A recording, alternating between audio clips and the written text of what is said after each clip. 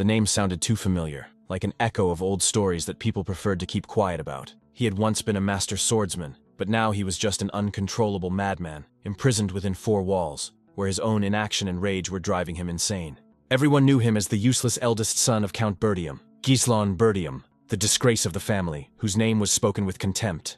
But could anyone believe that this worthless degenerate had managed to defeat the strongest knight of the North? The very thought seemed absurd and impossible. Approaching, the hero quietly but sarcastically asked if the man enjoyed the warmth and comfort he cherished so much. After all, he had spared no expense, spending a fortune on creating an elaborate trap.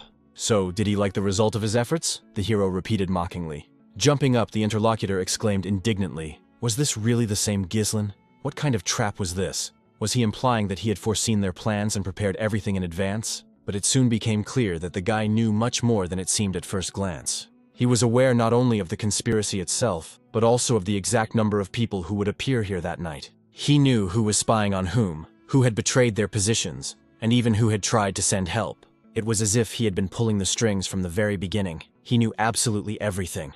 The wounded man cried out in despair, claiming that this couldn't be, because he always had an ace up his sleeve, a saving move that could turn everything around. How then could such an insignificant, talentless piece of shit, as he considered Gislin, have managed to surpass him?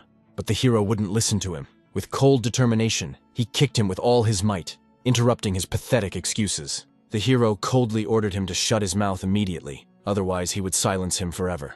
Let the enemy try 1,000 times to raise their weapons again and launch a raid. Gislin would still emerge victorious. In this battle, the next, and all that would follow. For him, war itself was like a game decided in advance. But has anyone ever wondered why this is so? The answer is simple. Gislin knows all their plans in advance, every step and every word before they even have a chance to utter them. It all began a year ago in the kingdom of Ludania, not far from the majestic mansion of the Perdium family, where the fateful events unfolded. Waking up after the fall, the main character was confused. His consciousness slowly returned, but he did not understand what had happened and why he was still alive. Was it really true? He was still breathing, even though a second ago he was sure that his end had come. It seemed impossible. Death had just reached out to him, and he had almost resigned himself to its cold touch. On the battlefield, his weapon had been knocked out of his hands and flew away with a clatter, leaving him defenseless against the blow. His body was so badly wounded that he could barely stand, blood running down his armor and burning his wounds. But that was not enough. The enemy delivered many more identical, merciless blows, each tearing his flesh deeper and deeper. His opponent leaned over him and announced with a cold smile that his journey was over. The king of mercenaries, one of the 7 strongest swordsmen on the continent, would be defeated here and now. And indeed, he was defeated by the noble swordsman Eden, who was also among the 7 strongest warriors on the entire continent. As if performing an ancient ritual, Eden asked him one last question. Did he want to say his last words? But the hero could only manage to say that he had only one regret, that he had not managed to take his revenge. And along with this regret, there burned within him a single desire, the desire for death for the one who had managed to defeat him. Upon hearing these words, Eden frowned and became indignant. In his opinion, such a response was nothing more than a manifestation of unbearable arrogance and pride. Who would have thought that standing before them was the eldest son of the once powerful Perdium family? He had left his family, unable to bear the pain after the death of his beloved sister. The young man narrowed his eyes in bewilderment. How did this stranger from another kingdom know such personal, almost secret details of his life? His interlocutor just smiled and replied that there was nothing surprising about it. He had been following his past too long and too persistently, tracking his every move step by step. After all, it was they, together with the Delphine family, who had participated in a conspiracy to destroy the disgraced Perdium family and erase their name from people's memories. The hero did not want to believe these words. They seemed so absurd and false that his spirit was torn between doubt and rage. But if it was true, it meant that Duke Delphin's people weren't the only ones behind that fateful incident. There were other, hidden participants pulling the strings of betrayal behind the scenes. Idun continued his venomous monologue. It really seemed like a waste of time to him to rant and rave, because the enemy would fall soon anyway. It would be better if he resigned himself and accepted his fate. But Gislin was boiling with hatred. In his eyes, this man was a worthless creature, and he swore that he would never forgive him for this. The enemy cold-bloodedly cut off his nose and in the next second severed his head with one precise stroke of his blade. So, right after their conversation, the main character was beheaded, and yet, now he felt alive and couldn't believe it. His head was still in place. He touched his face and froze. Perhaps it was a vision, a trick of his memory, or some kind of miracle. What's more, he even felt like he had grown younger. A thought flashed through his mind. What if his body had fallen into the hands of magicians as material for experiments? But if that was the case, they would regret it bitterly. Someday they would cry and regret leaving him alive. At that moment he heard a voice. Someone was addressing him, calling him young sir.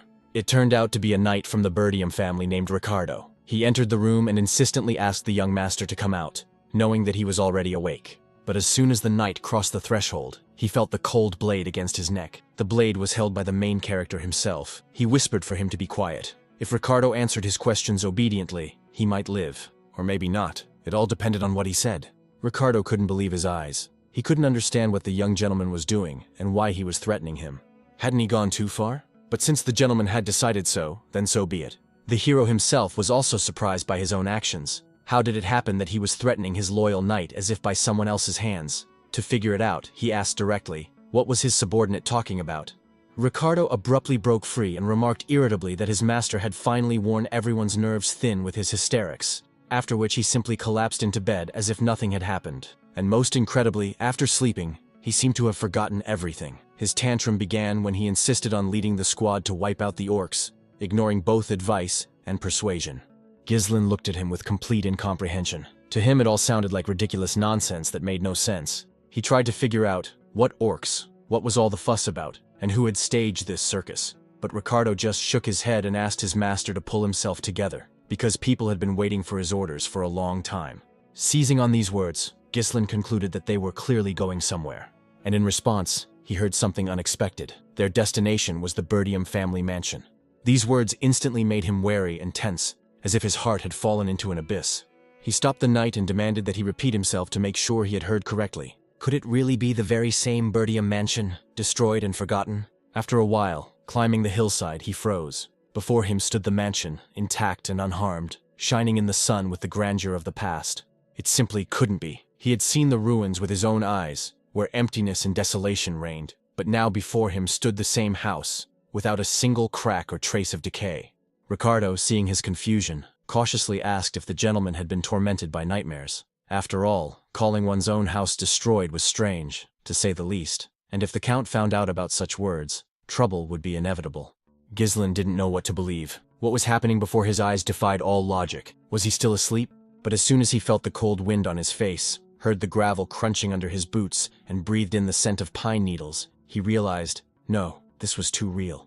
And then he began to piece together the mosaic pattern of what was happening in his mind. His body had become young again, his face was free of scars, and the mansion shone as it had in the old days. Did this mean that he had returned to the past? After all, he remembered himself during those years. Young, passionate, full of irritation at everything around him.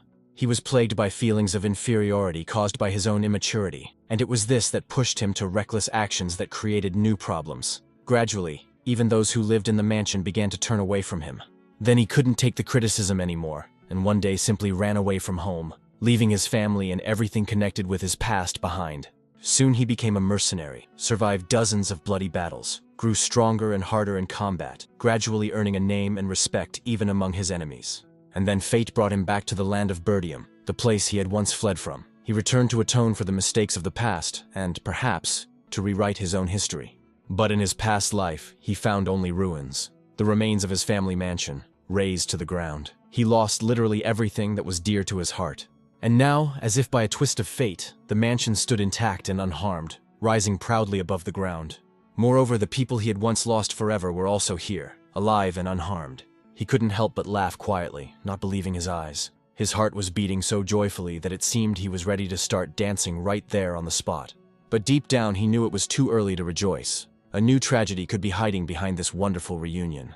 Ricardo reminded him of the upcoming campaign to wipe out the orcs. These words made Ghislain shiver. The day of that battle was etched in his memory, and he could never forget it. Because it was on that day that most of the participants in the campaign had died, the very people whose faces still haunted him in his nightmares.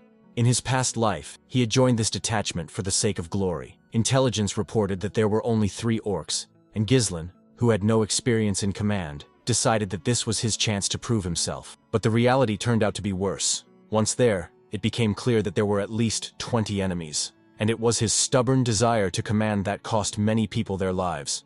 The battle was not hopeless. The orcs were savage and knew little about tactics. The problem lay elsewhere. None of the warriors trusted Ghislain, considering him an insufferable fool, which meant there was little chance of coordinated action. His gloomy thoughts were suddenly interrupted by a strange sight. A huge piece of a building flew through the sky, as if torn from the ground by a monstrous force. It was a fragment so massive that no human could have thrown it so easily. One of the knights shouted, alerting the others, "It's the orcs!" And indeed, they had already arrived and launched a fierce attack. Ghislain froze in disbelief. Had they really appeared so early? In his previous life, enemies did not attack so suddenly. Everything happened differently. The creatures that attacked the people were ferocious and merciless. They tore and killed without hesitation, as if thirsty for blood. Amidst the chaos, an authoritative voice rang out, drowning out the noise of battle. The man ordered everyone to take up their positions. It was the commander of the mop-up squad, Skovan. His voice was firm and decisive. There was no room for panic. Everyone had to take up defensive positions immediately. But no sooner had he shouted these words than one of the orcs struck him. The commander instantly realized how bad things were. They had let their guard down, and the sudden attack had thrown the squad off balance. There were far more orcs than the scouts had reported. At this rate, none of them would survive. Suddenly, he heard someone shout his name. The call sounded sharp and alarming. Turning around, Ghislain realized that a huge orc was already raising his weapon behind him, ready to deliver a fatal blow. Commander Skovan did not have time to react, and at that moment, the main character rushed to his aid. He abruptly pushed the commander aside and rushed toward the monster himself, engaging in combat. Skovan watched in amazement. He couldn't believe his eyes. The young gentleman, who was considered arrogant and useless, did not stand aside, but rushed into battle without hesitation. Not only that, but he acted with astonishing dexterity. His blade cut through the air, and in an instant the orc lost his arm, and then his leg. The knights who witnessed this were amazed. The huge monster collapsed to the ground, defeated by their young master, whom they had never believed in. But at that moment, Ghislain had only one thought in his mind. The mana was still inaccessible. If he had returned a little earlier, when the power was already at his disposal, he could have done much more. Pushing aside unnecessary thoughts, he headed toward Skovan, who was still recovering from what he had seen.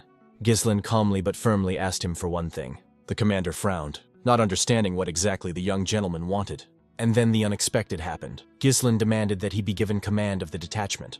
These words made Skovan freeze in thought. In his memory, the young gentleman was an insufferable fool, devoid of common sense. And now he was demanding command at a moment when the lives of soldiers were at stake. Therefore, Skovan firmly refused. He could not allow himself to risk the lives of the men entrusted to him by the Lord. It seemed as if the young lord took it all as a game. But even if he was the son of the head of the clan, Skovan was not going to give up power just for the sake of his whim. Ghislain was beginning to get annoyed. However, he understood that if he were in the commander's place, he would probably have done the same. But there was no time for arguments. While they were exchanging words, another orc was already approaching them. Skovan sharply shouted at the young gentleman to step back and make way. He would take care of the monster himself, because Ghislain did not yet have the experience to lead knights. Then the hero coldly remarked that the commander would have no choice anyway. He swung his sword and threw it with incredible force to the side, right next to the commander. Skovan cried out in indignation, grabbed his weapon and barked, demanding an explanation for what he was doing. But his attention was instantly distracted by the sight of where the blade had flown. Ghislain's blade had pierced the skull of a huge orc, passing right through it. The monster let out a hoarse roar and immediately collapsed to the ground, dead. The commander was stunned. How could this boy have hit such a vulnerable spot so accurately? It was like a miracle. Ghislain, turning to him, reminded him, Skovan must understand what is most important in battle. Soldiers will never win if they tremble with fear and doubt. That is why now, more than ever, they need motivation. They need a role model. With these words, the boy rushed forward without hesitation. He threw himself into the thick of battle, where orcs clashed with humans, where steel clanged and blood flowed. Without a trace of fear, he brought his blade down on his enemies, sending the monsters to their graves one by one. The other warriors stood in confusion while Ghislain loudly challenged the orcs to fight, as if he himself wanted them to come to him. He shouted that he was going to kill them all, so let them come one by one, 10 at a time. Their end would be the same anyway. Indeed, the scene resembled a bloody meat grinder. The orcs' bodies were torn to pieces, their arms and legs severed and falling into the mud. Captain Skovan watched in shock, unable to believe his eyes. Everything that was happening seemed like a dream to him. Even he, with his mana and battle-hardened experience, could not always act so effectively in such a situation. And this skinny youngster was doing the impossible right before their eyes.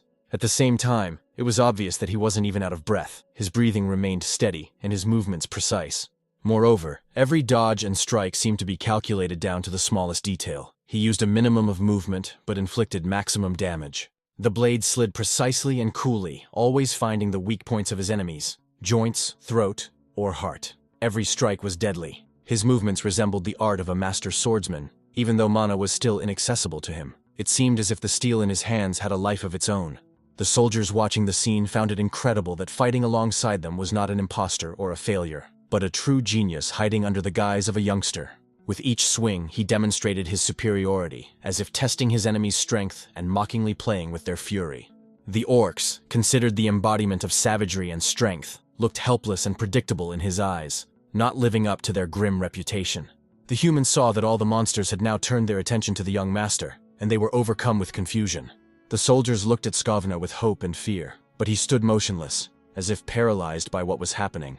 The thought of what was going on in Gislin's head remained a mystery to everyone. His maneuver to distract the enemies was successful, but his next actions only surprised the observers. He rushed away. There was a steep cliff in his path, and this circumstance caused many to doubt the gentleman's sanity. However, the sequence of events indicated that this escape had a hidden purpose. Only then did Skovan realize the essence of the plan, and order the soldiers to close ranks, raise their shields, and prepare for battle. The soldiers, coming to their senses, rushed after him, forming a tight formation. Meanwhile, Gislin continued to run, leading the orcs closer and closer to the cliff. Inwardly, he hoped that the commander would be able to make good use of his plan. On his own, he could destroy only some of his enemies, but he would not be able to withstand the entire onslaught. Therefore, such tactics became a chance to change the course of the battle. The orcs, overcome with rage, did not notice the trick and followed him relentlessly. Soon, a loud growing noise came from behind. Warriors, shielded and armed with spears, advanced in a dense wall, preparing to strike. The hero watched with satisfaction. Everything was going exactly as he had planned. Reaching the edge of the cliff, he took a decisive step and jumped down, risking everything. At that moment, his order rang out to the others, demanding immediate action. The commander of the mop-up squad instantly gave the order: move forward. Their task was to drive the orcs to the very edge and push them into the abyss. Thus began a new clash between knights and monsters, which threatened to turn into a deadly slaughter. The pressure of the huge bodies was terrifying, and it was incredibly difficult to cope with them. But the efforts of the men were successful, and soon the heavy bodies of the orcs began to fall like stones falling from a cliff. The monsters had no chance to cling on or hold on. One after another, they fell into the abyss, crashing into the rocks and losing their lives instantly. It seemed unbelievable to the knights. They could hardly believe their own victory. The hordes of enemies had been destroyed. But along with joy came a new fear. What had become of the young lord? It turned out that he had managed to use his weapon to hook onto a ledge on the slope. The soldiers rejoiced when they saw that he was alive, and the commander reached out his hand, urging him to grab hold. But Gislin's fingers gradually slipped, his strength leaving him. Unable to hold on, he fell and crashed down like a stone. The men could not believe their eyes. Their master had disappeared into the abyss of the cliff. At the moment when consciousness left him again, he heard a familiar voice, his sister's voice. He found himself in a strange, vague space and asked with bated breath if it was really Elena. Fragments of memories flashed before his eyes. The girl was crying, asking if their mother was alive, thanking her brother, and at the same time reproaching him, calling him the worst for what had happened to him recently. Looking at these fragmented images, the hero realized that what he was seeing were his own memories of his sister Elena. Suddenly, the image of the girl seemed to come to life and reached out to him, as if stepping out of his memory into this strange world. She begged him to go with her, as if she wanted to take her brother to a place where there was no pain or fear. At that very moment, consciousness returned sharply, and the hero woke up. He found himself in an unfamiliar room that seemed strange and alien. Barely aware of what was happening, he realized that he was still alive. He had probably been saved somehow. Everything that had happened before now seemed like a vague, lingering dream. As soon as he tried to get up, a sharp pain pierced his body, immobilizing him. His whole body burned, as if every muscle remembered the recent battle. These were the consequences of his desperate jumps and fights, but the very fact that he had survived was already worth being grateful to fate. As he struggled with the pain, a maid entered the room. Her face glowed with genuine joy that her master had finally awakened. The hero froze, not believing his eyes. Standing before him was Valinda. The girl, holding back tears, immediately began to scold him, reminding him that she had warned him not to interfere with the orcs and to leave it to the soldiers. As her words poured out, Gislin couldn't take it anymore and jumped up to hug her tightly. Valinda was confused and asked in surprise what it all meant and if she had offended him in some way, but he just said that everything was fine and admitted that he was immensely happy to see her. This girl was his personal mentor, the only one who had always stayed by his side, despite his recklessness and rebellious nature. In his past life, after the fall of his family, she disappeared, and he never saw her again. And now, finding himself face to face with her again, he could hardly believe what was happening. Valinda just shook her head, wondering where the gentleman's violent joy came from, since they saw him every day. Ghislain thought for a moment, realizing that he had to tell his mentor the whole truth, even though it might seem crazy. Summoning his strength, he asked her to listen carefully. Soon, a terrible misfortune would befall the family mansion. The girl just raised her eyebrows in surprise, not understanding what he was talking about, because his words sounded like nonsense. The hero continued his explanation, claiming that he had returned to life after death. To his mentor, this seemed like a normal consequence of the beatings he had received from the orcs, who, in her opinion, had badly injured him. Ghislain objected silently, realizing that it was something else entirely, but it was impossible to convince her otherwise. In her eyes, the misfortune was not supposed to befall the Perdium mansion, but only the master himself. Valinda scolded him, predicting that if he did not stop causing trouble, he would risk ending up either in prison or on the front lines against monsters. The hero realized that she did not believe him. However, he did not expect to be able to explain everything at once. The girl reminded him that the festival was coming up soon, and asked what he would do if he was so badly injured that he couldn't go. The mentor emphasized that the holiday was coming up very soon. She pointed out that Elena was eagerly awaiting the day when her brother would fulfill his promise and take her to the festival. This event seemed like a wonderful opportunity for the brother and sister to grow closer again. For the hero, the thought of the festival seemed like a real chance. He clearly remembered that it was held during this period in his past life. Back then, immersed in pain and disappointment, he had been unable to enjoy the holiday with his sister. Now he wanted to make amends. The hero wondered how much time was left and learned that the festival would take place next week. Anxiety stirred in his heart. The coming week would be the turning point that would change his fate forever. At that moment, the door to the room opened slightly, and Elena appeared, cautiously asking if her brother was inside. Her appearance brought back memories that still tormented him, because he knew that in a week, his sister would be gone. The thought struck him with renewed force. Seeing Elena alive and unharmed, he immediately ran up and hugged her so tightly, as if afraid of losing her again. Neither Elena nor Valinda expected such a reaction. His sister looked at her brother in confusion, not understanding what was happening to him, and wondering if he was just playing a joke on her. In response, he only gently expressed his feelings, showing how much he had missed her. But the girl pushed him away, frightened by such a sudden change. The hero was surprised to feel the strength in her small hands. Perhaps she had always been much stronger than she appeared at first glance. Elena explained that she had come in at Valinda's request. Her words sounded dissatisfied. It seemed that her brother had been acting strangely again. She doubted that he seriously believed that what had happened would change anything in their relationship. The hero was confused, trying to understand what relationship she was talking about. Memories came back with a burning coldness. He had previously told his sister that he was tired of her, demanded that she disappear from his life and not even breathe near him, considering her presence repulsive. The girl asked in bewilderment, "Has my brother really forgotten about this, as if his memory has been completely erased?" Ghislain couldn't believe his own thoughts. Had he really said those words? They hadn't been very close in his past life, and now he clearly realized how low he had sunk back then. This realization made him apologize, which was unexpected even to himself. Valinda was stunned, hearing a sincere apology from him for the first time. Elena, watching this, concluded that the orc attack must have hit her brother so hard on the head that he was behaving unusually. The hero was indignant. That wasn't how it was, because he was the one who fought and won. Why did everyone around him keep talking about a head injury? In the heat of these thoughts, his body was suddenly seized by a sharp pain, reminding him of his recent trials. Elena hastened to explain the reason for such talk. After all, he had been brought here unconscious, and therefore everyone was convinced that he had simply been injured in battle. For a moment, both girls laughed carefree, and a warm feeling filled the room, as if nothing bad had ever happened. For Ghislain, this was a source of joy. Everything looked the same as in his memories of happy days. He couldn't understand why he had wasted his energy and nerves on nonsense in his past life. Back then, on the eve of the festival, he had refused his sister's request to go together, using the unsuccessful outcome of the trip as an excuse. That refusal proved fatal. It was then that he saw Elena for the last time. Just a few days later, she was found dead, torn to pieces next to the bodies of her bodyguards. The thought of it tore at his soul. He knew he should have been there, but he had betrayed her with his inaction, and now regret burned him from within.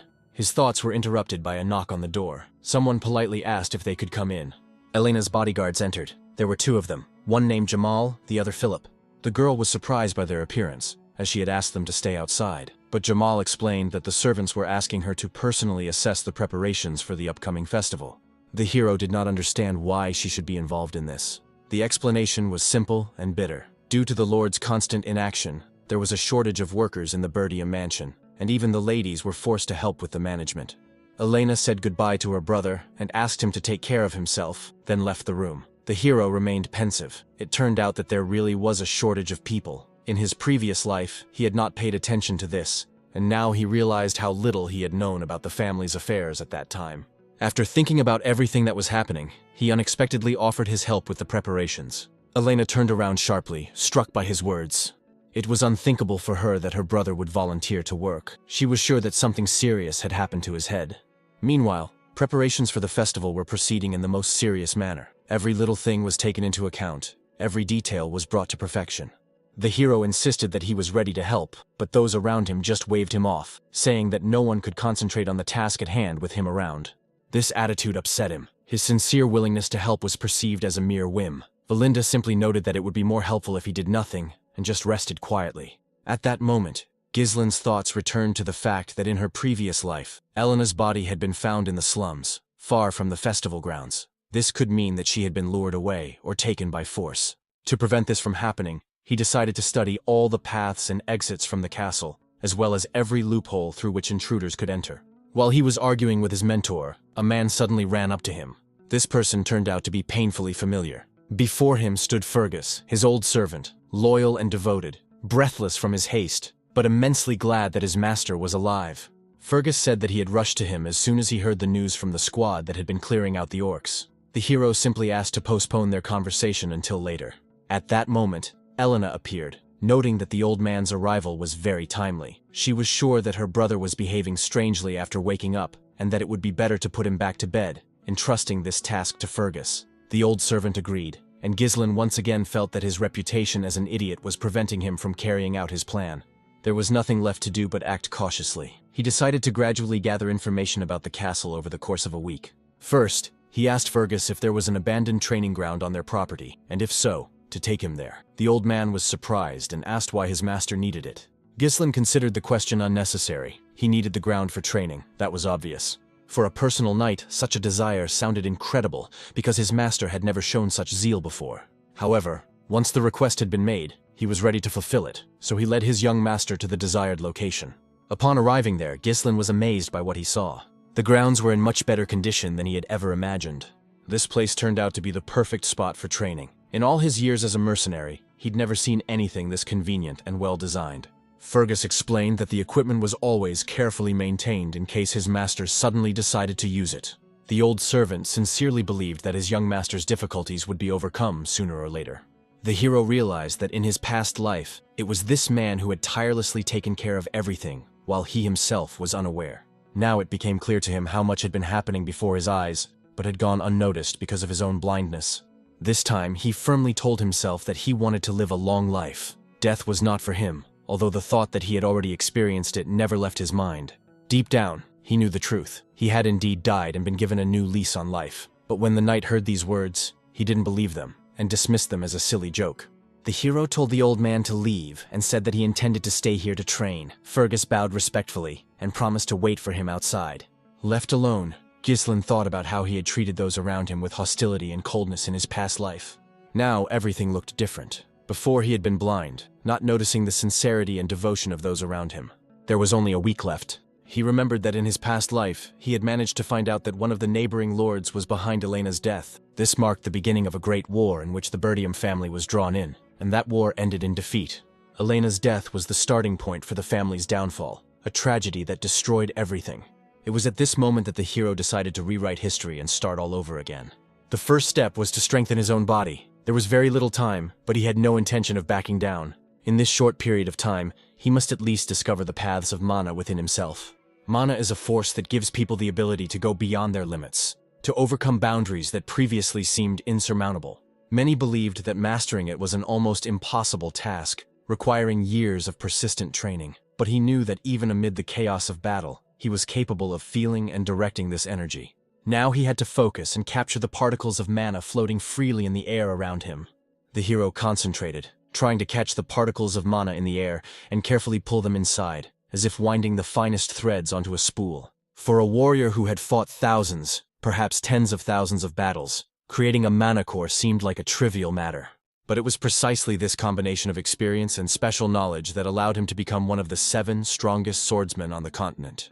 At one time, he was lucky enough to come across a half-burnt book, and the method he found there became a real breakthrough.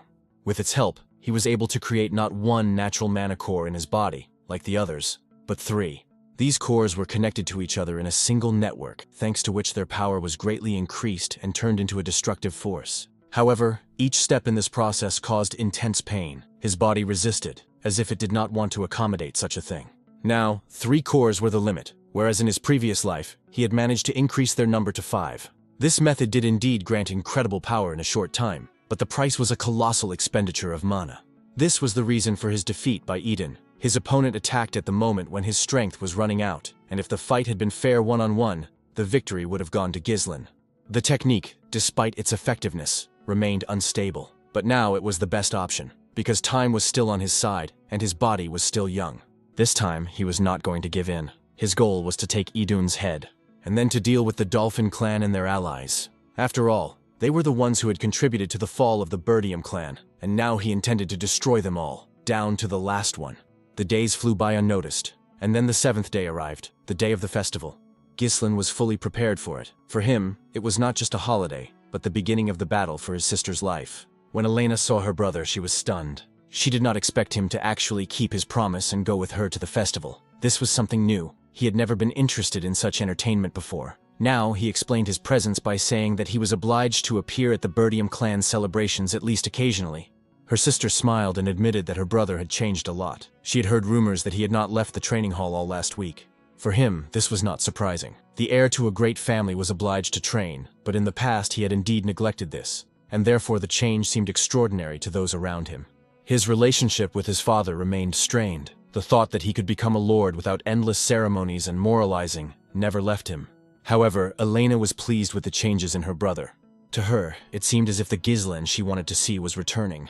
The hero himself had realized a lot over the past week. His new actions changed not only his behavior, but also the very course of his destiny. Realizing this, Valinda instructed Jamal and Philip to keep a close eye on the young lord so that he would not cause any commotion on the day of the festival. The knights assured her that she could rely on them completely. The hero thought that the main events would probably remain unchanged, but the details could change, and he had to use his knowledge of the future to turn them to his advantage. Therefore, he needed to think through the most effective steps in advance for each possible situation. This time he was ready for the unexpected. Together with his sister, he strolled through the bustling market, where crowds of people were enjoying the festive atmosphere. Elena laughed, rejoiced in the little things, and enjoyed a carefree day, while her brother kept his eyes on those around him, noticing every little detail. At one point, the girl admitted that she was really having fun, but at the same time, she complained about the monotony. The festival was the same every year, and she wanted something new.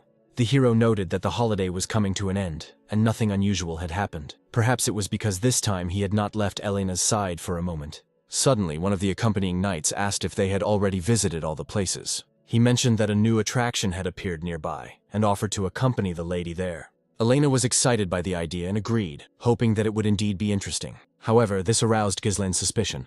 A disturbing thought flashed through his mind. Could there really be traitors hiding among his sister's bodyguards? Jamal and Philip were trusted unconditionally, for they had guarded Elena since her birth. In their previous life, they had fallen defending her to the last. Without taking any action, the hero decided to follow them, ready to intervene at any moment. His companions announced their arrival, and their journey ended in an abandoned square where there was nothing but silence and desolation. Elena looked around in bewilderment and noted that the place looked strange and shabby. She couldn't understand how entertainment could be arranged here. Jamal suggested that the preparations were not yet complete. He assured her that the performance would begin soon, but the young lady was only indignant, considering his words to be mockery. It seemed impossible to her that anyone would put on a show in such a depressing and empty place. Everything happened exactly as Ghislain had predicted. At first glance, it was an ordinary wasteland, unremarkable and boring. But a closer look revealed barriers and partitions blocking the escape routes. Everything here looked prearranged. While the hero was thinking, Elena took him by the hand and pulled him forward. Jamal, trying to hide his tension, suggested waiting, because that was why they had come here. However, Elena objected, not wanting to stay in such a strange place. Ghislain noted to himself how stubborn and strong-willed his sister was, and wondered if her own training or preparation was behind it. But the second bodyguard, Philip, blocked her way. With unexpected force, he demanded that she wait. For the first time, Elena noticed an unusual insistence and predatory notes in his gaze. The bodyguard's behavior seemed strange and unfamiliar to her, as if the people standing in front of her were not the ones who had protected her since childhood. Jamal tried to ease the tension by saying that he didn't want to scare her, but soon the truth came out. They had an order. While Elena couldn't believe what was happening, new figures approached them. Several men in wide-brimmed hats emerged from the shadows and approached the group. The leader, who called himself Frank, praised the bodyguards for their excellent work and noted that everything had gone exactly as expected. Philip confirmed his words, saying that the plan had succeeded. The young lady had been brought in, and now they were waiting for the deal to be completed. Frank's gaze fell on Elena, but then stopped on her companion. He said with surprise that he was looking at the eldest son of the Perdium family. Frank noted with surprise that he did not recall the order concerning the eldest son of the Perdiums. One of the bodyguards coldly remarked that the young gentleman would be just a bonus. According to him, it was his own fault. He had followed them and fallen into a trap. Ghislain was boiling inside. The thought that his own sister was being traded like a commodity filled him with rage. How could they think that such a thing would go unpunished? Jamal just smiled, assuring them that the young gentleman himself should worry about his life. They, in turn, would be able to escape and hide anywhere they wanted. These lands, as he said, had long been impoverished and brought no joy. Every year, more and more people left the Perdium's domain, tired of barbarian raids and ruin. But while the trader continued to speak, Ghislain was already preparing to strike. In an instant, the blade cut through Jamal's body before he could even realize the danger. The rest of those present froze in disbelief, stunned by the incredible speed with which the young master had acted. Ghislain merely noted coldly that at least he did not trade in other people's lives. Then his gaze fell on the second bodyguard. Philip, realizing that everything had gone wrong, grabbed Elena, contemptuously calling his partner a fool for underestimating the enemy. But those were his last words. In the next moment, Ghislain's blade pierced his head, and the only thing he managed to whisper was that such a thing was impossible. A moment later, Elena was in her brother's arms, under his protection. The men who had come with Frank looked at each other in bewilderment and asked if this was really the eldest son of the Perdium family. They were sure that he didn't even know how to fight properly. Frank, studying the young man with his eyes, confirmed that the appearance matched. He was struck by something else, the ease with which he had killed 2 knights. Moreover, there was clearly mana in his blows, which made everything that was happening even more incredible. Elena was confused, trying to understand what was happening and where her brother got such strength. But Ghislain did not give her an answer. He himself did not know what to say, because for him it was not a time for explanations, but for action. To protect his sister from further danger and carry her away from the battlefield, the hero knocked her unconscious with one firm movement, not out of cruelty, but for her own safety. He carefully laid her aside, ensuring her a little peace and privacy from prying eyes. Frank, with obvious ironic gratitude, noted that the heir had done the dirty work himself, which they had intended to entrust to mercenaries. He and his men had planned to deal with the bodyguards, but now everything had turned out differently. The young man was not at all what they had expected. Doubt arose in their eyes. Did he have hidden skills that he had not previously boasted about? Ghislain could hardly understand why these people were interested in someone outside. Now the main task was to survive the battle. It soon became clear that they would have to fight 3 opponents at once. 2 of them were already in position behind him, while the third exuded an abnormal aura of mana, as if an invisible vortex was swirling around him. All this required a quick and decisive response. The sooner the threat was eliminated, the less chance there was of an unforeseen catastrophe. Ghislain tried to find out from the newcomers who had ordered this despicable deal, but they just looked down on him, not understanding why they should reveal such details to a living person. Faced with such insolence, he knew that conversation would be of little value. If they did not tell him voluntarily, he would have to force them to talk. Thoughts of coercion arose instantly. If the silence continued, actions would replace words. Taking advantage of an order from one of his henchmen, they first wanted to take his life, but the leader intervened. He demanded a living prisoner, breaking bones in order to extract information from him. For Frank, torture seemed a necessary step. First pain, then confession. According to his dark logic, the path to the true result. At his command, his henchmen rushed into the attack, hoping to break their opponent with numbers and brutality. Ghislain did not stand aside and took them head-on. The counterattack was lightning fast and deadly. He threw what he had brought with him, a weapon prepared for such a moment. The throw was accurate and merciless. One of the attackers treated the object with contempt, taking it as a joke and underestimating the danger. While he turned away incredulously and tried to concentrate, the blade cut him in an instant. In the next moment, the enemy's head fell. Another corpse left in the path of the one who came to defend his own. The second enemy rushed to attack, assuring himself that such tricks would no longer work. He tried to strike from the blind side, but the hero managed to react in time and block the blow. With one precise maneuver, Gislen threw the enemy's weapon off balance and deprived him of his advantage. While the enemy remained unarmed, the young man used his other hand. With one powerful movement, he cut off his head as easily as before. But Frank wasted no time and launched his own attack. It also came from a blind spot, but Gislen parried it with his dagger, moving with incredible precision. Frank did not understand how the young man managed to parry the blow from such a disadvantageous position. It would have been impossible for a simple swordsman. While the enemy was thinking, the hero turned and went on the counterattack. His blade struck with such speed that it was almost impossible to dodge. Frank got away with only a minor wound, but his favorite smoking pipe was smashed to smithereens. The man, without losing his composure, continued the fight, moving with the same aggression as before. At that moment, he directed mana into the wound, healing the damage, and admitted that he was impressed. Without this power, he would have lost his head long ago. The hero watched with cold interest. Only mana concentrated in the right place could soften his blow. Frank wondered in confusion where the young heir had acquired such skills at such an early age, but he immediately dismissed his doubts. None of that mattered, because he intended to kill him here. According to him, with such a meager supply of mana, his opponent would not be able to withstand him. However, Gislen only smiled in response. With his next move, he made an unexpected maneuver, breaking the rhythm of the fight. And finally, he delivered a crushing blow with his foot right to the enemy's head. The blow increased the distance between the opponents again, leaving enough space between them for the next move. Frank reminded him with a cold smile that he had already said this. With such a pitiful amount of mana, the enemy would not be able to win anyway. But as soon as the words left his lips, a sharp pain pierced his body.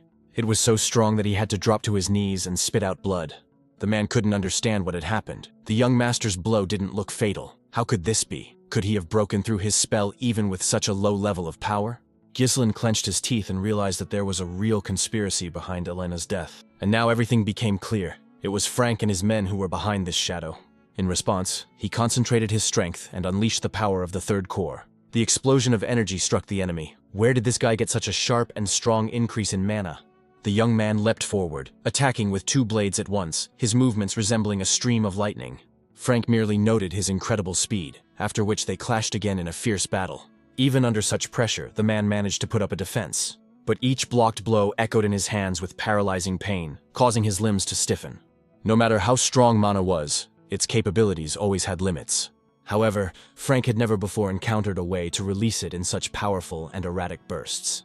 It seemed as if it was no longer the same young man fighting in front of him, but a completely different person. His weapon couldn't withstand the force of the blow and shattered. Frank's body was cut open, and the wound was critically deep. It did not kill him immediately, but threatened to weaken him to the point of exhaustion. Gislen did not stop and continued his attack. Another blow from the blade pierced the enemy's defense, sinking into his flesh. The man screamed, and the pain robbed him of his remaining composure, and the young man grabbed him by the throat.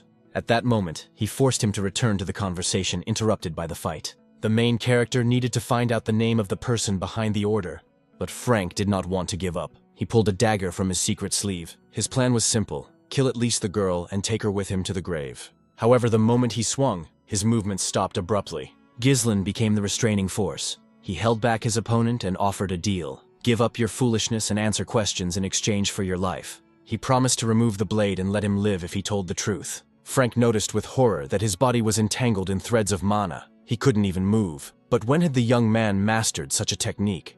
Gislen was sure that his opponent, hardened in battle and accustomed to licking his wounds, would be able to survive normal injuries.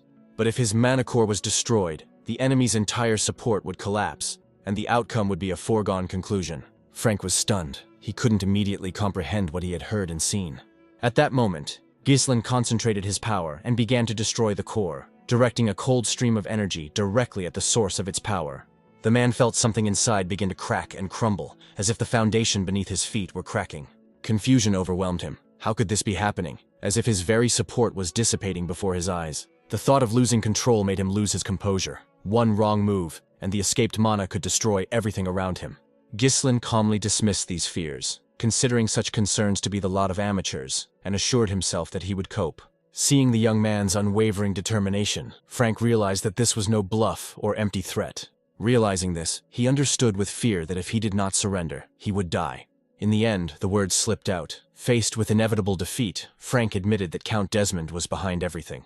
He was the one who had ordered Elena's murder, seeking to create a precedent that would unleash a war between the Perdiums and the neighboring house. Putting the facts together, Gislin realized that the conspiracy did indeed lead to Desmond's hand. In his former life, dirty work was often entrusted to executors from the Duke's entourage. Now it was becoming clear how the Dauphin had orchestrated it all from behind the scenes. Gislin demanded to understand the motives. Why Elena was needed specifically. The answer confirmed his guess. Her death was part of the plan. Hearing the confirmation, he struck again to speed up the process and end the resistance. Frank desperately reminded him that he had asked for mercy, but his words no longer had any power. Gislin, watching the suffering, only smiled with cold bitterness. Many murders had been committed before. Now it was time for answers. Frank, clutching at his last excuses, insisted that his death would change nothing, that the matter with the degrades had already been decided, and people would believe any version of events. But Gislin knew that this would be followed by a new round of war, and that the Perdiums were about to be drawn into it again. He pulled his opponent closer and let him hear the explanation that he now had to accept. The confession of rebirth after death, clenched in his chest, sounded without sentimentality. In this cycle, everything would be different. And at that moment, the final blow destroyed the last core. Frank's source of mana ceased to exist. While the city celebrated amid revelry and music, Gislin exterminated the conspirators in the shadows. After examining the bodies of the fallen, he made sure that the threat had been eliminated, and his sister was unharmed. Then he threw his weapon aside and allowed himself a brief sigh of relief. But his joy was short-lived. A sharp pain flared up in his chest again, and blood poured from his mouth. He had to bend over and spit it out, feeling his strength melt away under the pressure of losing 3 cores. Once, such a loss would have been insignificant for the Mercenary King, but now the price was different. His young body did not allow him to recover so quickly. Nevertheless, he was not going to give up. Gathering the last of his willpower, Gislin stood up and headed for the door. There were things ahead that could not be put off. The door was locked, so Gislin took a running start and kicked it open, throwing the heavy door to the side. Pieces of evidence swirled in his head. Besides Elena, another body had indeed been found at the scene. Based on Frank's confession, the situation began to take shape as a grim chain of cause and effect. Logic suggested that the victim was most likely the son of Count de Grad.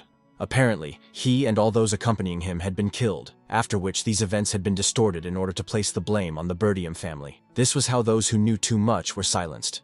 When the truth came out, it would inevitably lead to war. That was the conspirators' bet. Therefore, Gislin made the only decision that was right for him, to remove any traces and evidence that could reveal their dirty plans. He was determined to prevent these people's insidious plans from coming to fruition. Meanwhile, someone was watching him from behind, hiding their silhouette in the shadows of the street arches. The stranger did not linger in one place. He dissolved into the crowd, trying not to attract attention. At a secret meeting, the failure of the operation was discussed with concern. Someone noted that it was not ordinary people who had been sent on this mission, but the best knights, and yet they had failed to keep track of even a little girl. The observer told those gathered a simplified version of what had happened. Cecil Perdium had unexpectedly appeared at the scene. The hall was filled with confusion. How could this man intervene when he had long been considered a weakling and a windbag? Many still took the rumors, the image of Gislin as an inept, foolish heir, at face value, which is why they decided to use him as a trump card. But the narrator claimed the opposite. The reality was different, and the young man was not at all what he was made out to be. He described in detail how Gislin dealt with his attackers one by one in the square. His blows were quick, cold-blooded, and deadly. It seemed as if a different person was inside the young man's body. Not the fool from the rumors, but a warrior with willpower and skills, revealed at the most crucial moment. Despite the fact that the de Grad case had been practically brought to the desired result, the messenger asked for just one more chance. But those around him impatiently demanded silence and ordered him to shut up. Whoever the conspirators encountered next, this failure could turn into a chain of troubles. Simple mistakes were severely punished here, and second chances were usually not given. In the midst of the argument, the eldest of those present, the most influential voice, sharply remarked that the room was too noisy and that the conversation should be conducted with caution. He asked the speaker what specific opportunity he was requesting, and a tense pause ensued in the room, during which the fate of the one who dared to ask for leniency was being decided. One of the attendees decided to speak up. Cecil Perdium must be eliminated. The others immediately asked how he intended to do this. Then the man in the cloak revealed his cards, claiming that he had a special trump card for the duel. His name was Cain Lodges.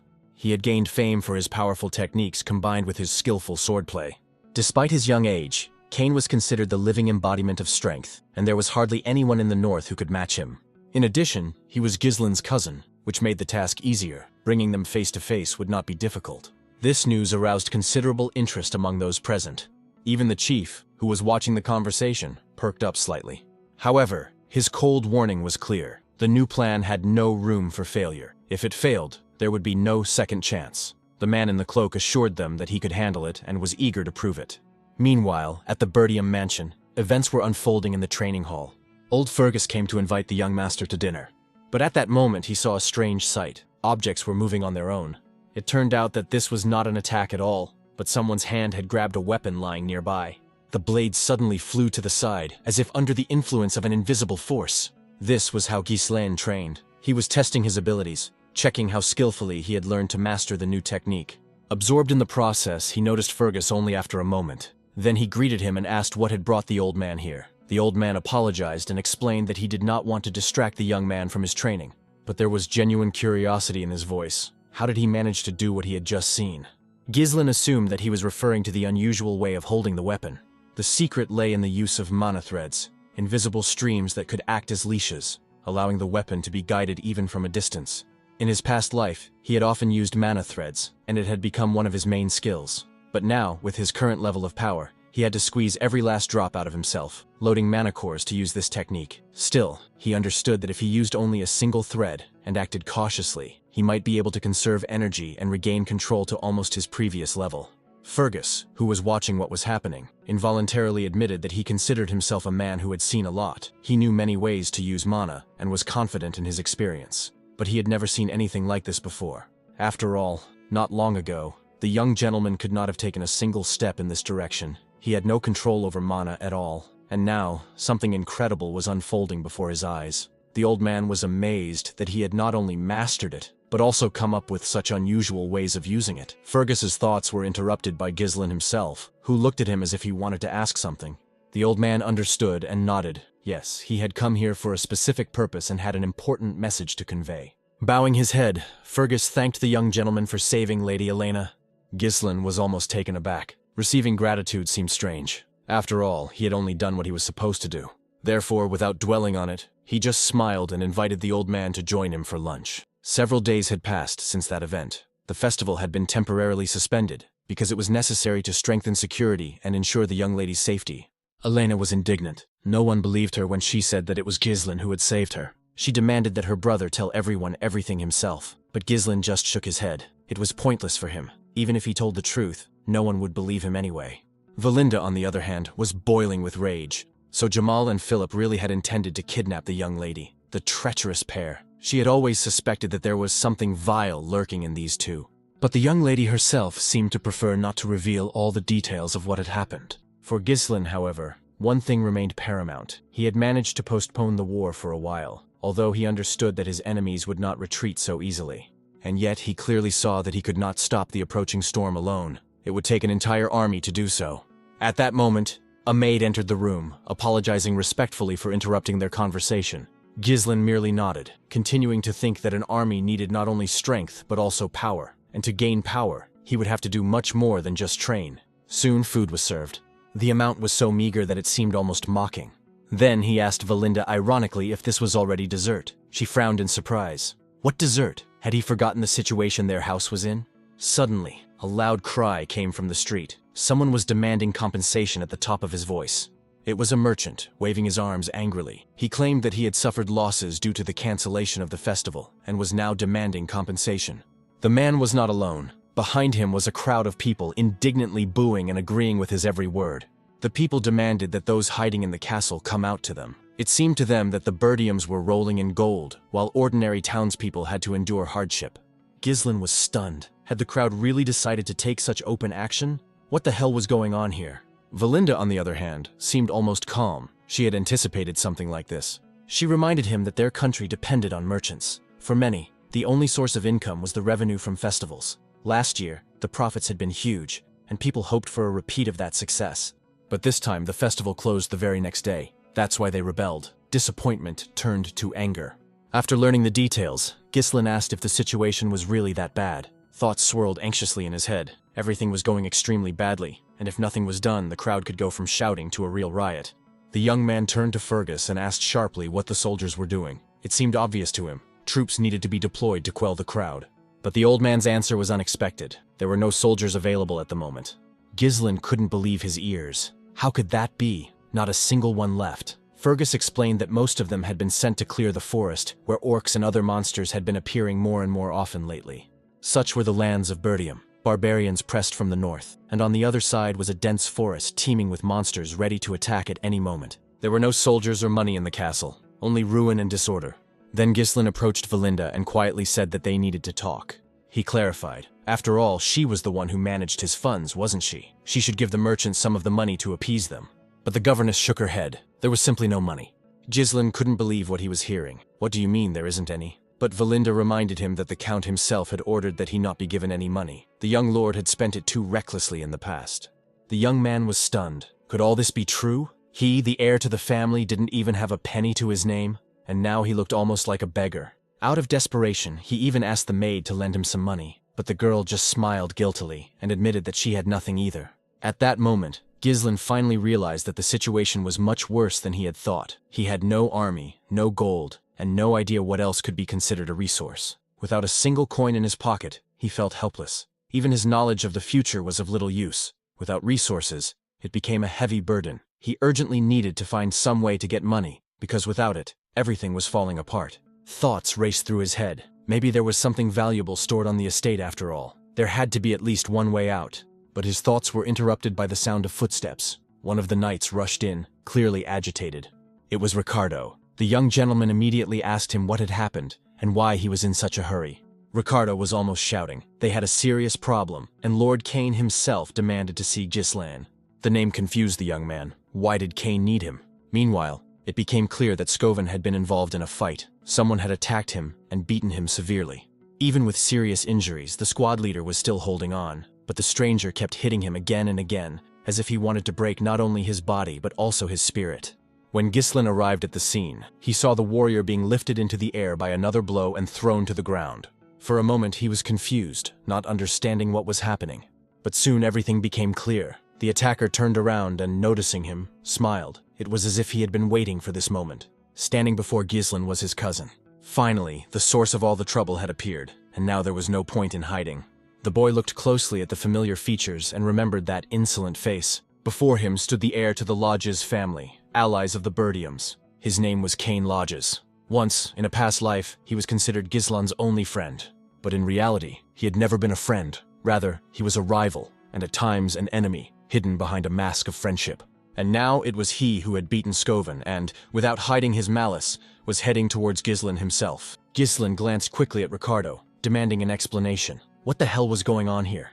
The knight hesitated, unable to find the words. Only after a moment did he admit that they had been informed of disturbances in one of the local taverns. When they arrived, they found Cain surrounded by his escort knights. He clearly had no intention of hiding his curiosity and began to ask questions. Were the rumors about the young Lord Perdium true? Scoven seemed to want to be honest and began to recount everything he had heard in detail.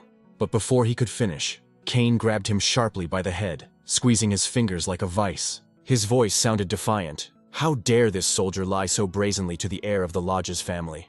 And that was exactly what led to the scene Ghislain was now witnessing, a beaten commander and a smug cousin basking in power. Cain, not hiding his irritation, shouted that if Scoven had decided to speak, he should tell the truth. After all, there were amazing rumors going around, that Ghislain, who had barely completed a couple of training sessions, had managed to deal with the orcs with his bare hands, and then exposed the traitors. That's why he decided to bring the poor guy to his senses, with a blow to knock some sense into him. In his opinion, none of this would have happened if the man hadn't spread ridiculous tales. For Ghislain, however, none of this came as a surprise. He knew perfectly well that this was how Cain had always been.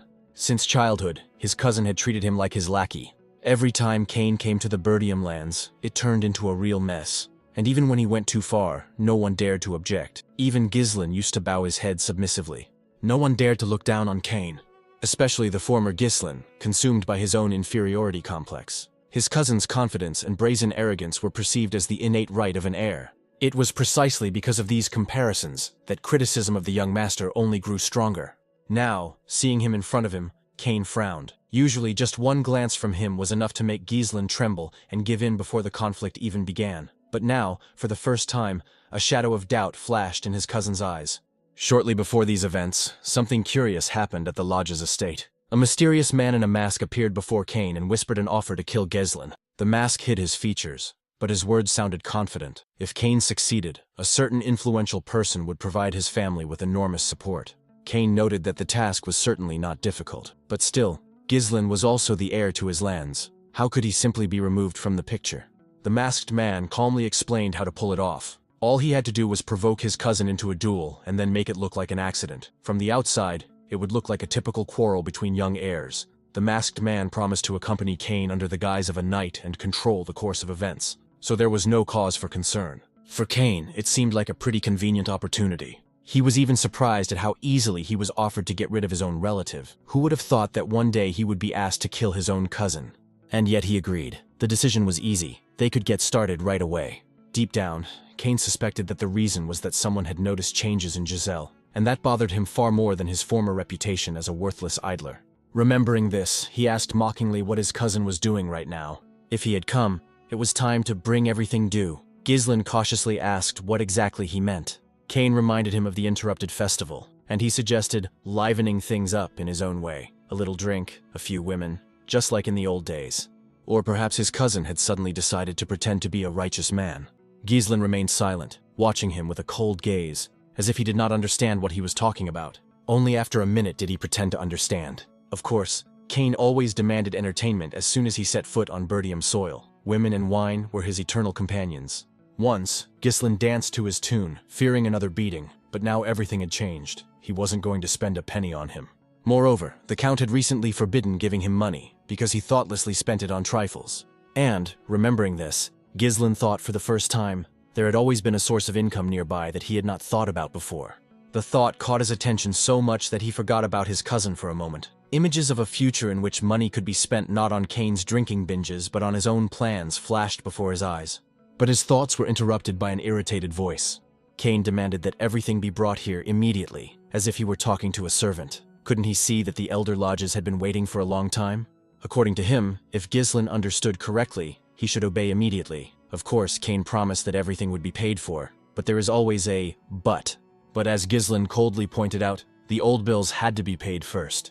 Kane raised an eyebrow, genuinely surprised. What accounts were they talking about? The guy calmly explained. His cousin knew perfectly well that he had been living off him all this time, and if you added up the interest, it amounted to no less than 1,000 gold pieces. These words sounded so serious that Kane almost laughed. He was indignant. How could anyone demand such a ridiculous amount when all his fun wasn't worth hundreds of gold coins? Moreover, he had been treating his own friend. Didn't friendship imply such debts? Let Ghislain consider it payment for their friendship.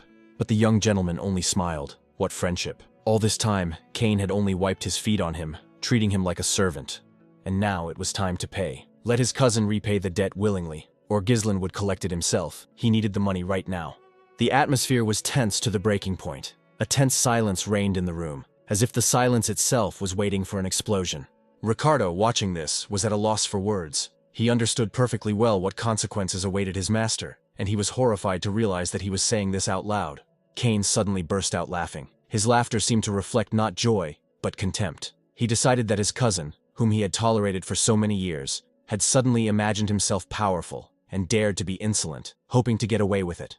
Or perhaps he believed his own false rumors of victory. In Kane's eyes, he remained nothing more than a plague, a disgrace to these lands. That's why they consider him a piece of shit in the north. After all he does as an heir is laze around and engage in idleness. Therefore, for such words, he deserved a blow. Kane raised his fist, heavy as a hammer, and swung it forward with force. But Ghislain unexpectedly dodged to the side with ease, as if he had anticipated the attack. Those who watched what was happening were stunned. After all, the Ghislain they knew before would never have dodged like that. Kane felt his irritation turn to rage. This boy was beginning to annoy him more than ever. He attacked again, but once more, his target slipped to the side. The next moment, Ghislain struck back. Kane couldn't believe his senses. The force of the blow was too great. While he was trying to recover, another powerful blow followed, knocking the wind out of him. This time, the heir to lodges managed to react and put his huge arm in the way of the blow, taking some of the force. But instead of the expected steadiness, his body betrayed him and faltered. Kane staggered, collapsed to the ground, and with a muffled cry, spat out blood. One of the accompanying knights immediately rushed to Kane, asking anxiously if his master was all right. But Ghislain coldly told him to stop whining and get up. After all, everyone had seen that Kane had managed to block the blow. The accompanying knight turned pale and shouted for the young master to step aside, indignant. What was he doing? Those in the hall could not believe their eyes. Had Ghislain really defeated Cain? No one had even seen the moment of the blow. It seemed unbelievable. At that moment, Ghislain realized what was happening. It had all been staged in advance. Cain leaned over to his companion and whispered, "Was I convincing enough?" His companion replied just as quietly that everything had gone perfectly. It looked as if Ghislain had started the fight. That would be enough to justify a challenge to a duel. Cain rejoiced inwardly. The opportunity to enlist the support of an influential person did not come along every day. He had to make an impression and seize the chance. He remembered the mysterious man's words. If he succeeded, the lodges would gain a powerful patron.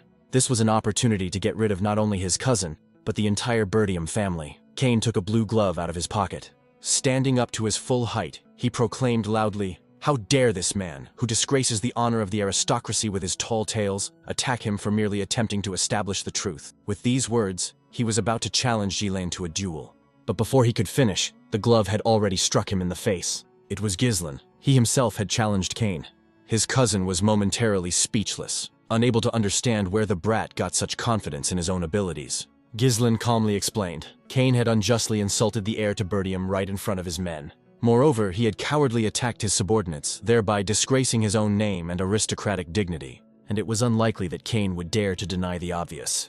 A tense silence hung in the hall. Cain remained silent. Then, a crooked smile touched his lips. He muttered that he had always known that Ghislain was a fool, but to voluntarily dig his own grave was truly astonishing. However, so much the better. He accepts the challenge. Let him not regret it, even if he dies. The main character turned to Ricardo.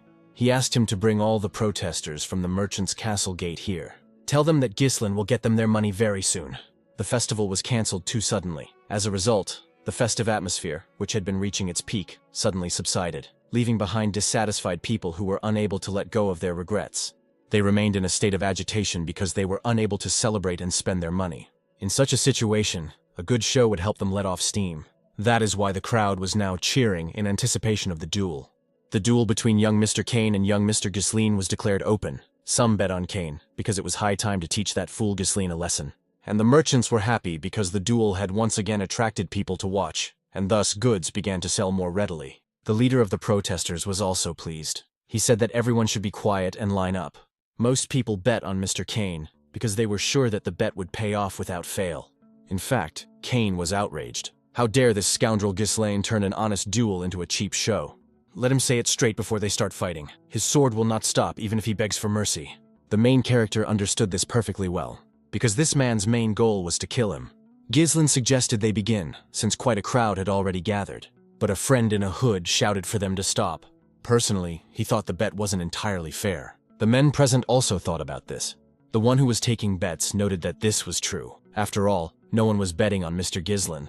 To be honest, everyone thought the outcome was too obvious. The boy didn't stand a chance against Mr. Cain. Everyone needed at least one fool who would bet on the opposite side. Cain laughed at this. Even at the market, no one valued Ghislain. Someone suggested changing the bet. They suggested betting on how long he would last against Mr. Cain. Suddenly, someone came up to the bookie and threw a whole bag of gold coins on the table. It turned out to be the wounded Scovan. He bet on Ghislain's heir. The main character was glad that at least someone still supported him. But that wasn't the only bet. After one bag of gold coins, another arrived. It was the young lady Elena, who also wanted to bet on her brother. Even Ghislain did not expect this, and the other men present also did not understand why she was so confident in her brother's victory. The girl asked if this was enough for the bets. It turned out that it was not enough. Valinda repeated that she should remember that she had tried to dissuade her from this venture. Cain was indignant that he was being forced to give up without any good reason. But in the end, the participants were asked to get ready. The hero noted that he was older than his opponent, so it was a little unfair for him to go first. That's how he felt. That's why the guy immediately took his weapon out of its sheath. Then he suggested that his cousin attack. At first, the latter was in no hurry to do so, thinking that this was some kind of trick. Then he asked if the guy thought he was late in acting like the elder, and after these words, he immediately rushed into the attack. Although his blow was quite strong, the main character blocked it well. It was really hard for him though, because his opponent was much bigger than him. Cain shouted that he had sunk too low to try to save face. After these words, he managed to push the main character away. He then tried to attack him with the blunt end of his weapon. Ghislain handled this without any problems. And then his opponent still did not stop, trying to attack with his foot. The crowd cheered, as expected of the young Lord Cain. This weakling, who is his rival, won't even withstand a single blow. The hero thought that someone would just look at that face. She was very pleased and confident. Valinda and the others were worried, asking the young lady what they should do. Should they stop this fight? The masked man thought it was already too late. Anyone who decided to cross swords with Cain was doomed. Such an enormous advantage in strength made a counterattack impossible, so all they could do was dodge. And as soon as the opponent ran out of steam from endless turns and opened up, he would meet his end. Cain has always won in exactly this way, and now everything was going according to plan. Cousin noted that Ghislain was as nimble as ever, but it still seemed that he had improved his skills a little. In principle, it was understandable, because he always runs well. Once again, Cain managed to catch the main character with his attack, hooking him with his sword.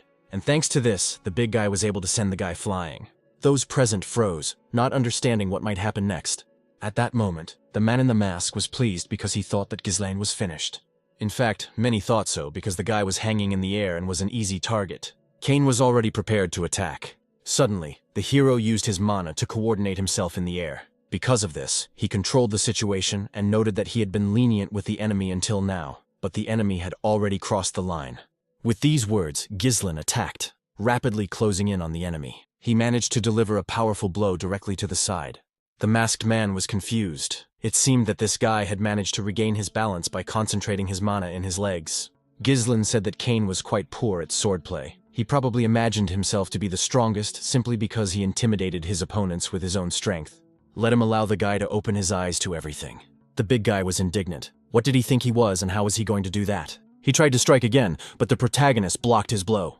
Then, thanks to his unusual maneuver, he was able to move upward, and from there, he counterattacked his opponent. Cain was very angry that he couldn't hit this guy. So, without thinking twice, he continued to attack with his sword. Suddenly, Ghislain made another maneuver and grabbed his enemy's weapon, stepping on it with his foot. Then he immediately attacked his unarmed opponent. At that point, he had already suffered quite a few serious wounds. The crowd froze, watching the situation unfold in Ghislain's favor. Some did not understand what had just happened. The heir to the Perdium family had made such progress. What was this? Had he really won? Many had bet on Cain, hadn't they? Elena was pleased. This was definitely her little brother. But the man in the mask was, of course, very unhappy with this turn of events. The big guy saw that the wounds were deep, even though Ghislain had the opportunity to strike harder. Was he doing all this on purpose?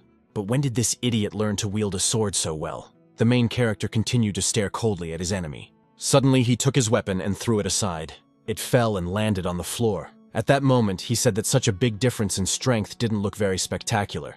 That's why he was now going to fight with his bare hands. Cain was furious at what he was saying.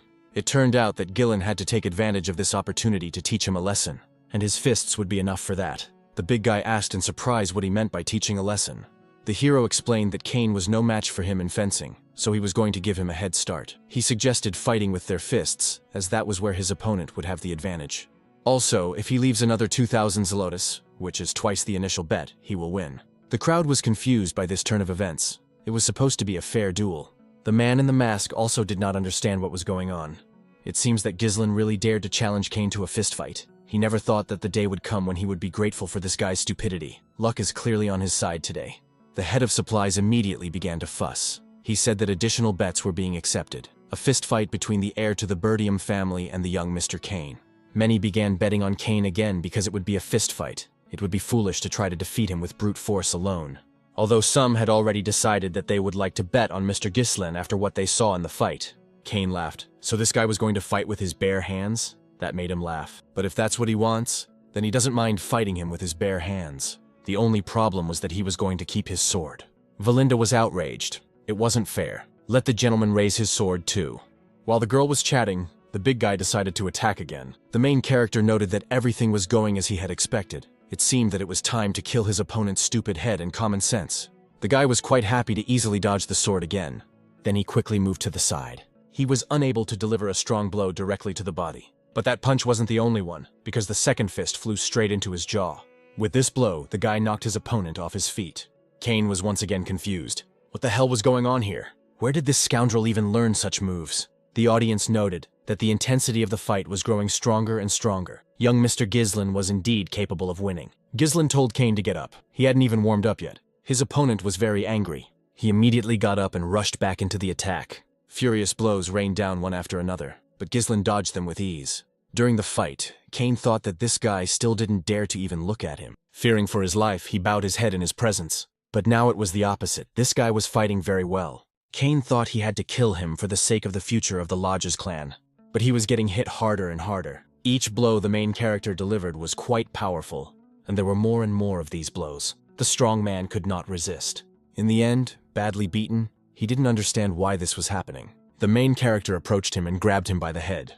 Then he said that he felt sorry for this guy's father. Count Lodges helped the Perdiums when they were on the brink of ruin only because he and their father were friends. It was a pity that his son had turned out to be alien to his father's ideals. Kane thought about this. It happened several years ago.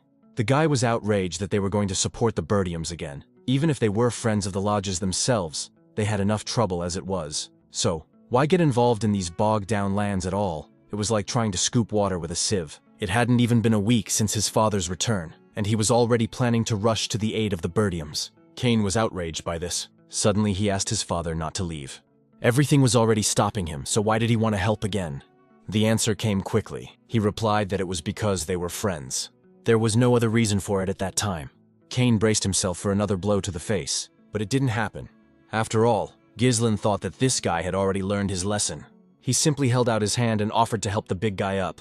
The guy bowed his head to Ghislain and said he admitted defeat. Those present froze, realizing the whole situation. The most dissatisfied and surprised of all was, of course, the guy in the mask. Wonderful. The winner was young Mr. Ghislain. Those who had bet on him were very happy because they had won big. Those who had not bet were disappointed at the money they had lost.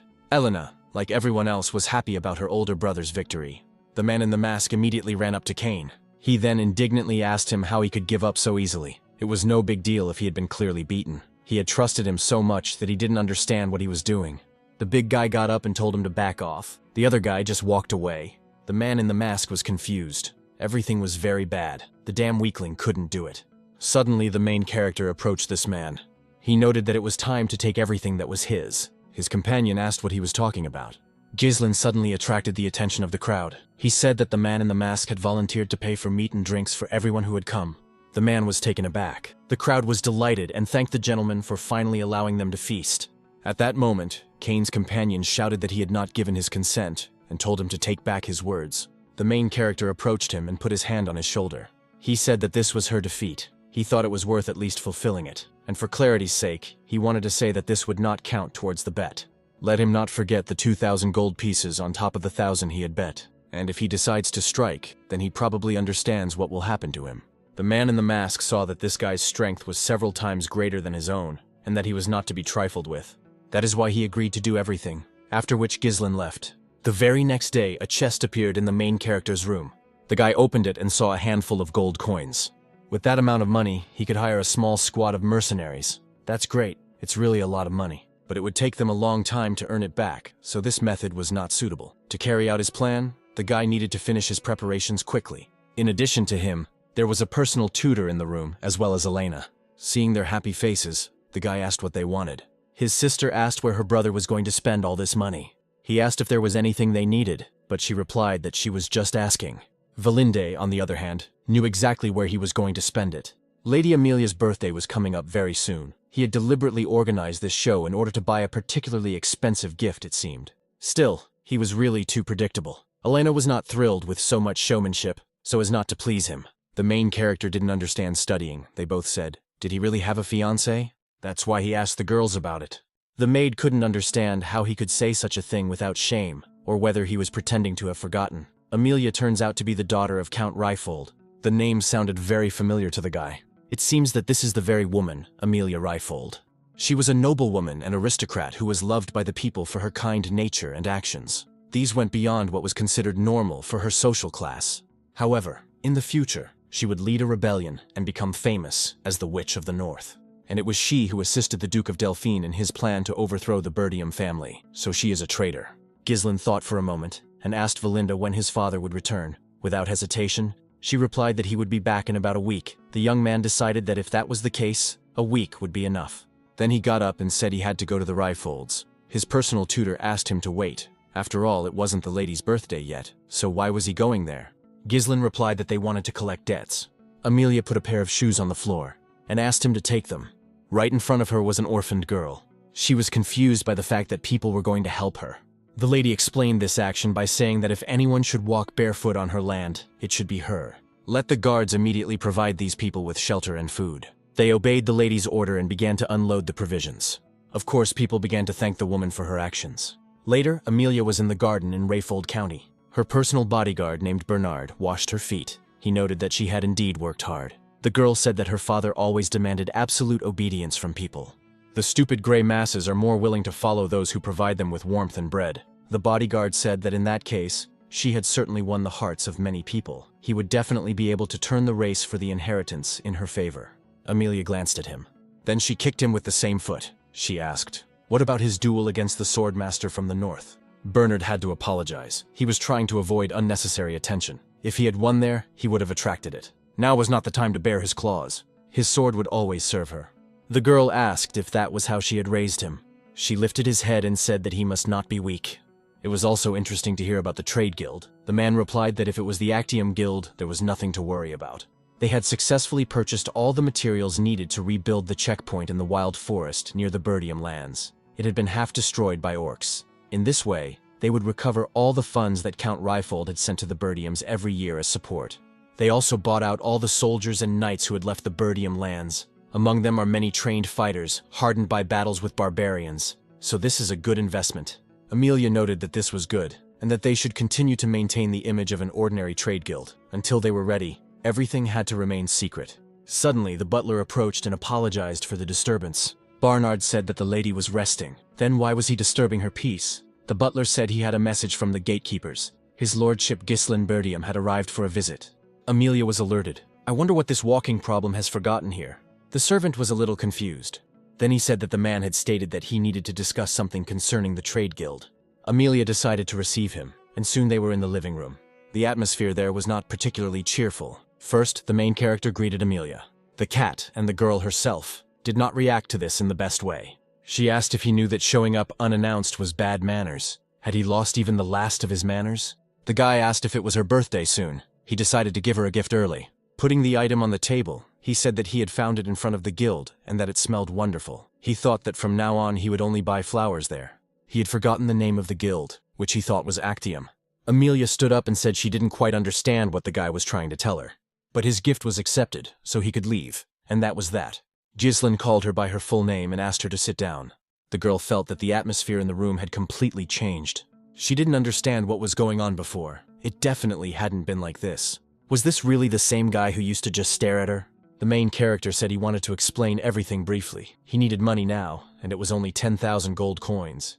Amelia asked what he was talking about. Had he really come to borrow money from his fiancée? Should she take this as the will of the entire county of Perdium? It turned out that the main character's father had nothing to do with it. He was asking for the money for himself. Besides, she wasn't going to marry him anyway. Most likely, she would marry the knight standing behind that door. Once she took her place as head of the family, it would be possible. But if anyone found out that she was secretly gathering strength to win the race for the title, it would be bad. Amelia's cat began to yowl furiously. The girl herself said that such words should not be spoken aloud, even in jest. Ghislain said she shouldn't worry. She would keep her secret, unless she left him empty-handed, of course. Amelia replied that this would not happen. Then she called Bernard, who entered the room. The girl's personal bodyguard greeted the main character. The main character knew that Bernard was Amelia's powerful support at all times. At this stage, he already possessed strength comparable to that of the swordmasters of the north.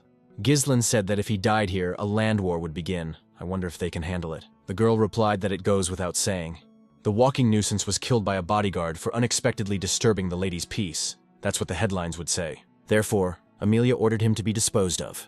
Bernard obeyed her order. He would do whatever she commanded. Ghislain realized that she was going to go that far. In that case, he also needed to become more serious. Both rivals grabbed their weapons, but Bernard did not attack. He stood still and smiled. But the hero realized that something was wrong, and suddenly he felt something move behind him. Suddenly, an assassin jumped out of the knight's equipment, which was standing in the room. He intended to kill Ghislain secretly so as not to attract attention, but the main character managed to react, using his speed. He immediately counterattacked the one who intended to kill him. He sent the guy in the chair straight out the window onto the street. Bernard and Amelia did not expect him to react to this attack. The guy noticed that they even used an assassin's surprise attack under the guise of politeness. What terrible hospitality they had. With these words, the guy began to attack Bernard, and they clashed in battle. They clearly don't teach manners at the Ryfold house. The bodyguard apologized to the lord, but he was the one who was rude in the first place. He barged in here without warning and upset the lady. And for that, a warm welcome is not appropriate, is it not? Following this, the man attempted to deliver a serious blow. As usual, Ghislain used his speed and agility to dodge. He was also able to counterattack with his foot. This widened the distance between the duelists. Barnard thought that his opponent was known as an arrogant fool with no abilities. However, judging by their fight, he was clearly not an amateur now. Amelia wondered what Bernard was doing. He needed to be more serious. He needed to get moving and bring her the head of this scoundrel. Of course, if his sword was still intact, it would serve her well. The bodyguard immediately replied that he would not let her down. So it was time for him to start being more serious. Ghislain was surprised. How dare an ordinary knight give him orders? His opponent noted that it was only an invitation, but if he wished, he could think so. Bernard immediately closed the distance to strike. He was much faster than before, so the guy had to try hard to dodge. He was really fast, so the guy even got a small wound. So the battle between them escalated into a faster and more dynamic one. Lady Amelia watched what was happening and couldn't understand how this worthless bastard Ghislain could fight on equal terms with someone like Bernard. But he definitely wouldn't win. The battle continued. The opponents seemed fairly evenly matched, with one attacking and then the other. Bernard caught the moment when Ghislain tried to strike him. He immediately grabbed his weapon and blocked the blow. And when that happened, he counterattacked with his sword. The hero wondered, was he really going to fall for the same trick again? But when the guy tried to dodge, everything went according to plan. The man waited for him to start doing something. After all, it wouldn't work twice. Bernard managed to grab Ghislain and slam him right onto the floor. Then he closed the distance and was about to deliver another blow, but the guy managed to react and knocked his enemy's weapon away with his foot.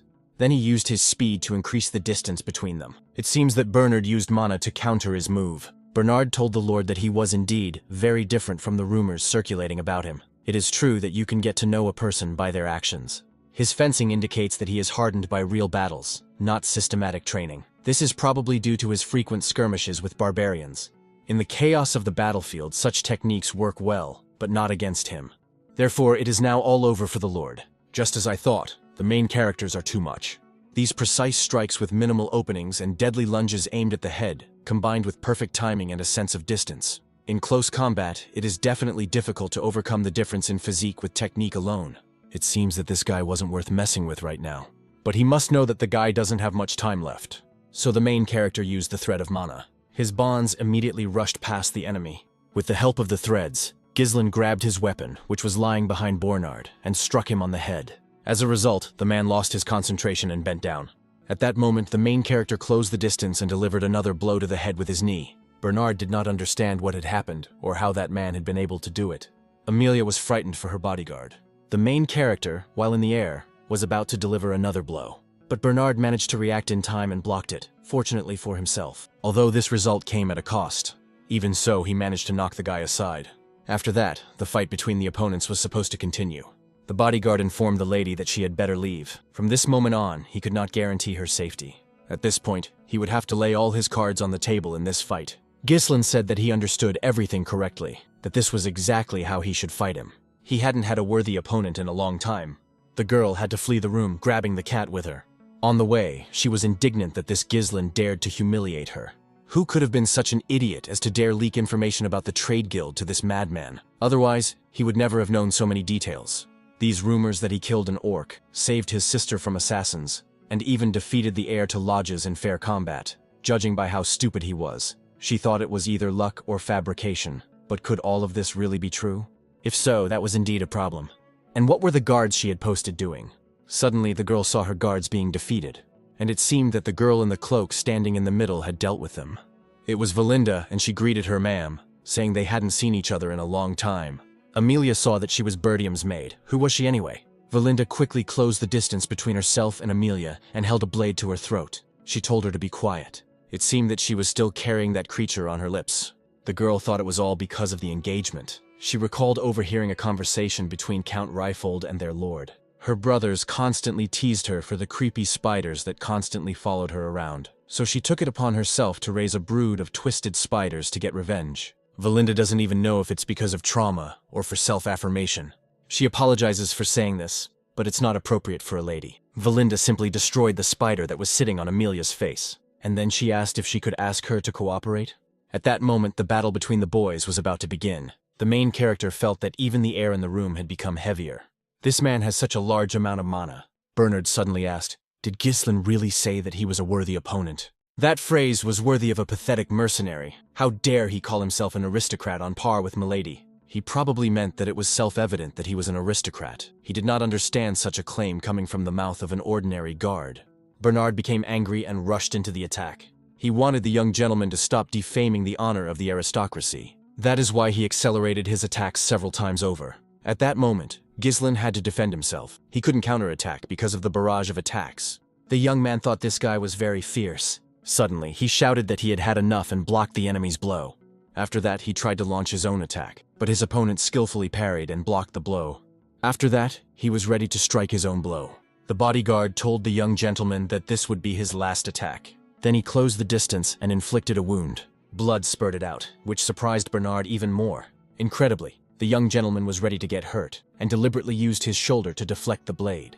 That's exactly what happened. After that, the main character continued the fight. The bodyguard felt that with this opponent, he could not let his guard down for a second. But he had to see the difference between him and someone who was just waving a blade around for show. With these words, the man used the trick again and threw the guy aside.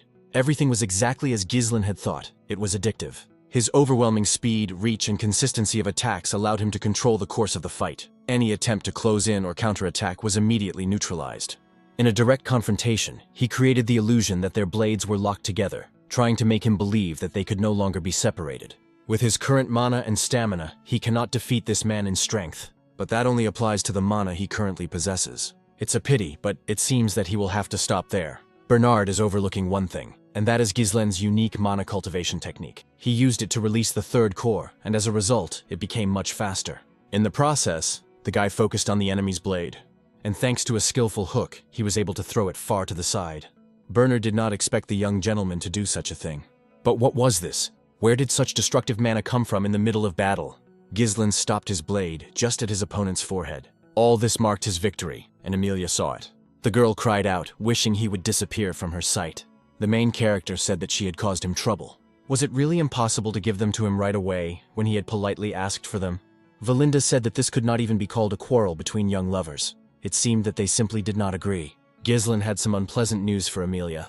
It was that, at the moment, the young man would only settle for 20,000 gold pieces, no less.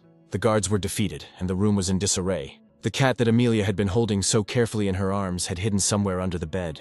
The girl was actually very angry and was smashing dishes. At that moment, Bernard apologized to Madame. If he turned out to be much stronger than the rumors said, it was his mistake for not testing the waters. It turns out that the guy already knows how to release mana that surpasses even a high-ranking knight. Emilia was actually angry that this Cecil Perdium had changed so much. The personal knight asked if she wanted to report this to Duchess Delphine. In response, the lady slapped him in the face. He should watch his tongue. Does he realize how terrifying the Duke of Delphine is? Their heads will roll if today's events become public knowledge. The reason she had formed an alliance with the Duke of Delphine was that she had not told her father about this secret agreement. She would help him get rid of the Perdiums, and he would support her plan for rebellion. Her brothers would kill her if this were revealed. The same thing will happen if the secret behind the trade guild is revealed. Therefore, they must find a way to kill Ghislain immediately. The man replied that he understood everything. Emilia asked how he was doing. The knight noted that he had a deep wound on his shoulder, as well as several minor cuts. He had also used a huge amount of mana, so he would need time to recover. But you can't use your knights if they don't want to leave traces. Was the girl aware of this? That's why they would need the hunting dogs they had raised separately for such situations. The knight was horrified. Could she be referring to those wildcats? Emilia confirmed his guess. They were orphans of war, without family or status. Should they be sent there? Let them gather a dozen who are good at controlling mana. The man saw that the target was definitely a good one. There is a valley between the territories of Perdium and Ryfold. Almost no one goes there, so it is a closed area that is perfect for covert operations. In the end, the man said he would prepare them properly. Emilia was happy if we had to pay dearly for him humiliating her. He was on his way home. Sitting in the carriage, he bandaged his own wounds. The knight asked if everything was all right with the young gentleman. He replied that the old man should not worry about anything serious. He was fine. The wound was not particularly deep for such a risky act, that was for sure. The 20,000 gold coins he took from Emilia were more than enough for the initial capital to rebuild his own lands. It could save him years of time. Of course, it would be nice to turn Emilia's attention to territorial wars, which he did not need at the moment. Therefore, he could not allow his emotions to endanger his territories. They are already desperately fighting to defend themselves from the barbarians, so it's better to get by with as little bloodshed as possible right now. The fact that he knows the secrets of the Arcanum Guild complicates the game.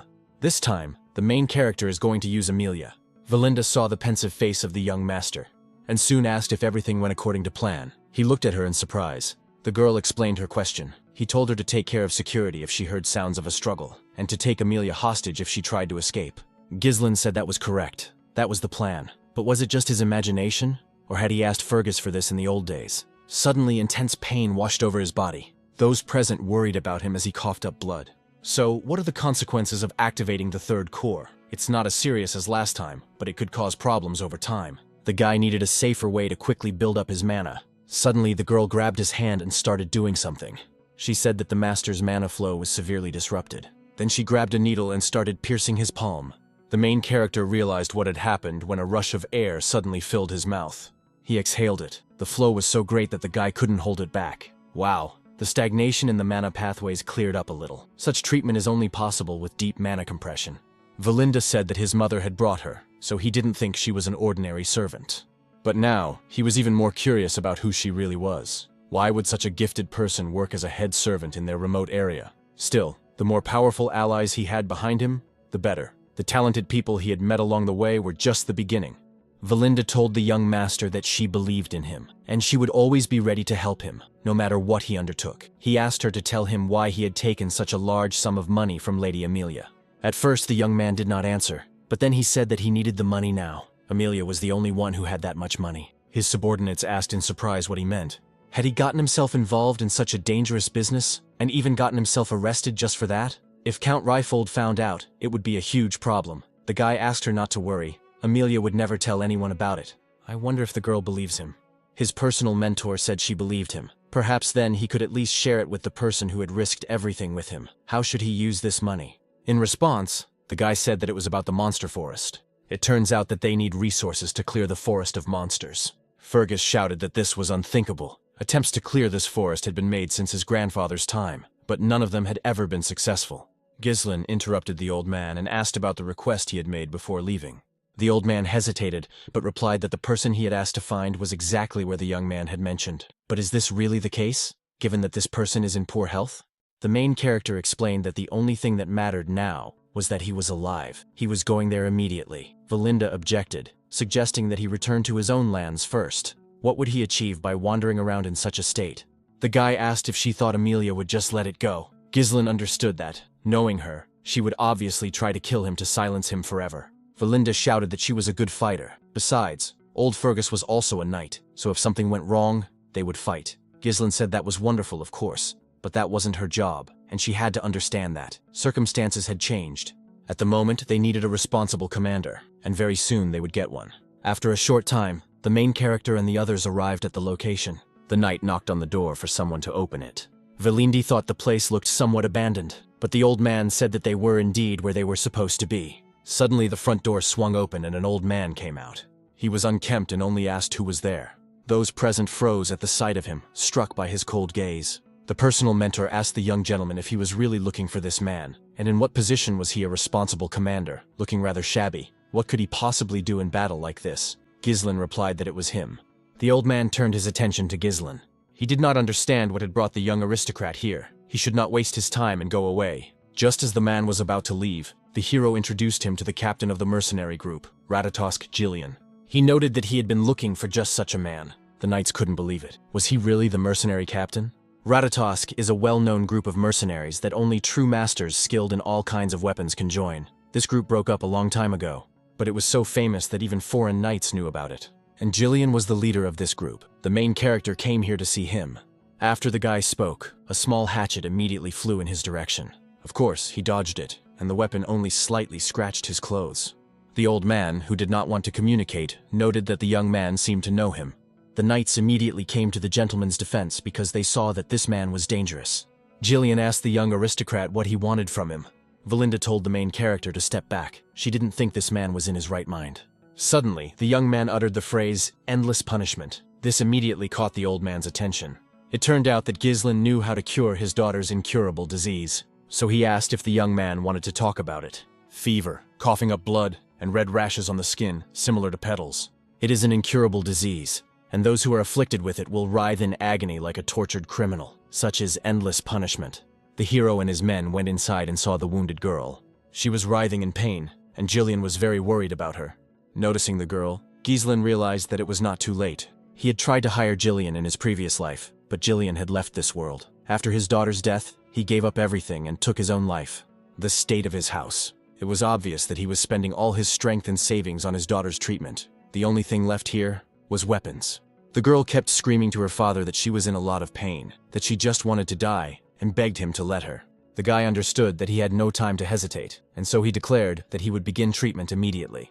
But Valinda stopped him, taking him by the shoulder. She suggested they just leave. The girl didn't know what the young man was up to, but how could they help her if even the priests had failed? They say it's some kind of divine curse.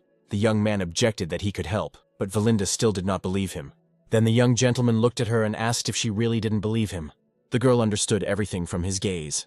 After that, the gentleman handed her a piece of paper and asked her to take it. She should buy and bring him all the medicines listed on it. The ingredients surprised Valinda. For a mercenary who is not tied to any particular place, knowledge is the basis of survival. The endless map is considered incurable, but in the near future a cure will be found. It was such a hot topic that the guy remembered all the details of how the medicine was made. After all, the method turned out to be pretty simple. The only problem is that the ingredients are incredibly expensive. For example, there is an ingredient called Fairy Blessing. It needs to be ground up and mixed with other herbs. Transfer to a bottle and pour in alcohol. Shake well to mix everything together and let it steep. Then add the remaining herbs and mix again. And soon, a bottle of medicine appeared before Jillian's eyes. The guy said the girl should drink it. The old man clung to the small hope of curing his daughter, so he did everything as Gislin said. And then, to everyone's surprise, after just a minute, the wounds began to heal gradually, and soon they seemed to have disappeared completely. Those present simply could not believe what they saw with their own eyes. It seemed impossible. The marks literally faded away. Jillian also saw that Rachel was fine. Could the medicine have really helped? The main character said that she could see that it was really working. The old man did not understand how this was possible. Even healers with sacred powers could not help him.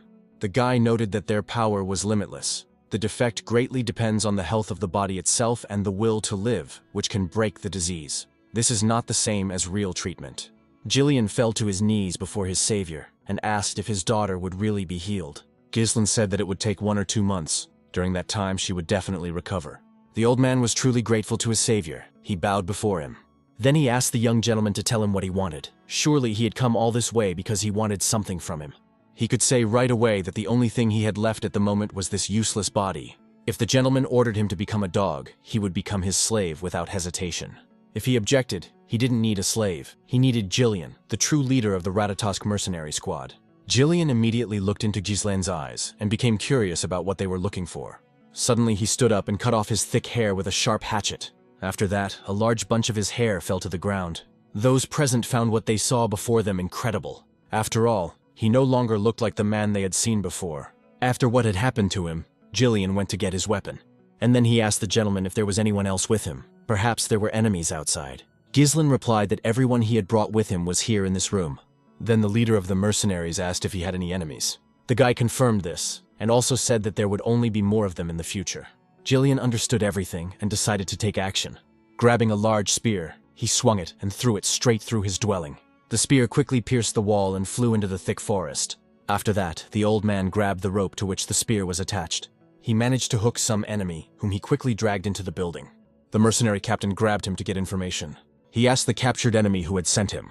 The man was confused, not understanding how this was possible. Jillian asked the young master what to do with him. The latter replied that the scoundrel could continue to remain silent. He had long since guessed who had sent him. The young man did not want to get his hands dirty today, but there was nothing he could do about it. Just as he was about to draw his weapon, Jillian stopped him. He said that he didn't need to get his hands dirty, he could handle everything himself. Thus, the scoundrel who had been watching the house was destroyed. After that, Jillian obeyed his new master. Valinda noticed that there was not a hint of doubt in this man's movements. I wonder why his young master needs such a dangerous person around him. Turning to the Grand Duke Cecil Perdium, Gillian said that from now on, his life belonged to him. The hero realized that now a significant part of what he needed for his future plan to restore the territory had been obtained. He was counting on this man. Somewhere on the outskirts, in an abandoned hut, was the refuge of those who threatened Gislin. It turned out that the reconnaissance unit had been completely destroyed. What fools they were. The leader of the gang of wild cats was Viego. He told his people to be quieter and turn down the volume. The subordinates apologized to the captain. He stated that, according to Mr. Bernard's information, with the current strength of the heir to the Duchy of Perdium, he could not kill them, let alone find them. Was the reconnaissance squad so incompetent, or was the information incomplete? A subordinate stunned the commander with his answer. The fact was that they seemed to have hired Jillian. Viego became angry and grabbed the person who said this. Was what he had said earlier really true? The subordinate replied that it was true. He had seen it with his own eyes. Viego couldn't believe it. Finally, Jillian had shown up. After all, he was the commander. A short time later, Jillian was driving the carriage that carried the main character and the others. Valinda felt that it was now a little cramped inside. Was this guy an arms dealer by any chance? Why did he need to carry so much iron with him? In her opinion, one sword or axe would have been enough. Because of this, they had to hire a whole wagon. The gentleman told her not to pay any attention to it. Either way, they needed the strip to transport Rachel. Old Fergus and Ricardo were currently riding behind them. The girls should be patient, as all of this may still be useful. After all, they still had to find a way out of this canyon. The personal tutor asked the young gentleman about the man who was following them. It could be a spy sent by Lady Amelia. The boy confirmed this, saying that it was definitely him. Valinda thought that if that was the case, it would be quite problematic. He was wearing a mask characteristic of the Wildcat Guild, and they were quite influential in Ryfold. It seems that this is an illegal guild of wild cats. They are involved in smuggling, murder, as well as human and drug trafficking. They are the scum of society, willing to do any dirty work. Among them are often experienced retired mercenaries. It's a pretty powerful yet shady guild. The guy was curious how Valinda knew all this if she was always in the castle. She replied that she had a life before the castle. Now she just wanted to tell the guy to be as careful as possible. After all, these people are extremely persistent. The main character replied that there was nothing to fear. After all, Jillian was with them at the moment, and just recently the untouched ground suddenly began to rise, and something unknown immediately rushed out of it, and after the main character's cart. Jillian immediately noticed what was happening to their group. They were being attacked by enemies. So, grabbing his weapon, he shouted that they were being attacked from underground. The man easily and effortlessly repelled the attack from both sides. After that, he also killed these enemies very easily. He did not hesitate at all and is a true professional in his field. But of course, these were not all of the enemies. Some of them cut the ropes. As a result, something huge began to fall onto the cart from the mountain. This was another trap, and Valinda even thought it would crush them. Jillian, without hesitation, immediately stopped the horses. And thanks to this, he was able to save everyone, because that huge fish did not fall on them. The guy noted that everything happened as expected. It was another ambush. He noticed this after looking to the side, where enemies were already waiting. The chief of the cat clan, Viego, approached the former mercenary commander, Jillian. He said that the former leader was a coward who had broken up the mercenary squad because of some girl. Jillian went down to him but said he didn't understand what he was talking about. Viego explained that it was because of him that he was not living the life he wanted. Had he completely lost his mind, not even remembering his former subordinate? The former leader of the mercenary squad stood motionless and just stared at him.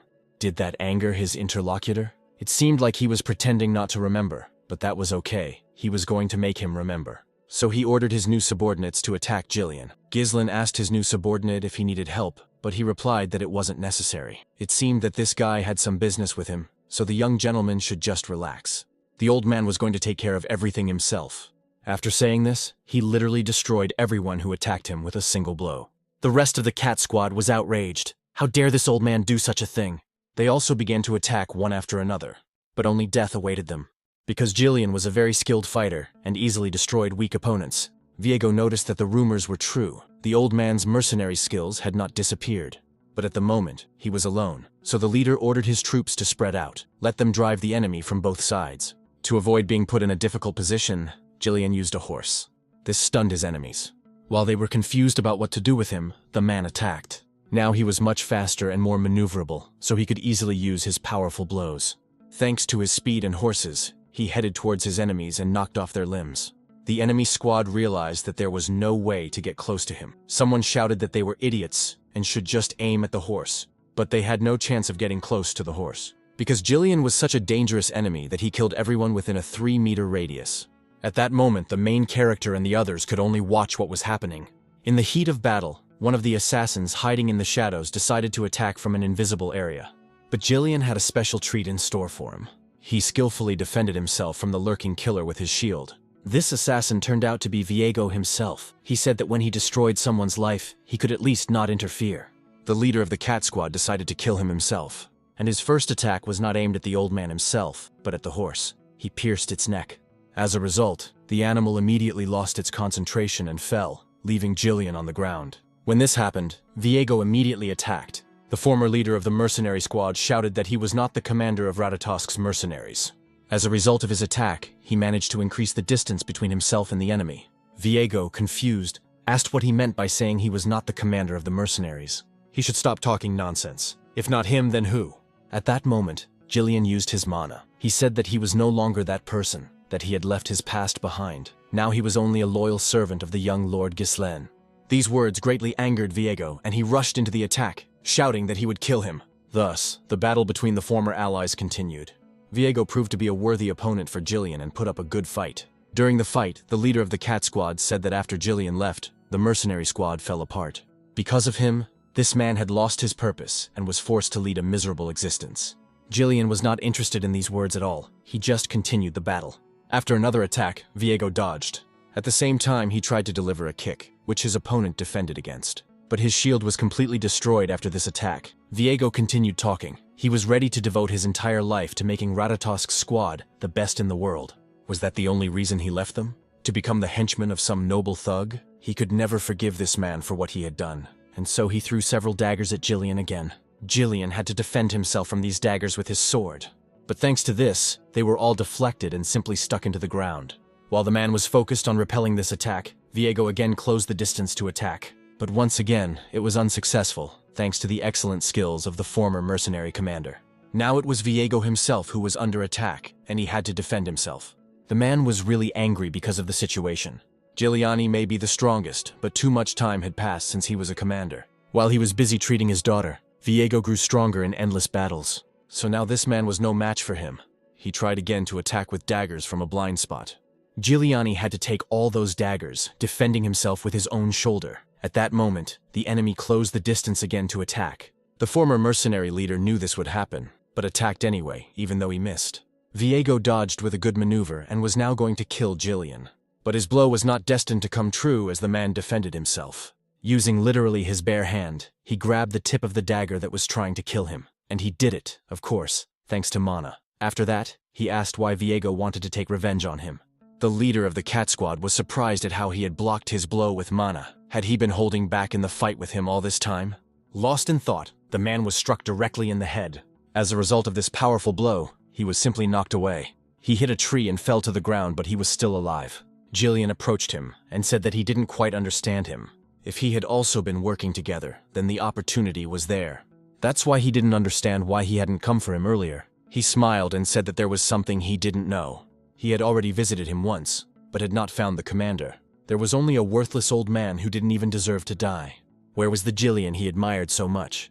The former leader of the mercenary squad asked him to listen carefully. At the moment, he was serving someone else, but now he was going to pay his former comrade the highest honors as commander of the Ratatosk squad. Viego rejoiced and suggested starting the real fight. The opponent's swords clashed once again. Viego smiled. This was exactly what he wanted. The newly minted enemies exchanged a long series of blows. They attacked each other simultaneously, one defending, then the other. During this fight, Jillian managed to strike his enemy directly in the body with his blade. But even though he was in great pain, he continued to attack. Continuing the battle, Jillian asked him to remember something. He named his former comrade as the commander of the 5th unit of the Ratatosk squad. His name was Viego Villanos. The man was very happy to hear that the commander still remembered him. That smile was his last. He was killed in the end. Jillian picked up the blade the man had been fighting with. Then he said goodbye to his former comrade. At that moment, the main character arrived. He said that his subordinates had done an excellent job, and with the sale of trophies from this battle, they would be able to earn some extra money. Jillian apologized to his master. They had stayed longer than they should have, but he replied that everything was fine. The young man reflected on how Jillian had exceeded all his expectations. When he was just starting his career as a mercenary in his past life, the stories of his older comrades from Jillian helped him lay the foundation for becoming king. It was good that they had hurried and found a reliable ally. After thinking for a moment, the young man asked if Jillian remembered who he had fought against. He confirmed that it was Viego, his old comrade. The words about his former comrade made Ghislaine think again. I wonder what his former comrades are doing now. Before meeting him, each of them had their own life.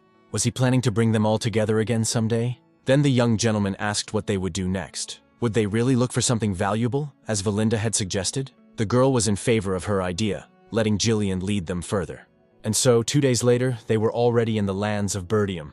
Valinda was happy that they would soon be there. Jillian had never been to this place before, and wondered if this was really Perdium.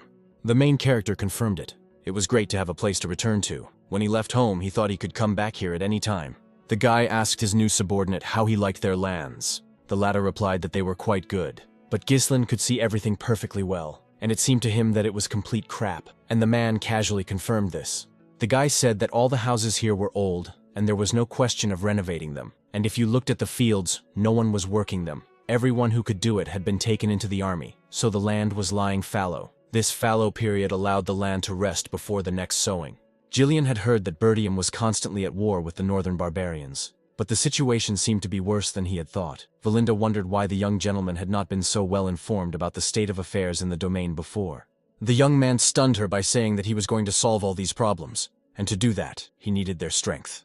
Still, it would be a long battle, a struggle to destroy everything connected with the Duchy of Delphin, and to secure what was taken for granted. The young man believed that he would raise these lands, no matter what it took. When the carriage with the young master and the others drove inside, Valinda drew the guy's attention forward. He looked there and froze.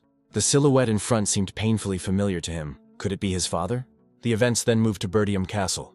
A meeting was held there, at which it was announced that the troops would have to be reduced. Not everyone was thrilled about this. One brother pointed out to another that if they reduced the size of the army, it would be difficult to hold the front line. In that case, perhaps they should ask the Reifold family for help.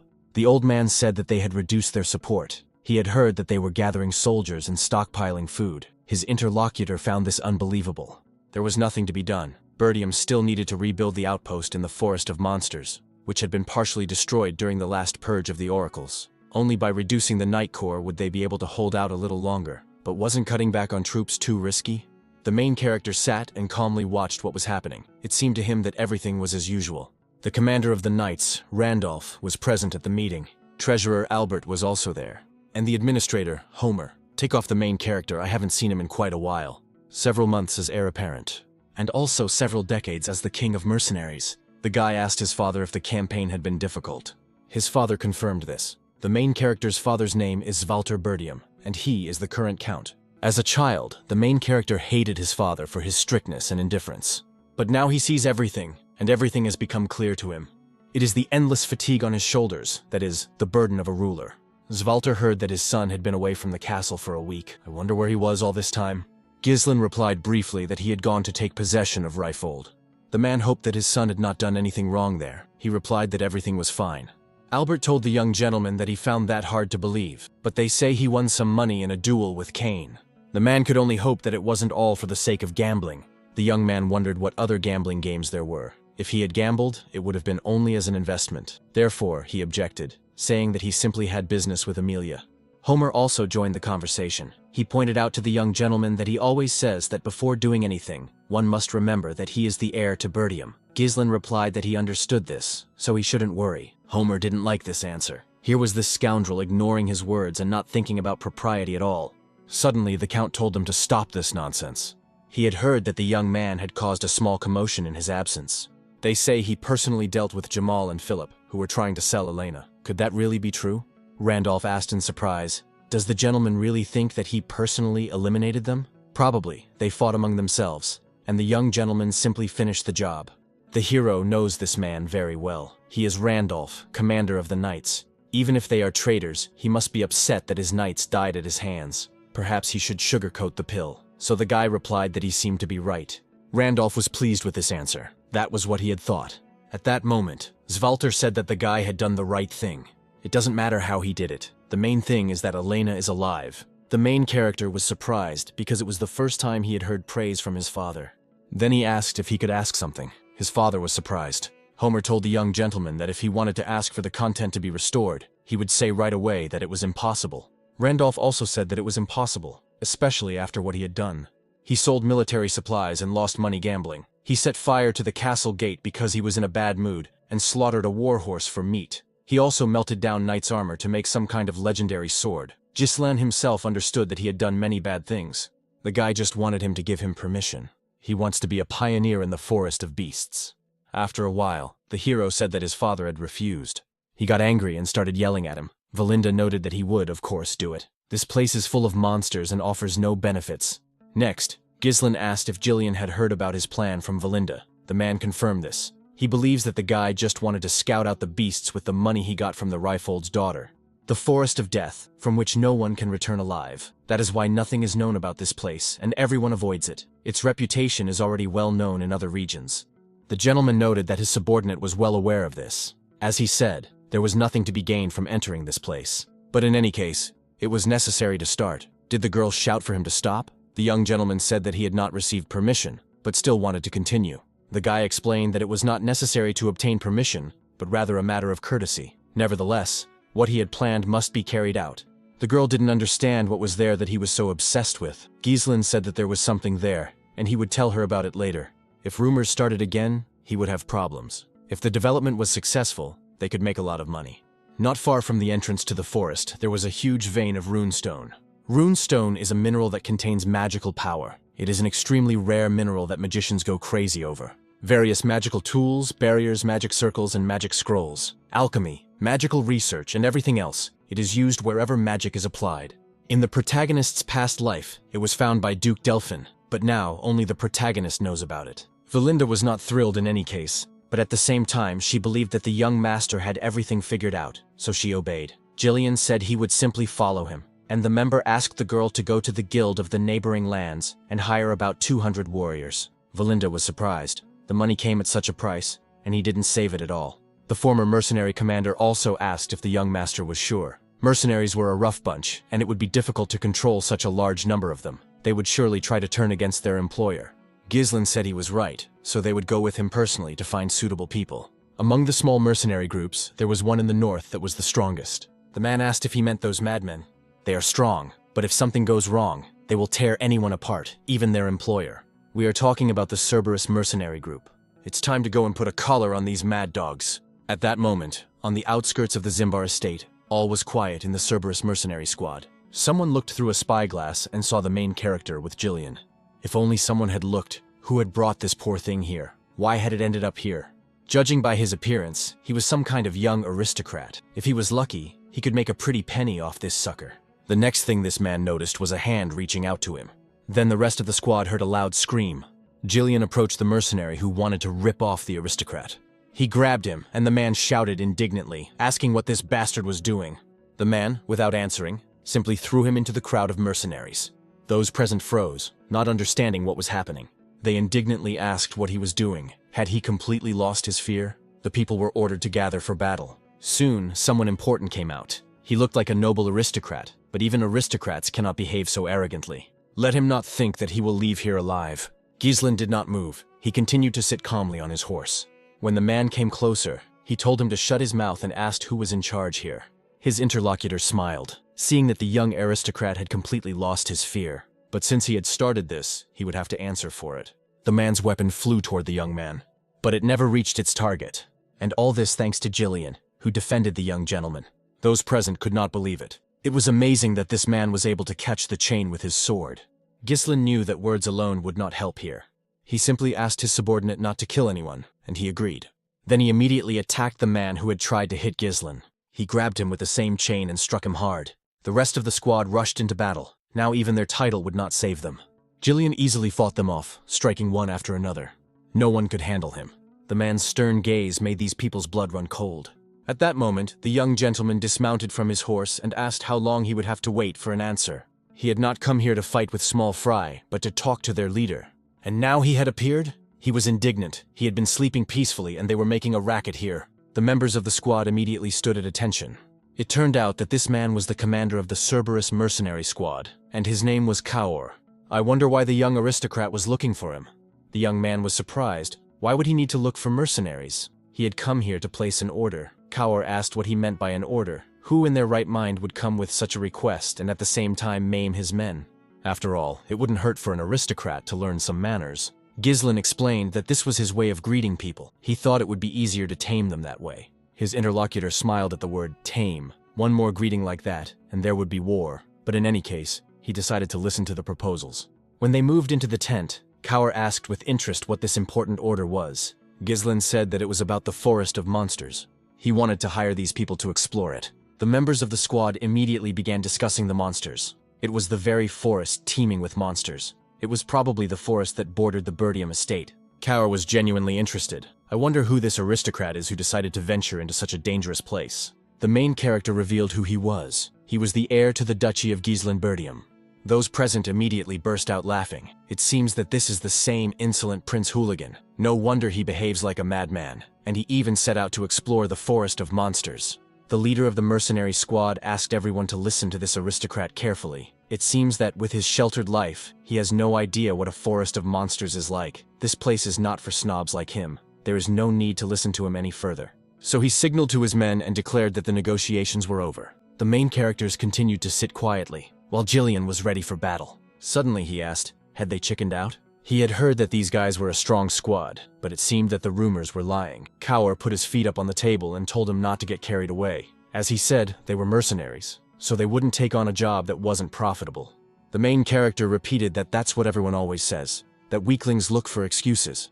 Kaur noted with dissatisfaction that Ghislain had only ruined his mood. He had hoped for a calm conversation, but ended up with nothing but insolent provocations. Such an insolent puppy wasn't even worth killing. It would be better to make him pay for his fighter's treatment and send him away. But Ghislain firmly objected it wouldn't end there. He addressed Kaur not just as a conversation partner, but as the commander of the Cerberus squad, and directly challenged him to confess to Moriana. Silence fell over the hall. Those present froze upon hearing such bold words. Even Kaoru, accustomed to challenges, raised an eyebrow and asked in surprise if the young man understood what he was saying. The answer came instantly and confidently. He understood everything. After all, Moriana's confession was an ancient and bloody way of resolving disputes among mercenaries. Two fighters engage in a duel without magic, armed only with daggers, their hands tied together. Stepping outside the circle is considered defeat, and in cramped conditions, where every movement is restricted, the fight turns into a desperate battle for life and death. Often, both opponents die, not only the loser, but also the one who formally emerged victorious. Ghislain suggested that the loser unconditionally admit defeat and submit to the winner, becoming his dog. Now all that remained was to wait for Kaur's response. Jillian couldn't believe what he was hearing. Was the noble young man, heir to a ducal family, really willing to stoop to such dirty mercenary tactics? In their world, refusing a challenge was tantamount to admitting weakness. It could not be rejected. Kaur suddenly burst out laughing, anticipating the fight. He turned to his men and told them to listen carefully. It seemed that the noble gentleman had decided to earn recognition in earnest, and they would, of course, help him in this. Minutes later, the fighters' hands were tightly bound, and the ritual began. Now they stood face to face, each with a dagger in his hand, ready for a deadly duel. The mercenaries from Cerberus, of course, supported their commander. They wanted him to teach this cocky aristocrat a lesson, and finish him off. Kaur assumed that the young man had picked up some superficial knowledge and jumped in without fear, not understanding what he was getting himself into. But it was too late for him to back out. Before starting, Kaur abruptly pulled Ghislain toward him. Looking him straight in the eye, he said with a cold smile that he had already participated in this deadly ritual 5 times. In response, Ghislain jerked his opponent toward him, looking him straight in the eyes. His voice sounded slightly mocking. Only 5 times? For him, such duels were a habit. He had gone through more than 100 of them in his past life. These words and gestures marked the beginning of a real battle. The blades flew through the air simultaneously, but both fighters moved aside in unison, avoiding the blow.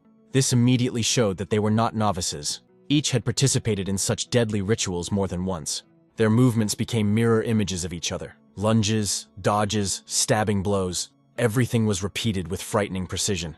And precisely because their actions were so similar, not a single blow reached its target. Ghislain was the first to try to gain the upper hand, fighting aggressively.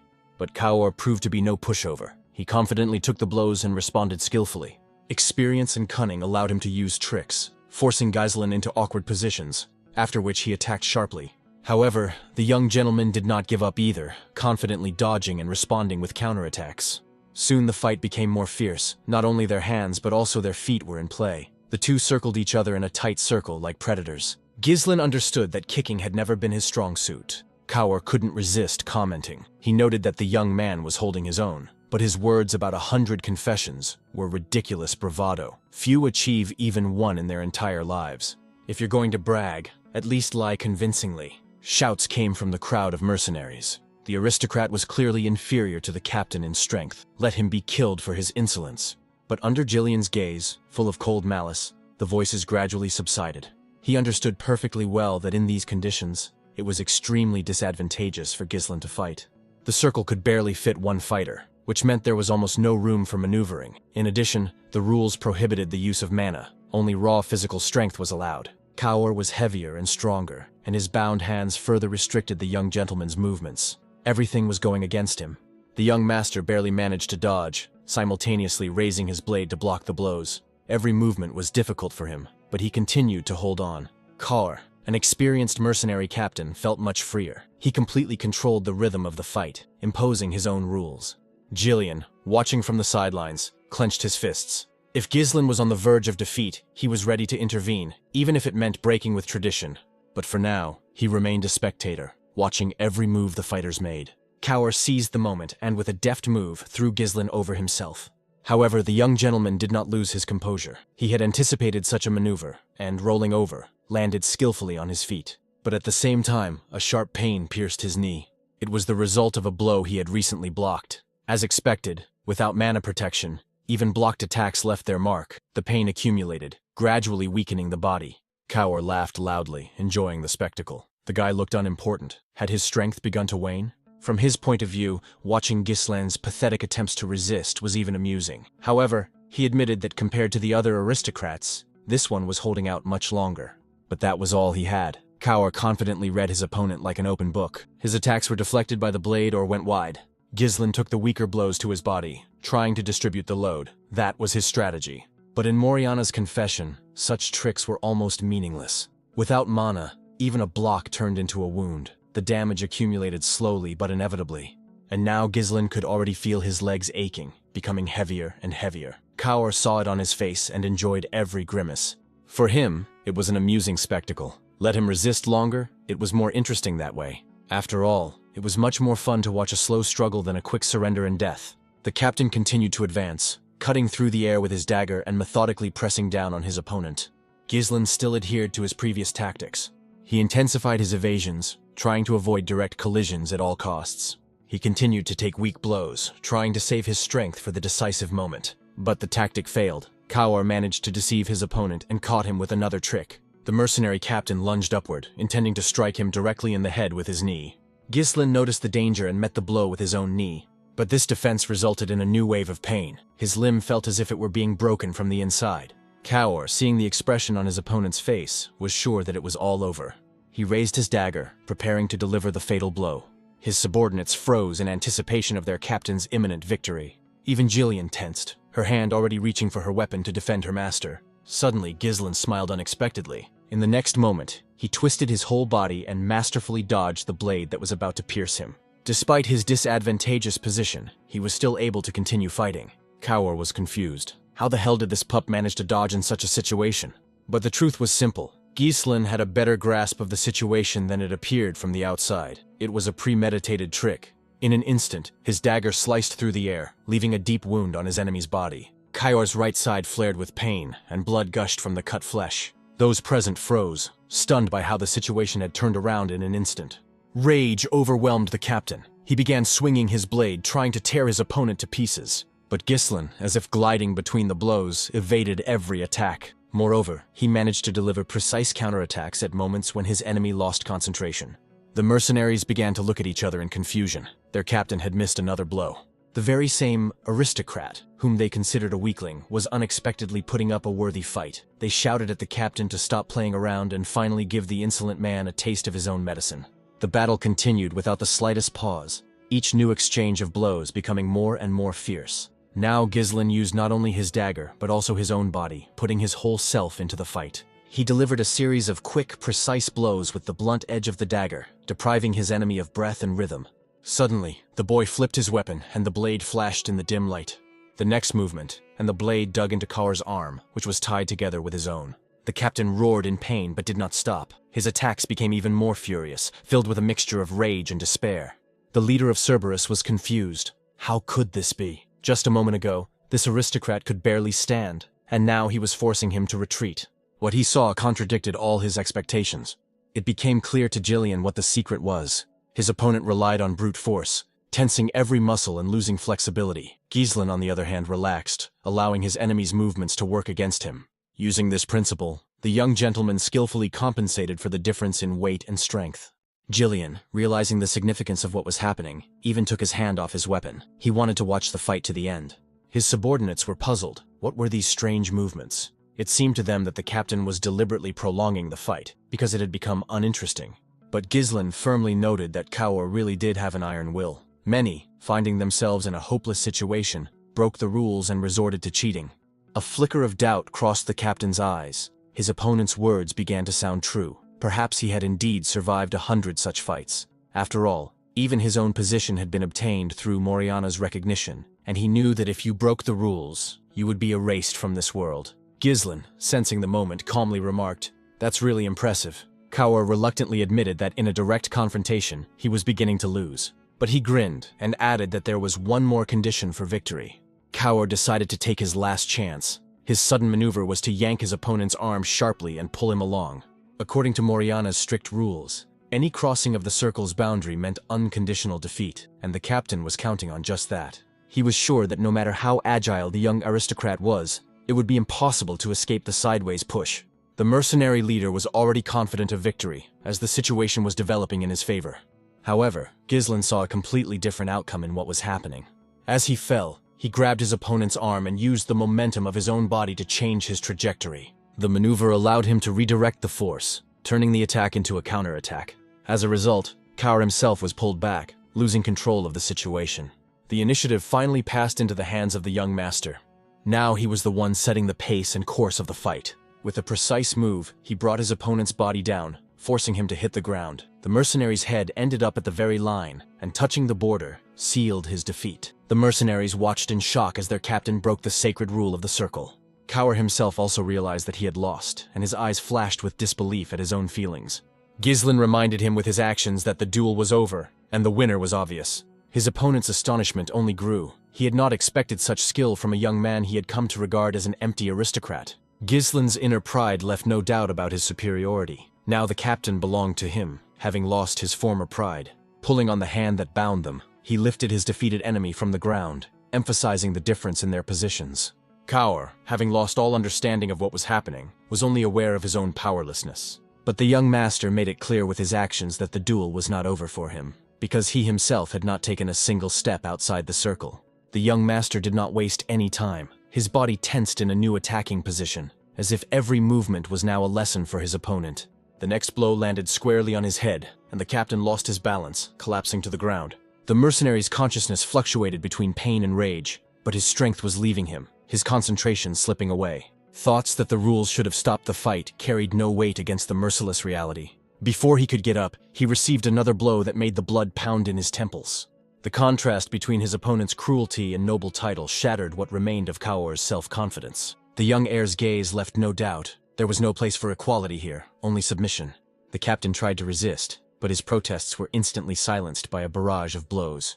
A series of blows rained down like hail, each new one leaving him with less and less strength to resist. The spectators, accustomed to the harsh rules of recognition, could not believe what they were seeing. Everything that was happening had long gone beyond the usual ritual. The cries of the defeated man to stop seemed pathetic against the backdrop of his helplessness. But the young master did not allow it to end. He lifted Kaur to his feet, as if to demonstrate that he was still in control. Every movement and gesture served as a reminder that the fight was not over because the boundary of the circle had not been crossed. For the mercenary leader, it was madness. The rules he had always lived by had now turned against him. In desperation, he glanced at his men, demanding support. The mercenaries hesitated, but prepared to move into battle. However, their steps were halted by the threat that loomed before them. Jillian, cold and determined, stood between them and the air, ready to spill the blood of anyone who tried to interfere. A heavy silence gripped the squad, rage replaced by restrained fear. And at that moment, Kaur finally realized that there was no help coming. Kaur's head slowly turned, as if searching for salvation or support, but instead his gaze met the heir's eyes. There he saw cold determination, a hint that the duel was not yet over. A smile twisted the mercenary's face, as if acknowledging the madness of the situation. The next blow to the head threw him back, leaving a ringing in his ears and flashes in his eyes. Thoughts surfaced in his mind that all nobles were the same, weak, pompous, and empty. They always seemed like arrogant pigs or pathetic lackeys. As soon as they sensed a threat, they instantly fell to their knees. How much pleasure it had brought him in the past to humiliate such people, to turn them into prey. And now the man who had been called a mad dog found himself the victim of the young heir. The very fact of defeat at the hands of this snotty-nosed nobleman tore at what remained of the captain's pride. His subordinates, watching what was happening, began to be tormented by doubts. The captain could die right before their eyes, but intervention would mean challenging a foreign power. The blows stopped, and a heavy tension hung in the air. The heir gave the others a look that made it clear that it was their time to act. Helping the captain now depended on them. Their silence betrayed their fear. No one wanted to be next. Only after a few moments did the mercenaries spring into action, hurriedly preparing water, bandages, and towels. Jillian remained impassive, watching as the usual predators turned into obedient servants. He could only acknowledge the obvious. The stubborn warriors had submitted to their young master. The world of mercenaries had always lived by the law of force, and now fists spoke louder than any rules. The heir had demonstrated that he was the new center of power. Soon, a sheet of paper appeared before the captain, as if to confirm the new order. The heir's gaze fell on the sheet, and his hand pointed confidently at it, a sign that the captain no longer had a choice. Reluctantly, as if acknowledging his defeat with every movement, Kaur began to sign his name. However, when he reached the end, he paused for a moment, as if he still had some pride left or a desire to say one last thing.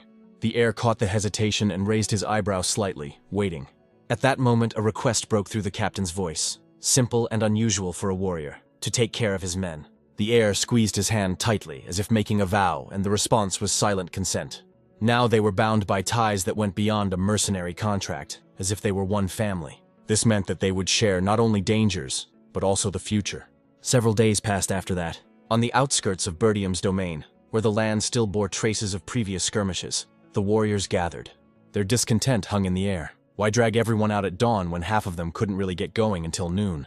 Voices of doubt were heard in the crowd. Was it true that their new employer was a young man from the Perdium clan?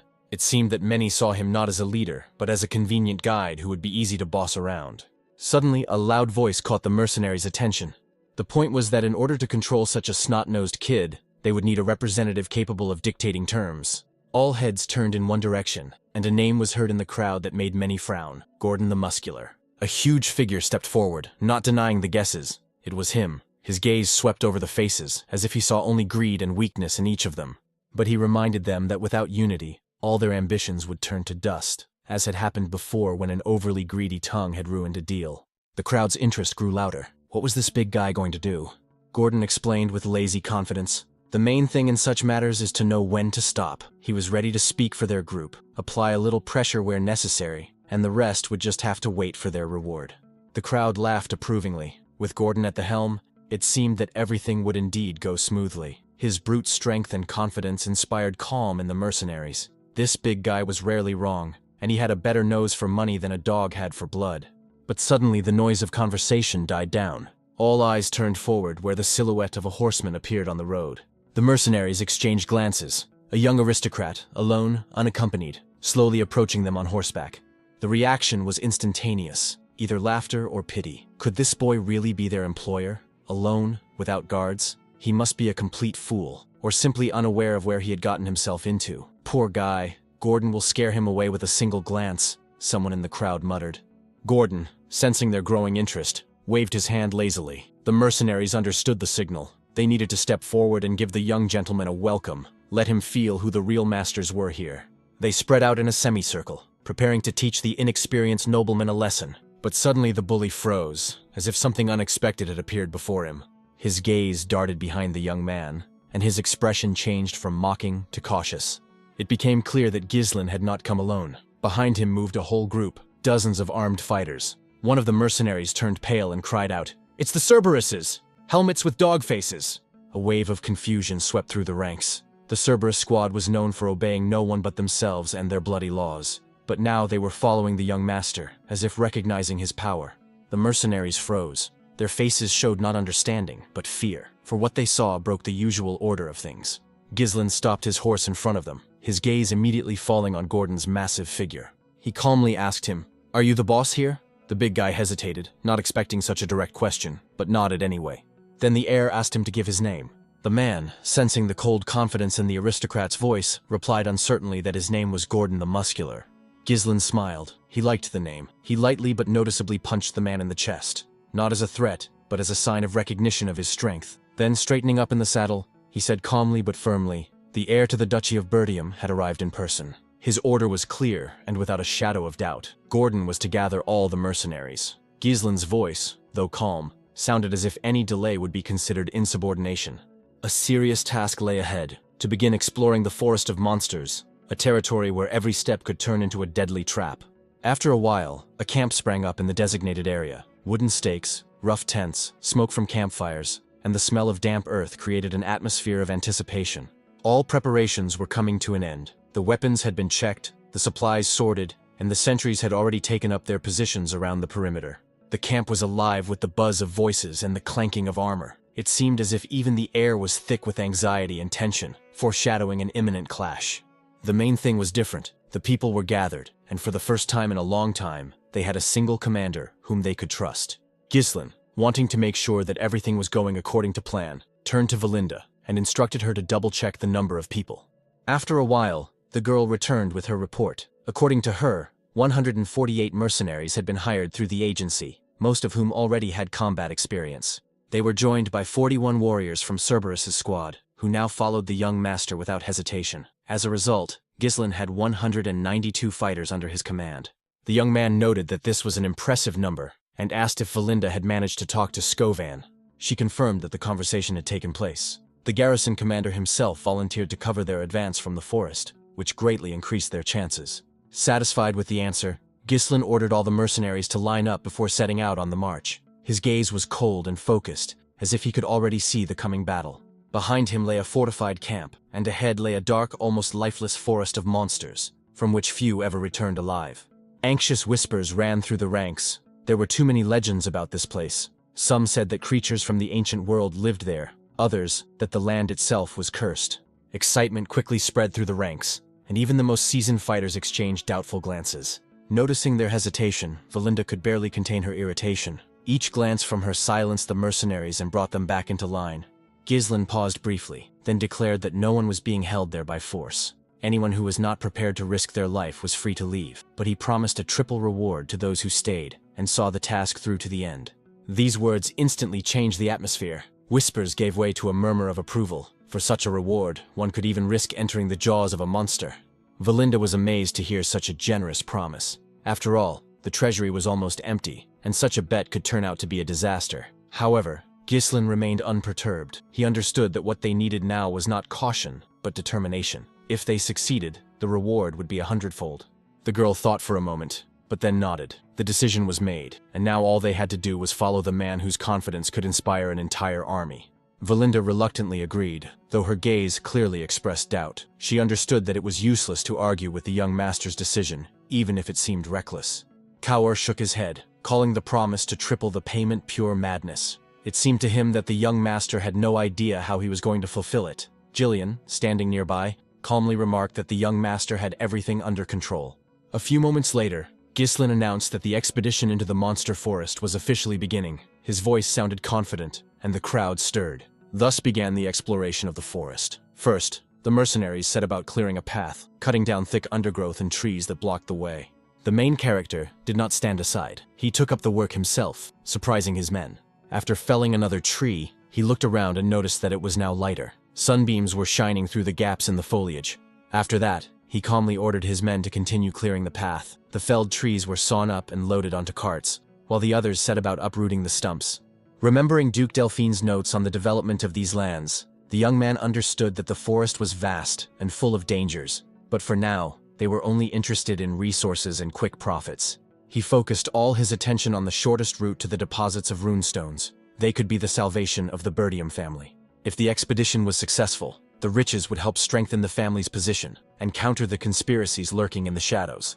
Kaur was amazed. Their employer worked alongside everyone else, like an ordinary soldier. The others were also surprised. Some saw it as a sign of nobility, while others laughed, confident that the gentleman would quickly tire.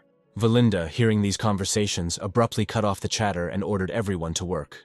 She just shook her head, thinking that some people never learn.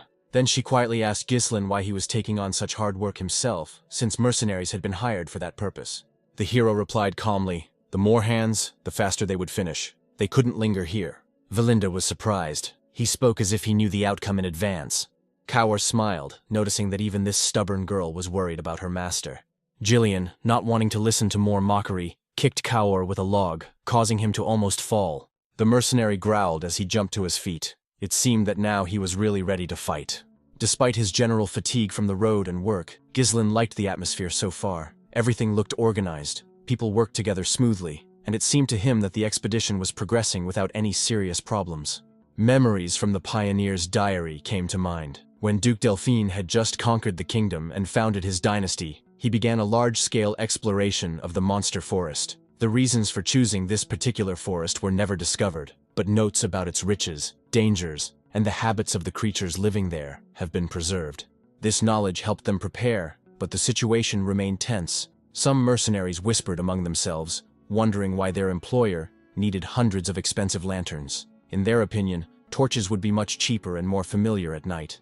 Ghislain, on the contrary, felt a strange anxiety that nothing was happening. The forest seemed to have fallen silent, and this silence seemed suspicious to him. He was used to reading about such places only in diaries, but seeing everything with his own eyes was quite different. Therefore, he reminded the people once again not to relax. With each step, the forest grew denser. The sun barely penetrated the overhanging branches, and the air gradually became heavier. The mercenaries, though wary, continued to make their way, feeling no obvious threat. Someone, looking back at the surrounding darkness, noticed that it was not yet night, but the darkness was already thickening. Not a sound, not a movement, not even small animals were visible.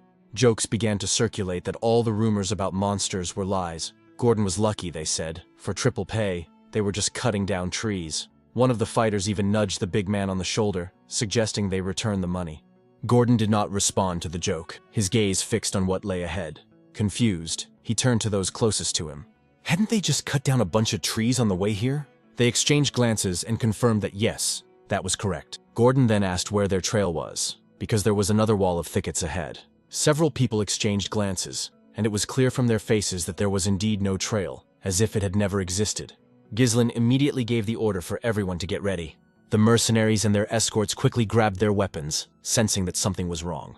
Some did not understand what was happening. A minute ago, everything had been calm, and suddenly there was such a tense atmosphere. The young master looked at Gordon with cold concentration. He warned him that staying where he was deadly dangerous. If he wanted to live, he should slowly back away, step by step, without making any sudden movements.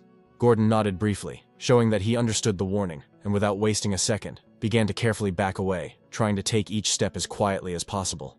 However, the log he was carrying on his shoulder unexpectedly hit the trunk of the nearest tree. The impact was stronger than he had expected, and the surprise caused the burly man to lose his balance and fall heavily, raising a cloud of dust and leaves around him. Several mercenaries shouted something mocking, calling him clumsy and stupid, but Gordon was no longer listening. His instincts told him that danger was lurking nearby. He turned his head sharply, sensing someone's gaze.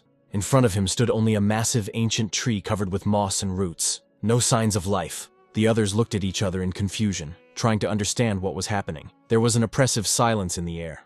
Only Ghislain remained calm. He remembered the notes of a researcher who had once described similar anomalies in this forest. Everything that was happening matched his words too closely. One of the mercenaries, unable to withstand the tension, snorted and said loudly that their employer was simply a coward. He pointed to the trees ahead and said that there was nothing unusual there, just thick undergrowth and the same landscape. In his opinion, the fool Gordon had scared himself.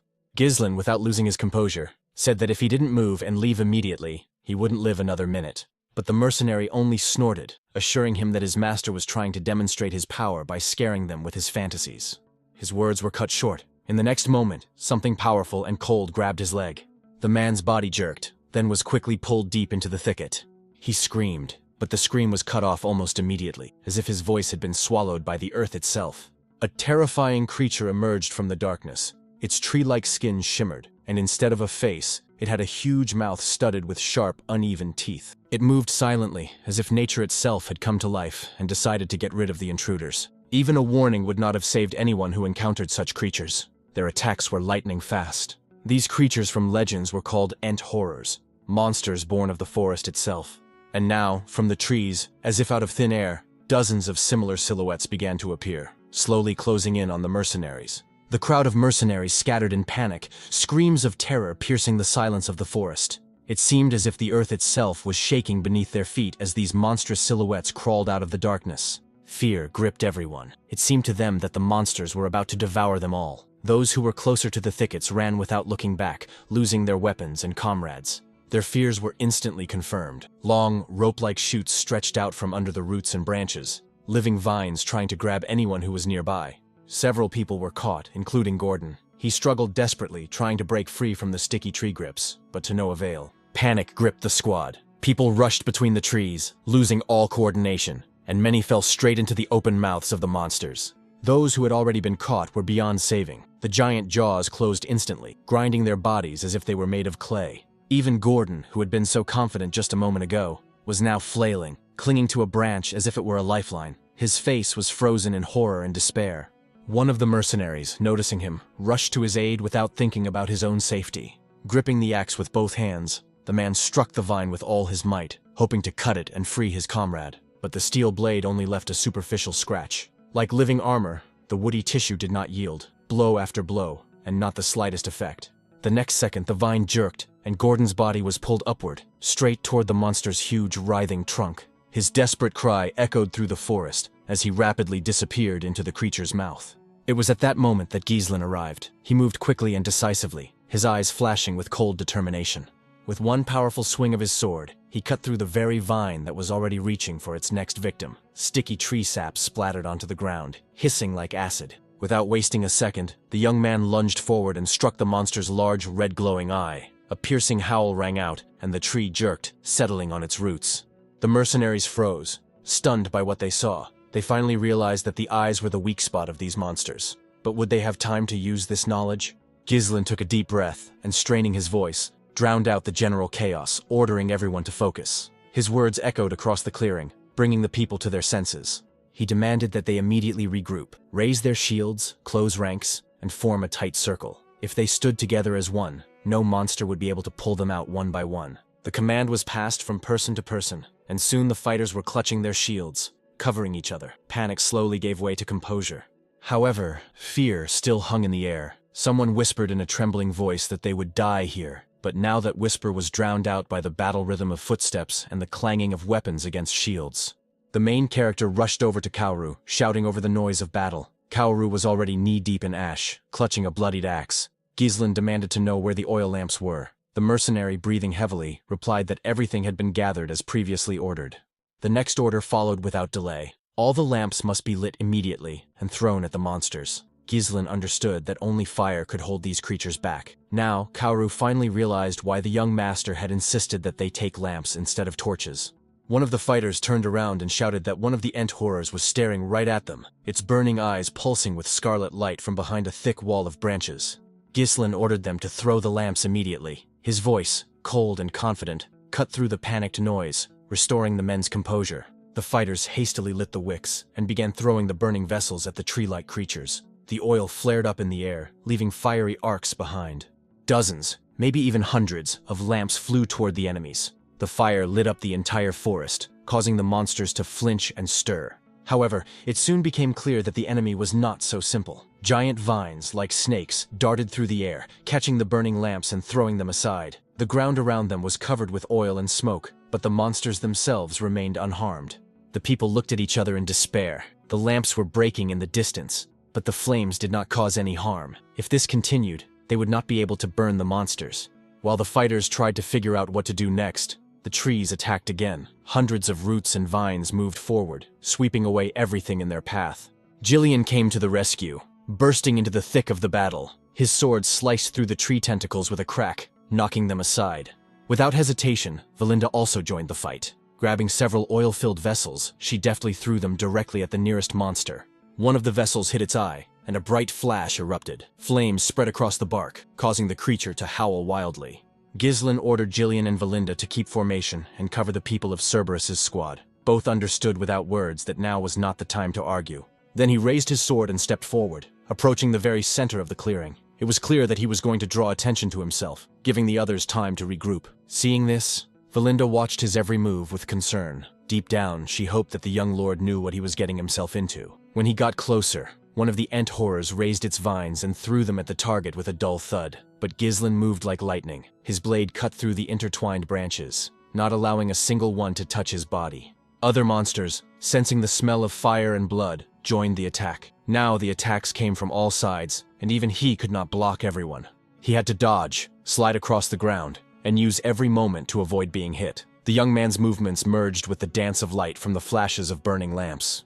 When he found himself directly in front of one of the monsters, the giant figure began to move. The tree-like giant slowly raised its massive limbs, and the ground beneath his feet shook. The mercenaries, watching from afar, froze in horror. Now they understood that these monsters could indeed walk. An entire forest had come to life and was moving toward them, ready to crush everyone under its colossal feet.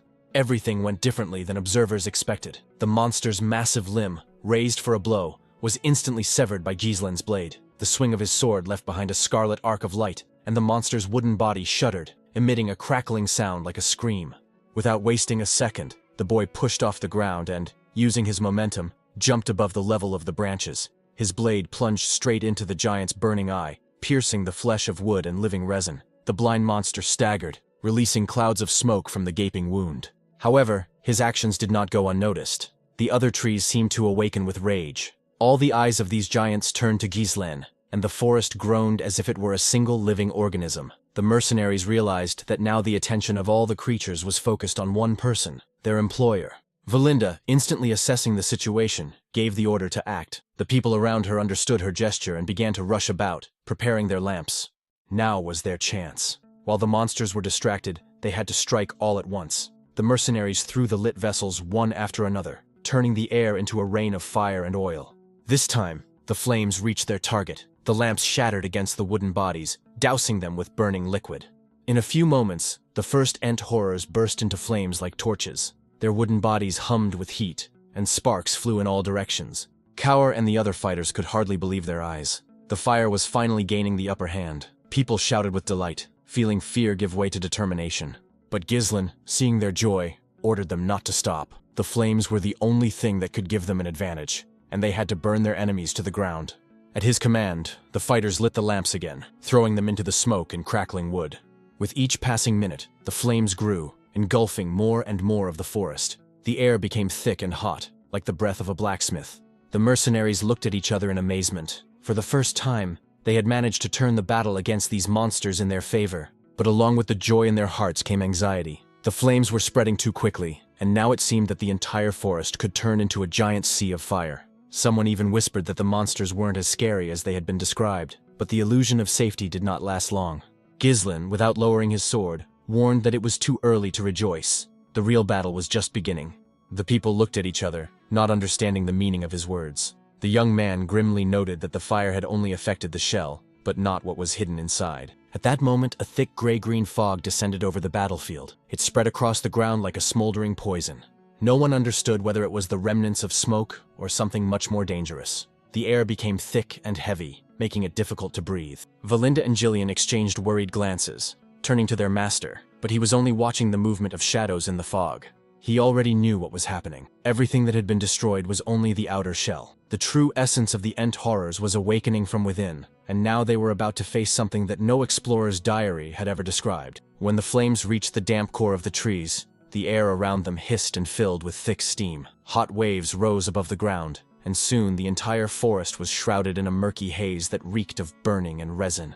This steam gradually thickened, turning into clouds of acrid fog. It spread across the ground as if alive, enveloping the burning trunks, until something monstrous began to emerge from its depths. Ugly bodies began to emerge from the fire and steam. It seemed as if the very bowels of the forest were giving birth to new monsters. Resin dripped from their bodies, and smoke wrapped around them like a snake. The horrors of Ent, stripped of their wooden shells, now looked even more terrifying and more vicious. Their flesh, covered with black bark and spikes, trembled with rage. The forest shuddered, as if sharing their hatred. Panicked whispers spread through the ranks of the mercenaries. The men could not believe their eyes. The creatures, burned and defeated, were rising again. The fire had failed to kill them. Gislin, realizing that fear was about to overwhelm his men, raised his sword, and the clang of steel cut through the noise of panic. His confident movement made everyone turn to him. He became their center, a fixed point amid the chaos. His gait, firm and decisive, seemed to say, now they would fight side by side, shoulder to shoulder, as long as at least one of them was able to hold a weapon. The young man moved forward, and those who were still hesitating followed him as if by invisible command. Step by step, the mercenaries began to take up their battle positions. Not everyone was able to overcome their fear. Some retreated, trembling at the realization that these creatures were several times taller than humans and capable of crushing them like insects. In fear, it seemed that any mistake would be the last. The tentacle-like branches writhed like hundreds of hands ready to crush all living things. However, things were different for the Cerberus squad. For them, this was a long-awaited battle. Their commander Kaior had already moved forward, and his men followed him like predators sensing blood.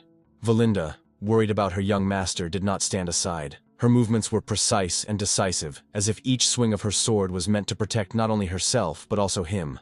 Jillian, standing behind, glanced at the others. Cold determination was written on his face, and it was this that made many of them take up their weapons again. He reminded them that trust was the only thing that could unite people in the face of horror. If the young master was leading them into battle, then he had a plan. These words had a stronger effect than any order. The men gathered their courage, their breathing became more even, and their hands regained their confidence. And then the mercenaries moved forward. Fear gave way to the sound of footsteps, and the glint of steel reflecting the dim light of the flames. Ghislain reminded them that these monsters were now vulnerable. Without their protective shell, they were no longer gods of the forest, but simply twisted creatures. He knew that fear was their strength, and if people stopped being afraid, they could defeat even these giants. Now it was necessary not to tremble, but to strike without hesitation, because each of them had a chance to finish off a monster with one decisive movement. With a cry more like a growl, the united band of mercenaries rushed into battle. Their blades flashed in the smoke as they crashed into the circle of monsters, and the forest was once again filled with the sounds of steel and the roar of battle. On the battlefield, the slightest hesitation is tantamount to a death sentence. Where uncertainty reigns, death awaits anyone who hesitates for even a moment. For Ghislain, there was only one goal at that moment: to tear doubt from the hearts of those who followed him. The people had to see before them not just an aristocrat, but a man capable of leading them through the abyss itself. He rushed forward without hesitation, as if fire itself flowed through his veins. His blade cut through the air, severing the limbs of monsters. Each fallen tree monster became a silent reminder that fear loses its power in the face of determination. The will of the people grew stronger with each of his movements. Where terror had reigned not long ago, faith appeared, the kind that makes the impossible possible. Gradually, the roar of battle subsided. The last of the ant horrors collapsed, turning into smoldering piles of wood flesh. The battle was over. The mercenaries stood, breathing heavily, unable to believe their own victory. Their eyes darted between the charred remains and the young master, as if they were trying to comprehend that all this had really happened. Ghislain raised his hand, ordering them to line up. His voice was firm, and even the exhausted men obeyed instantly. The forest they were in now seemed quieter, but the silence here was deceptive. This place breathed danger. Every root, every rustle could hide another monster. However, a strange calmness arose in the hearts of the warriors. They knew that with this man by their side they could walk through hell itself. Ghislain, standing at the front, seemed to become a guiding light in this gloomy thicket. His determination was contagious, and he made it clear that he would lead them on and not let any of his men perish. These words and actions gave the mercenaries confidence. Their eyes lit up, and the fire returned to them. Now no one was going to retreat. So the expedition moved on, deeper and deeper into the forest. Each new tree seemed like a living creature, and each step was a test. New monsters and traps appeared along the way, but the group moved in unison, dealing with threats faster than before. The men already knew the value of their own resilience. There were moments, however, when fear crept back in. When particularly menacing creatures appeared, courage began to melt away. Sometimes they simply lost themselves in exhaustion, not knowing how many more monsters lurked in the darkness, or if it would ever end. But at a time when many were losing their concentration, the Cerberus squad and Jillian acted without the slightest hesitation. They moved precisely and in unison, as if death itself were walking beside them. Every monster that approached the line of defense was met with their steel. They fought silently, turning the battle into cold-blooded work. At one point, one of the creatures, mortally wounded, staggered and began to fall directly onto the group of people. But Jillian managed to step forward and, putting all his strength into the blow, knocked the carcass aside, saving dozens of lives. Ghislain seized the moment and delivered the decisive blow. His sword cut through the monster's flesh, ending the fight and securing their victory. After the battle, Ghislain checked on his men, making sure no one was injured. Fatigue was evident on their faces, but they were all still standing. That meant only one thing: they were still in the fight. He noted to himself that if these people really wanted to return alive, they should stay close to him. Here, in the heart of the forest, weakness and confusion meant death. Let the monsters attack. The squad had already proven that it could withstand them. Jillian, watching their progress, noted to himself that their discipline had improved, and their fear had been replaced by excitement. Kaur, standing nearby, smiled, deciding that there was no better teacher than danger. It was what turned people into warriors. Ghislain agreed, but he understood that many trials still lay ahead. They had to keep moving while the sky remained clear. He gave the signal to continue cutting and widening the path, reminding them that delay was more dangerous here than the enemy. One of the mercenaries, young and inexperienced, looked on in amazement. Everything around him seemed insane. A deadly forest, burning monster trees, and in the midst of this chaos, their employer leading them all forward. He was beginning to think that everyone here had gone mad. Who in their right mind would go into such a thicket, where the earth itself seemed alive? But he couldn't help but admire those who fought alongside him. After several hours of travel, when the sun was already setting, the detachment came to the water. A large lake opened up before them, quiet, mirror-smooth, as if peaceful amid the wildness of the forest. The water in it seemed surprisingly clear. Several fighters bent down to drink and were surprised. It was cool, as if it came from a spring. For a moment, it seemed to everyone that the danger was behind them. But Valinda did not share their calm. Her gaze was wary. Such places often hide traps. She knew that nature that was too quiet often concealed something alive and hostile. Ghislain, however, perceived everything differently. For him, this lake was not just water. It served as a point on the map, marked in the ancient diary of the pioneers. From here, the path led to ore deposits and stone sources. He ordered the camp to be set up, a short rest before continuing onward. The warriors lowered their weapons with relief, lit fires, and began to prepare food. Conversations began again among the mercenaries. Some joked, some complained, but every voice sounded tired and anxious. They were still at the very edge of the forest, and uncertainty lay ahead. One of them, named Manus, spoke more quietly than the others. His voice sounded anxious as he suggested not tempting fate and turning back while there was still a chance. He spoke sensibly. Gold is not worth a life. What good is a reward if no one returns to spend it? But Gordon, sitting nearby, disagreed. According to him, the journey was almost over. The goal was close, and their efforts would be rewarded. He was not going to back down now that they had come so far. Manus just snorted, convinced that his comrade blindly believed the aristocrat's promises. For him, Ghislain remained nothing more than what they called behind his back, the thug from Perdium, someone who would not spare the lives of others for the sake of his own glory. The others listened to the argument in silence. One of the veterans reminded them that their employer had saved them all from death more than once. Wasn't that enough to earn their trust? After all, mercenaries lived off the money they earned with their blood. Manus did not give up. He argued that they had simply been lucky, and that luck would not last forever. One mistake, and they would all perish. There was bitterness in his words. He had seen aristocrats use mercenaries and then discard them when they became useless. For him, Ghislain was no exception, but merely part of the same cruel world. His words made many think. Silence fell over the camp, broken only by the crackling of the fires. Everyone understood that fear and doubt still lingered among them, even if they tried not to notice it. Manus was pleased with himself. He believed that everything was going according to plan. The more doubts there were among the people, the easier it would be to control the crowd. After all, rushing into a forest teeming with monsters was pure madness. Deep down, he was already preparing to use these mercenaries as a shield if things went wrong. However, not everyone shared his mood. One of the fighters said quietly but confidently that if it weren't for the employer, they would have been dead long ago. The man pointed to the young gentleman standing by the fire. At that moment, Ghislain was treating the wounded man, calmly and intently bandaging the wound as if he had been doing it all his life. The air was thick with the smell of smoke and blood, but his movements were confident. He reminded his subordinates not to go into the water with open cuts to prevent infection. The mercenary listened, nodding, a flash of respect in his eyes for someone who was not afraid to get his hands dirty for the sake of others. Valinda watched what was happening and looked dissatisfied. She was annoyed that her master was wasting rare medicines on simple mercenaries. After all, these potions cost a fortune. They couldn't even be found in the capital. Wouldn't it be wiser to save them for Ghislain himself, in case something happened? But the young master seemed to think otherwise. He calmly replied that such things existed to save lives, not to gather dust in chests. With these words, he called over the next wounded man, showing neither fatigue nor irritation. The same mercenary who had previously tried to reason with Manus continued talking to the others. He quietly reminded them that the elixirs their employer used were more expensive than the people he was treating. Would he waste such treasures if he planned to leave us to die? He said, almost in a whisper, but loud enough for the others to hear.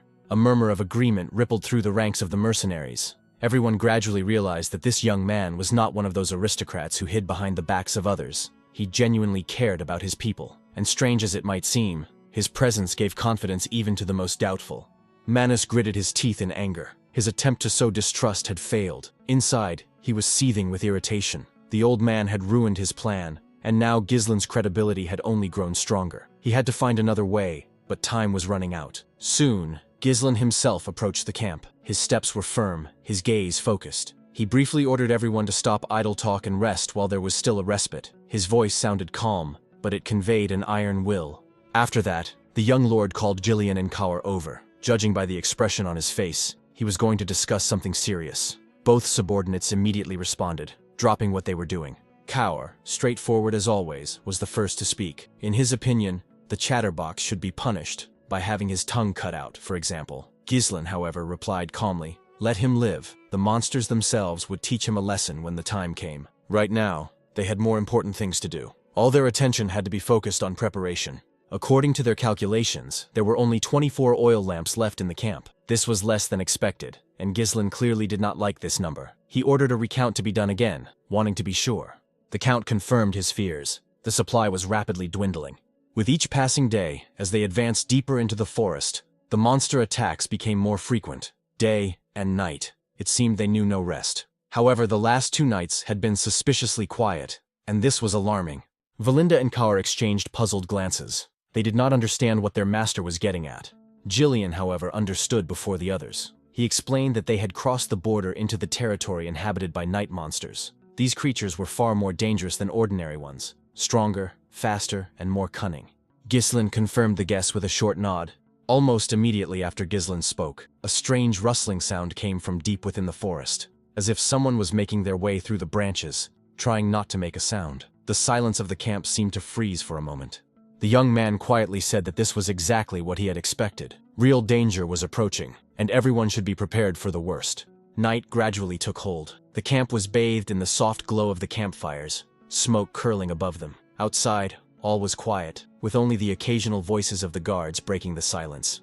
Most of the mercenaries were already asleep or dozing, leaning against barrels and weapons. Others sat by the fires, staring into the flames, their eyes clouded with fatigue. Gordon was among those sleeping. His massive body barely fit under the blanket, and his loud breathing resembled the hum of a blacksmith's bellows. But suddenly, his peace was disturbed by a bright light that flashed nearby. The man struggled to open his eyes and saw a lamp slowly floating in the air right in front of him. He jumped up sharply, kicking it with his foot in confusion. The lamp flew to the side, and Gordon, looking around, could only squeeze out, "What the hell is this? Why is the lantern moving on its own?" The answer came instantly. Something appeared from behind the trees, a massive shadow with uneven contours. The light from the lamp momentarily illuminated someone's shining, unrealistically large eyes. Without hesitation, Gordon shouted that there was a monster in the camp and grabbed his axe. He waved his weapon in the air, as if trying to drive away an invisible enemy, but the more he swung, the more he panicked. It seemed to him that monstrous silhouettes were flashing around him, that the creature was about to pounce on him. The awakened mercenaries rushed to the source of the noise, but saw nothing suspicious around them. Gordon insisted with a tremor in his voice that he had seen a monster standing right in front of him. The men exchanged glances. Not a sound, not a trace, not a rustle, nothing. They began to think that the big guy had just imagined it. One of them grunted, saying that Gordon's nerves must have gotten the better of him after all these battles. Gordon himself looked around in confusion, feeling cold sweat running down his back. He was sure he wasn't dreaming. But if all this was real, then where had the creature gone? The mercenaries, deciding that it was just a nightmare, began to disperse. Someone threw a mocking remark at Gordon, saying that he had drunk too much before bed. But suddenly a voice rang out from the crowd. One of the Cerberus fighters claimed that Gordon was right. He said that he had woken up at almost the same moment, sensing someone's heavy presence nearby. And then, right before his eyes, the flame in the lamp suddenly went out, as if someone had blown it out with their invisible breath. Soon, others joined in. Many had felt the same thing. A strange presence rustling in the darkness, sometimes barely audible and ominous laughter. Those who had not felt it were puzzled, attributing it all to fatigue or sleepy visions.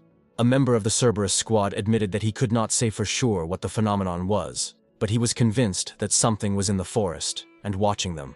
At that moment, Gislin approached the group. His appearance immediately brought order to the situation. Tasks and decisions began to take shape without unnecessary words. He was not alone. Jillian and Kaur stood nearby, ready to support any actions taken by their leader.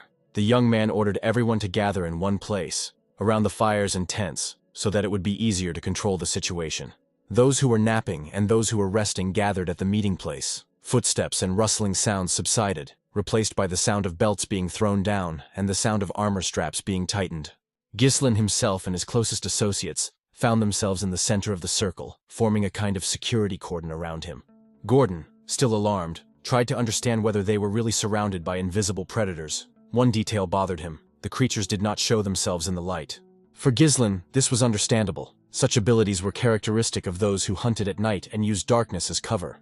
The pursuit had probably begun at the lake, where invisible shadows had followed the group and now closed in on them. These creatures were called Failors, hunters of darkness. Their reputation was whispered, creatures of the night, blending into the gloom and infecting the space around them with their presence. Failors could not only blend into the darkness, but also make themselves practically invisible. Physical steel had little effect on them, and their hunting method consisted of drawing their prey into thick darkness, where they had a clear advantage. The mercenaries could hardly believe what they heard. It was difficult to imagine hundreds of such predators around them, and yet frighteningly probable. Valinda, finally realizing the reason for the disappearance of the lamps, understood that these creatures were playing with fire, extinguishing light and relishing fear. Kayor, being a man of action, suggested an immediate attack, to strike first and destroy the prey before it could gain the upper hand. Ghislain, having studied the situation, preferred a different course of action: to wait, gather strength, and set a trap in order to strike back at the opportune moment. The mentor reminded him that most of the lanterns were already gone, and she didn't understand how much longer they could hold out. The loss of resources made the strategy risky. But Ghislain's calculation was based on something else. A thoughtless wave of attack would only anger the night hunters, force them to disperse and change tactics. Then the chance to destroy them all at once would be lost. He wanted to wait for the moment when he could deliver the decisive blow. Jillian was somewhat surprised by the logic he heard, but quickly realized that it was about the possibility of crushing the enemy with a single powerful action. And indeed, Ghislain had a plan that would allow him to strike hundreds of invisible and seemingly invulnerable creatures at once. He knew how to lure them out of the shadows. This required preparation, primarily magical. Valinda confirmed that she had prepared the scrolls the young man had requested. Each mercenary had already been assigned one scroll, and now all that remained was to wait for the hour when everything would come together. After a short pause, Ghislain announced that it was time to explain exactly how they would fight. His voice sounded calm, but it conveyed the determination of a man who had already thought everything through. To make it easier for everyone to understand the plan, he lowered his sword and began to draw lines with it directly on the ground. In the soft light of the dying torches, the contours of the future battle appeared on the sand. The flock of fallows had already closed in around the camp on three sides. They were quietly stealing the light, one lantern after another, and with each passing moment, they were closing in, leaving the people with less and less air and confidence. Ghislain showed that it was impossible to hold the defense against such creatures across the entire line. Their numbers were too small, and the enemy was too omnipresent. If they tried to meet them head-on, they would be bypassed on the flanks, crushing their defenses. Jillian noted that the proximity of the lake played into their hands. They couldn't be completely surrounded on that side. Ghislain nodded. The light reflected off the water's surface, preventing the monsters from approaching from behind. The situation remained difficult, but not hopeless. The main character emphasized that despite the enemy's numerical superiority, the initiative still belonged to them, those who were able to think and act together. Some did not understand what he meant. How could he talk about initiative when they were standing in the middle of darkness, surrounded by invisible predators? Ghislain continued, describing the structure of the upcoming battle. The unit would be divided into 3 parts, each with its own task, in order to use even limited forces as effectively as possible. The first line would be the defense squad, shield-bearers who would take the first blow and hold the line. Behind them would be the crossbowmen. Their task would be to fire at the approaching enemies, slowing their advance and holding back the pressure of the darkness. And the third part, the strike force, led by Ghislain himself, will have to break through the enemy lines and deliver the decisive blow. The center of the defense, a combination of shields and crossbows, must withstand the first wave until the flanks are ready to close the ring. The left flank will be key. This is where the strike force will break through and join the central line. Thus, the enemy will find itself between 2 fronts and its own ring will close in on it. Jillian, who had been watching the drawings on the ground, understood everything at once. The others exchanged glances. The plan seemed daring, but with luck, it was quite feasible. However, Valinda suddenly stopped the discussion. She was troubled by an obvious question. They themselves had said that these creatures could not be hit with conventional weapons. How, then, could they be fought? A tense silence hung over the camp. Several men exchanged glances, not knowing how to respond. Kaor suggested that there was only one solution: to use mana. Magic was the only way. But Ghislain had already thought of everything. He knew that brute force was powerless against the night shadows, so he had prepared another means in advance. With these thoughts in mind, he reminded them of the magic scrolls, the ones Valinda had handed out. Each of the mercenaries had received one, and now these sheets of paper were to become their main weapon against the darkness. It wasn't long before the battle began. The silence of the night forest was broken by the heavy sound of footsteps and the clang of weapons. Everything indicated that battle was inevitable. The defensive unit was ordered to keep their formation as tight as possible. Any gap could cost lives because in the darkness, it was impossible to see where the attack would come from. The men clutched their shields, remembering the words of their employer. Under no circumstances should they split up. The last lantern lighting the camp suddenly disappeared, as if someone had snatched it from its holder. This could only mean one thing: the enemy was close. At that moment, Ghislain remembered the lines from the Duke of Delphine's diary, the very notes that had once saved the pioneers. They said that Phalors could not tolerate light. For creatures born of darkness, bright light was not just painful, but deadly. Following this thought, the young man activated the magic scroll. The symbols on the parchment flashed with golden patterns, and it became clear that something was about to happen. This action was a signal to everyone. Everyone holding a scroll understood that it was time to act together as one. On command, the mercenaries began to unfold their first circle scrolls. Thin strips of magical energy glided through the air, intertwining in a pattern of spells. From their center, a flame of light burst forth, rushing upward and tearing through the darkness of the night. For a moment, everything around was illuminated, as if a new day had dawned. For the Phallos, it was an invitation to death. The bright glare forced them out of the shadows, hissing and writhing in the dazzling light. One after another, magical flashes erupted around the perimeter of the camp, each burning away the darkness as if cleansing the air. The light penetrated the ranks of the previously invisible creatures, revealing their true form. Long, snake-like bodies intertwined with each other, with black claws and white eyes reflecting fear and rage. The mercenaries involuntarily held their breath. The legends about the night hunters turned out to be true. A monstrous ring of creatures really surrounded them on all sides. The fighters raised their weapons. No one had any doubts now. The battle had begun, and only fortitude and willpower would decide the outcome. The crossbowmen were the first to open fire. Bolts, flashing in the light of magic, pierced the bodies of the monsters, holding back their onslaught. Everyone understood that retreat was not an option. If the formation fell, no one would survive. The squad stood their ground to the last, holding the line against the onslaught of darkness. Ghislain raised his sword above his head. This gesture was the signal for a general attack. The blade flashed with the reflection of light, as if it carried a particle of the sun within itself. Now the shadows were visible, and the Phalori could no longer hide. The moment of retribution had come. At the signal, the strike force rushed forward. Their footsteps echoed hollowly on the ground, mingling with the roar of the monsters. Led by Ghislain, the fighters broke through deep into the cluster of creatures. Each swing of the sword left a glowing trail, and the bodies of the creatures fell one after another. Now that the Phalors had lost their main protection, the darkness, they no longer posed a deadly threat. Their movements became slower, and their reactions noticeably weaker. Watching them, Ghislain pondered the nature of these creatures. They were truly the embodiment of the night, shadows made flesh, but once deprived of darkness, they became as fragile as rotting wood. With such a group of battle-hardened fighters, victory seemed only a matter of time. Ghislain gave the order to reduce the number of monsters at any cost, and his men rushed to carry out the task without wasting a second. Jillian was the first to rush forward, taking the brunt of the attack. His blade flashed in the semi-darkness, distracting the enemies. At that moment, Kaur, taking advantage of the distraction, methodically finished off those who dared to come closer. His strength and accuracy were impressive. However, the pressure was so great that even he could not fend off the attacks. With each passing second, more and more creatures rushed towards him, surrounding him on all sides. Then Valinda appeared on the battlefield. Her figure flashed in the light of magic, and she entered the battle without hesitation. Her role was different, not to attack head-on, but to cut a breach in the dense ranks of monsters, creating space for a counterattack. When the enemy's defense faltered, the moment came for the decisive blow, the young lord's exit.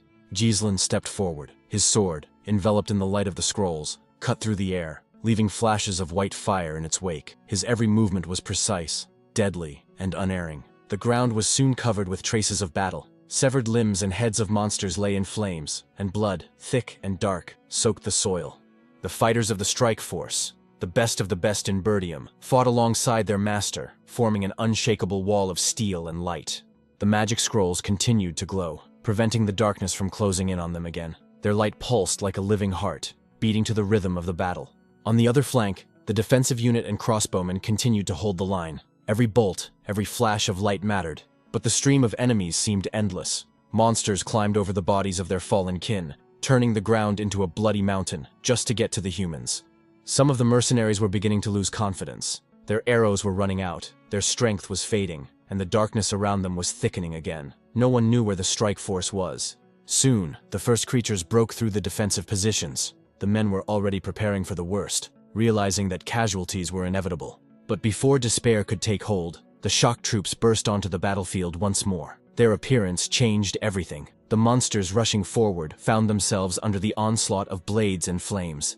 Ghislain glanced at the line of defense. His men were holding on, tired, wounded, but unyielding. Their steadfastness commanded respect. Seeing their employer, the fighters felt a surge of strength. It seemed that hope itself had returned with him, and fear gave way to confidence in victory. To finally turn the tide of battle, Ghislain ordered his forces to expand their formation. They were to surround the Fowlers on all sides, leaving them no way to escape. With each passing second, the fighters tightened their ring, confident that victory was now only a matter of time. But suddenly, everything changed. The battle seemed to lose its usual rhythm. The monsters stopped attacking. Their movements became chaotic, as if confusion had arisen in their ranks. Soon, everyone noticed the obvious. The Fowlers were retreating. Fear was palpable in their ranks, and even the darkness of night no longer seemed to offer them protection. Ghislain instantly realized what was happening. These creatures were much smarter than they seemed at first glance. They understood that the ambush had failed, and now they were trying to leave to regroup and attack again, on their own terms. The young man ordered Valinda to look for their leader. According to the descriptions in Duke Delphin's diary, he should have horns that emit a faint bluish glow. It was he who gave the signal to retreat. Some of the fighters wondered why they should pursue the retreating monsters. Victory seemed to have been achieved, but Ghislain understood clearly. This was only a temporary retreat. The Fowlers do not forgive defeat, and will hunt them down to the end. Their squad was too depleted to withstand a second clash. The only way out was to destroy the leader. Without him, the pack would lose its connection and scatter into the darkness, dissolving like a shadow in the morning sun. Valinda listened carefully to the instructions. Everything was clear. Capture the leader, and the battle would be over. Realizing this, the girl focused. The wind ruffled her cloak as she looked up at the trees, her eyes flashing with determination. She took a rope with a metal hook from her belt and secured it to the nearest tree trunk. The metal clanged against the bark, and the loop hooked firmly onto a branch. The next moment, Valinda deftly pushed off with her feet and soared upward like a bird, using the rope as support. From above, she surveyed the entire battlefield. The light from the scrolls still illuminated part of the field, and in this uneven glow, she could make out many creatures writhing amid the smoke and ashes. Something special flashed in the crowd, a tall figure crowned with branched horns that emitted a dim, cold light. It was him, the leader of the Fowlers, a creature whose presence could be felt even through the noise of battle. Around him, other monsters moved more cautiously, as if protecting him. Valinda threw the rope again. The hook described an arc in the air and caught around the monster's neck, tightening the noose. Without wasting any time, she pulled, causing the beast to stagger, and signaled to her allies. Now the leader's position was exposed. Ghislain instantly understood where to strike. His eyes flashed with determination, and his body lunged forward, pushing through the ranks of monsters. His sword cut through the darkness like lightning, leaving behind a trail of fire. Each step brought him closer to his goal, the very heart of the enemy pack. Reaching his goal, the young man delivered a powerful blow, aimed precisely at the chest of the horned monster. A flash of light blinded everyone around.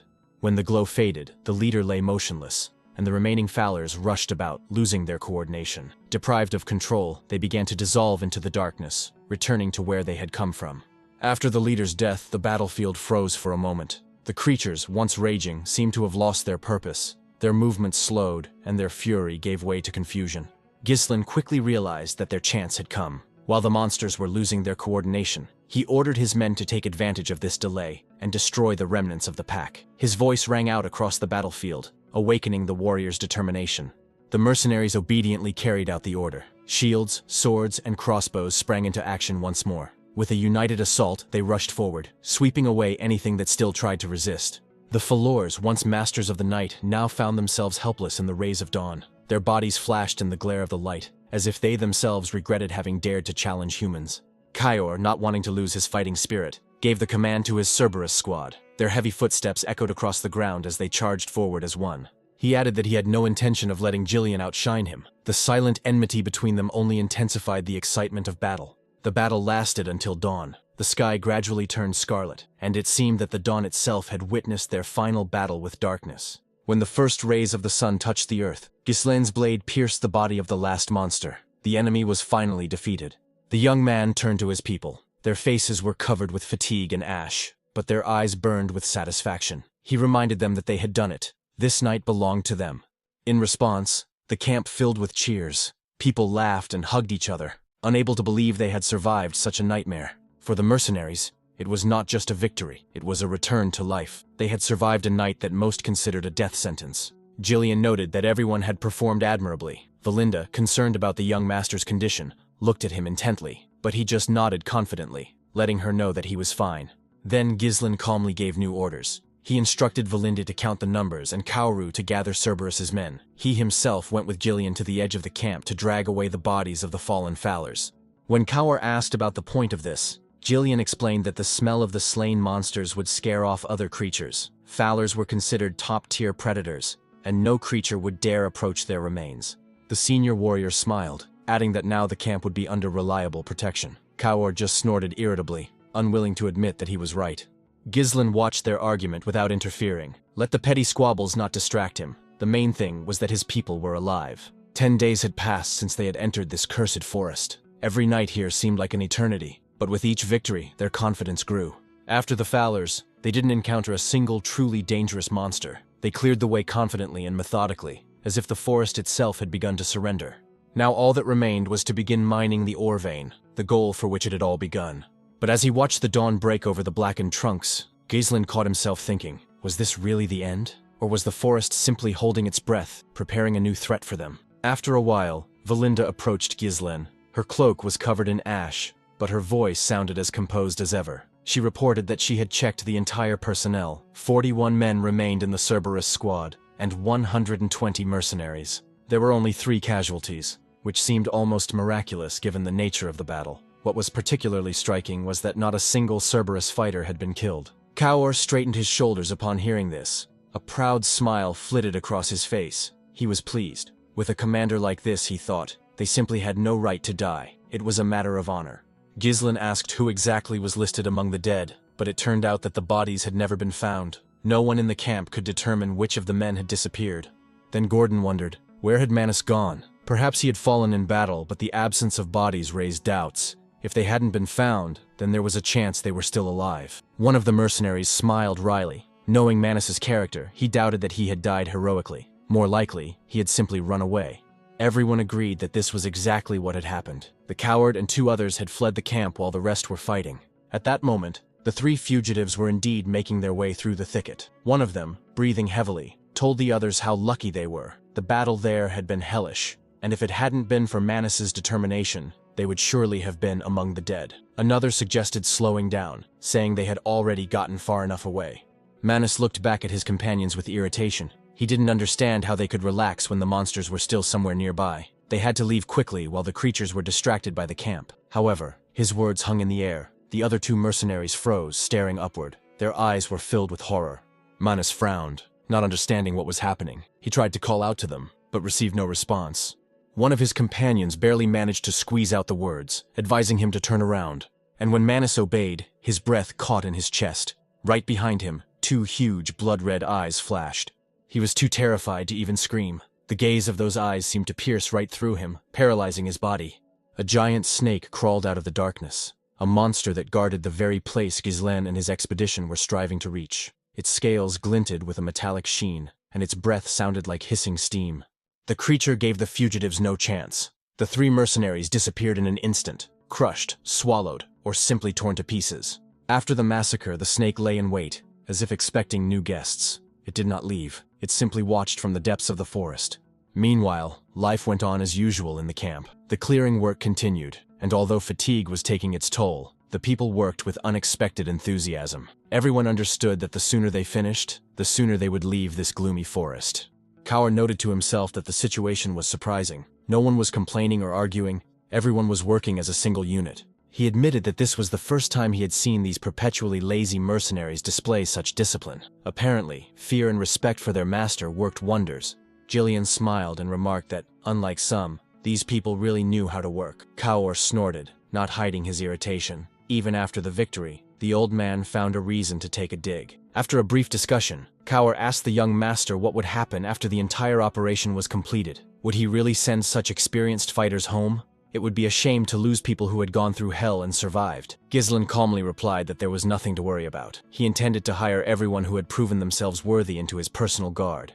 It was believed that mercenaries were rarely able to stand up to a regular army. Their ranks often fell apart at the first casualties, because everyone fought for their own benefit.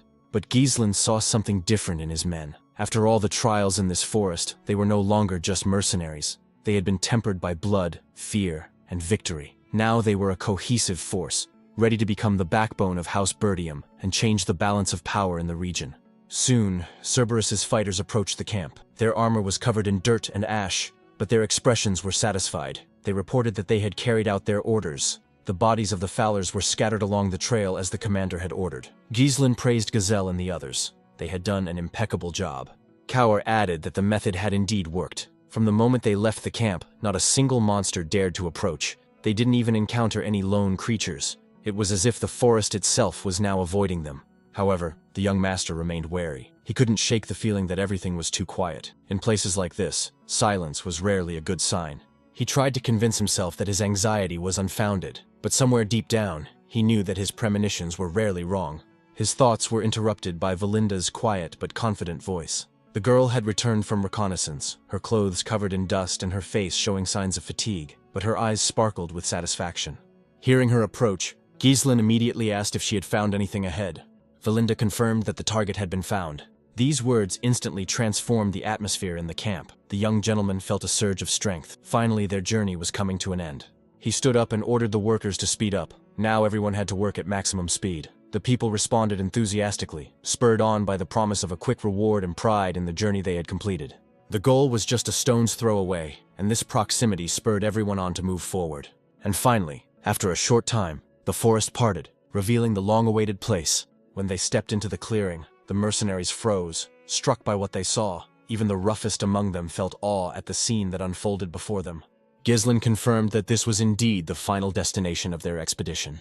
Before them lay a deposit of rune stones, and not just any stones, but ones of the highest quality. Their glow pierced through the earth, as if magic itself was bursting out.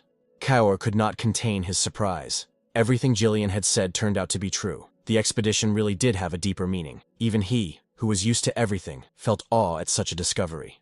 Valinda did not hide her joy. She was delighted not only by the discovery itself, but also by how the young master had been able to predict the location of this place. It seemed as if he had known about it in advance, guided by some unknown intuition.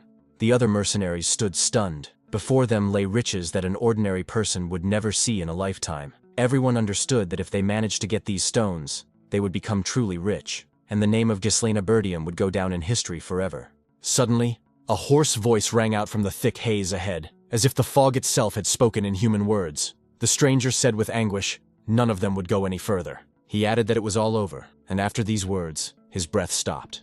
When the smoke cleared slightly, everyone saw who had spoken. It was Manus. Surprisingly, he was still alive, or rather, he had been just a moment ago. His body slowly sank to the ground, lifeless and contorted with horror.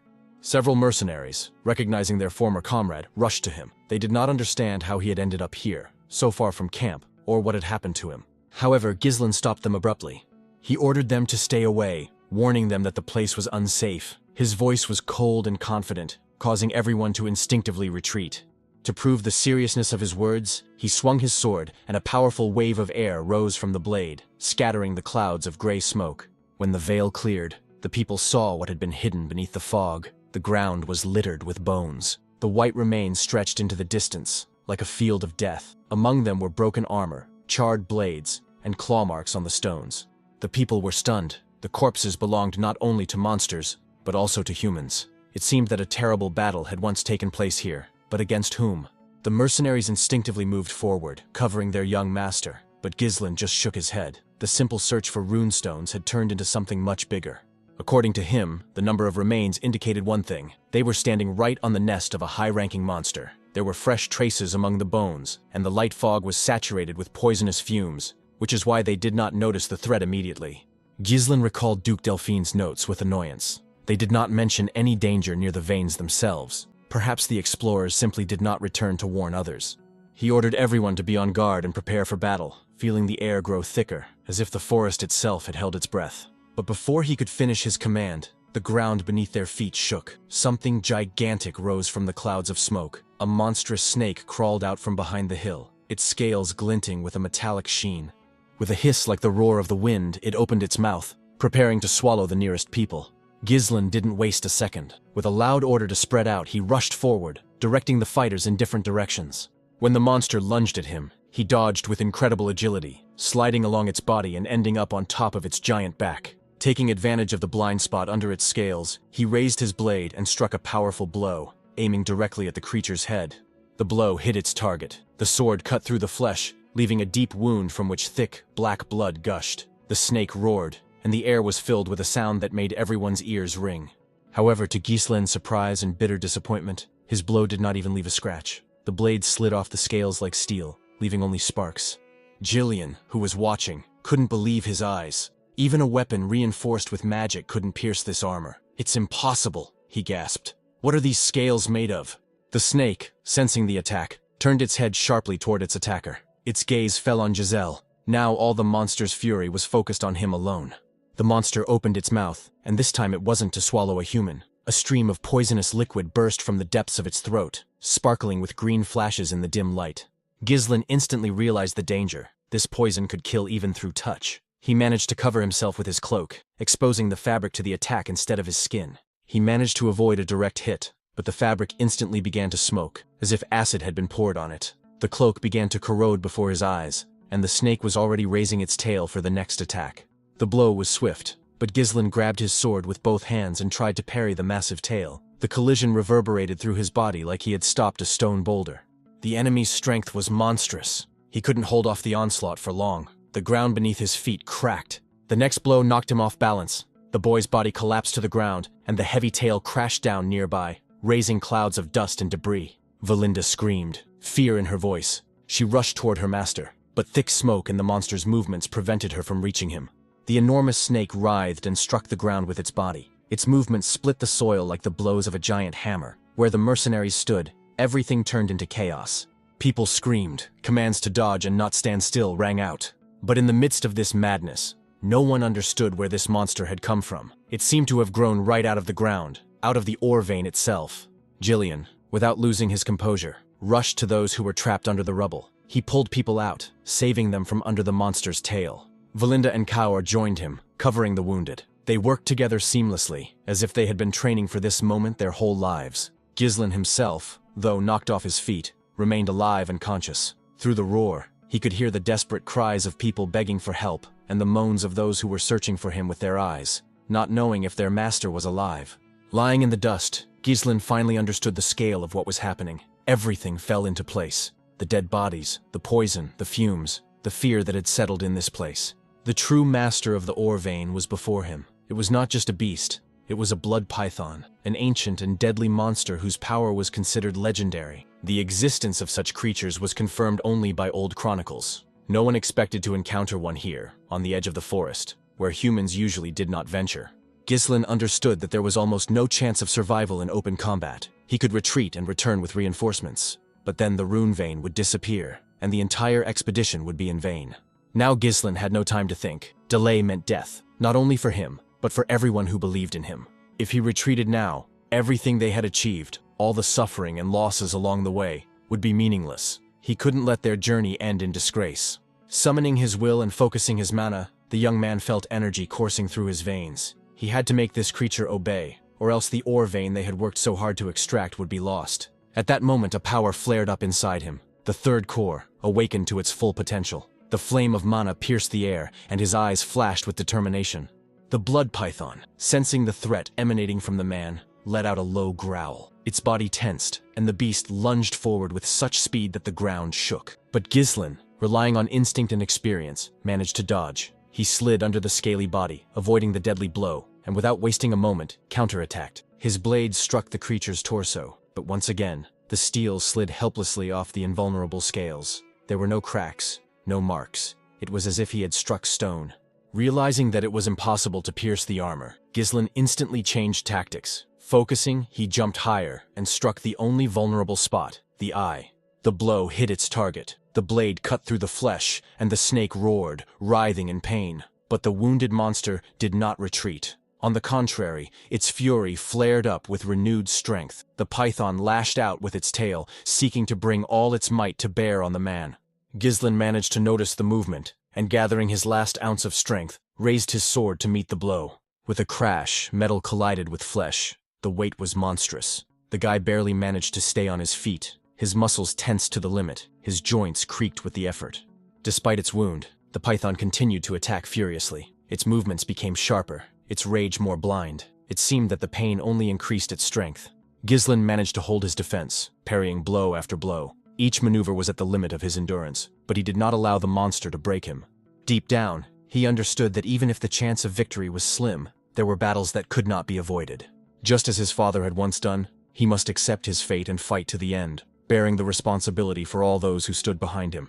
When the fog cleared, the mercenaries saw a majestic, almost unreal picture before them. The young lord, surrounded by flashes of light and dust, stood face to face with the giant creature.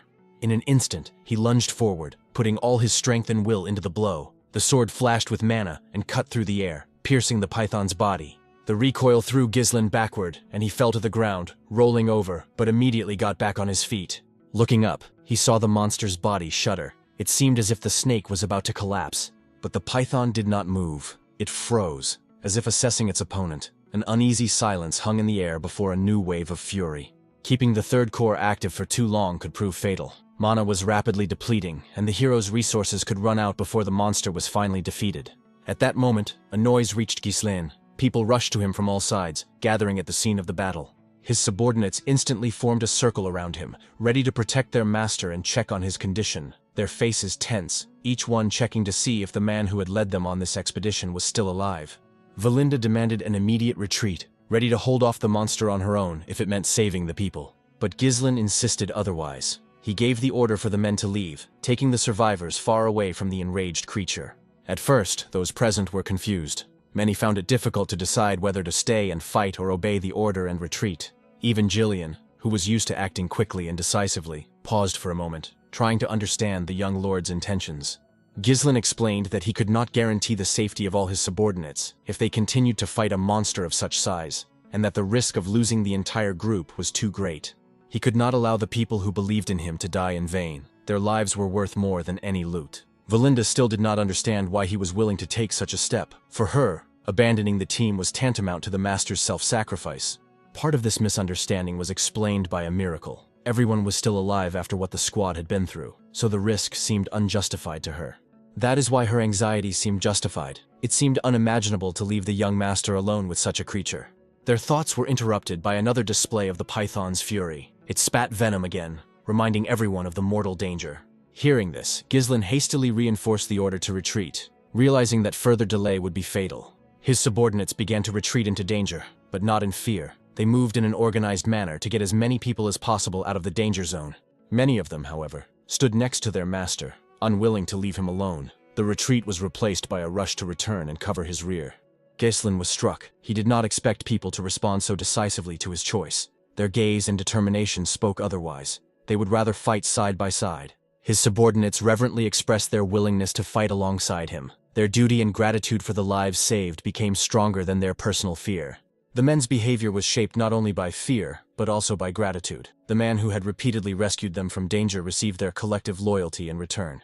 Now, the thought of leaving Ghislain alone seemed impossible to them. If victory was possible, it would be shared, and then the fruits of the expedition, the rune stones, would become the spoils of all, not the feast of one.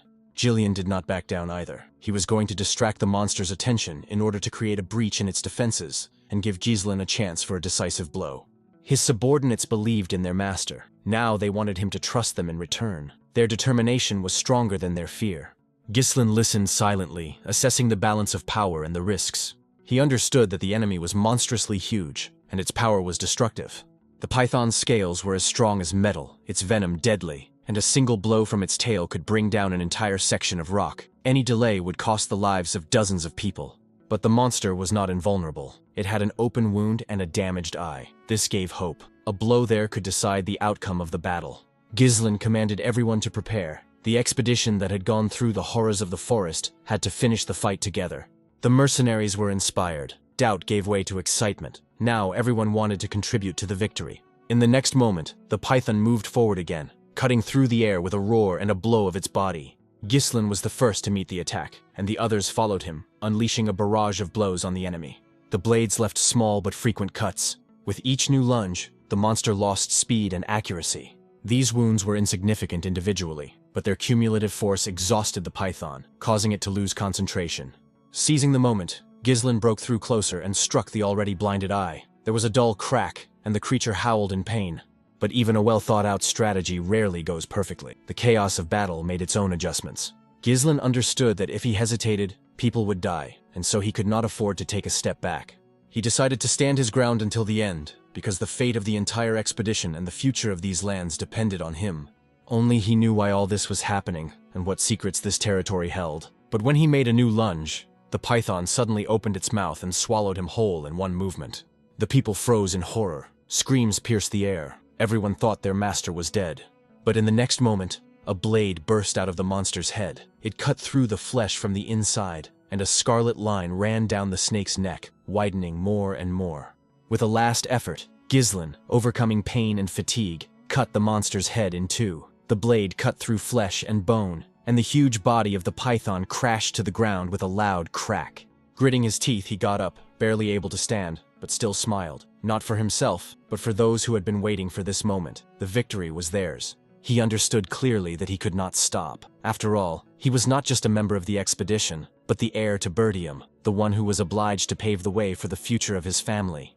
At that moment, an anxious atmosphere reigned in the Perdium family castle. In the council chamber, a loud thud of a fist on the table was heard. One of the men, overcome with anger, declared that Ghislain's actions could be considered a serious crime against the will of the family. The young lord ignored the steward's prohibition and went to the forest of monsters anyway. The old advisor Homer tried to calm Albert down, but he was beside himself. Albert replied sharply that Ghislain had always been willful and proud. While the head of the clan was away, the young man imagined himself a full-fledged lord and acted without permission. Homer sighed. It was too late to be upset now. Ghislain had been in dangerous lands for 2 weeks, where every day could be his last. The old man reminded him that it was all Scoven's false report that was to blame. If not for that, they could have intervened earlier. Now the knight who had covered for the young man risked losing his title. The advisors gathered around the long oak table unanimously agreed. The heir's disobedience could not go unpunished. Measures must be taken before the situation got out of control. Upon his return, he would have to be taken into custody and subjected to a strict investigation.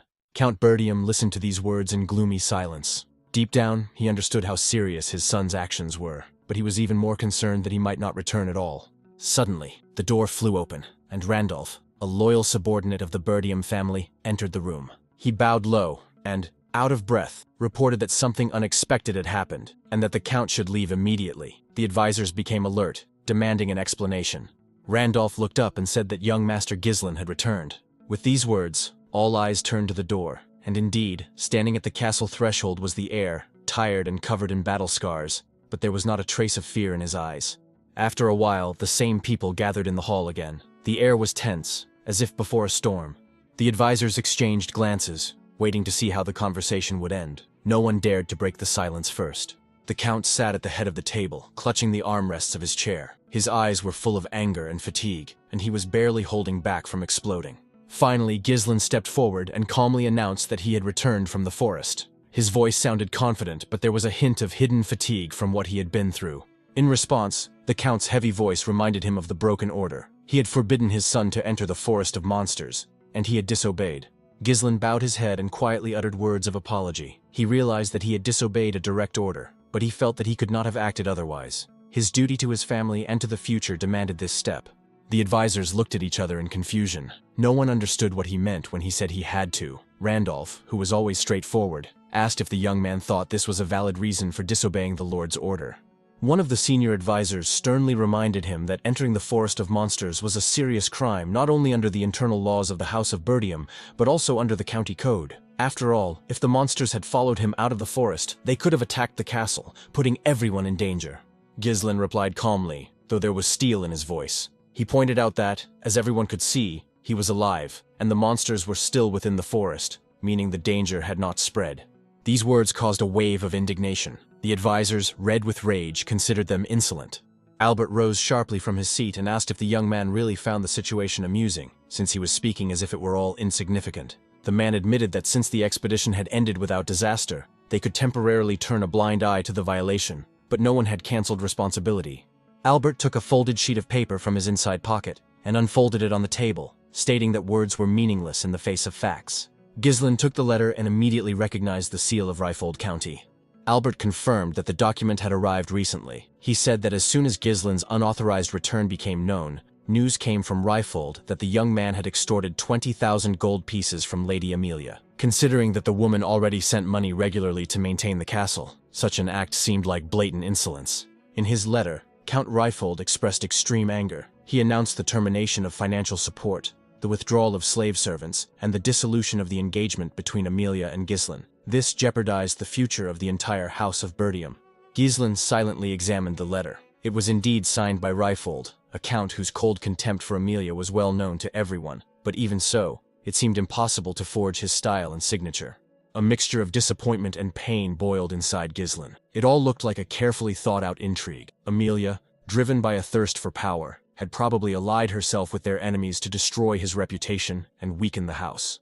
Now it was clear. No agreements or deals could restore trust. Any movement of money, any trade contract would serve as proof of his guilt. He noted to himself that if he had returned later, he would have been trapped, accused and isolated inside the castle. Everything that was happening confirmed that time was indeed against him.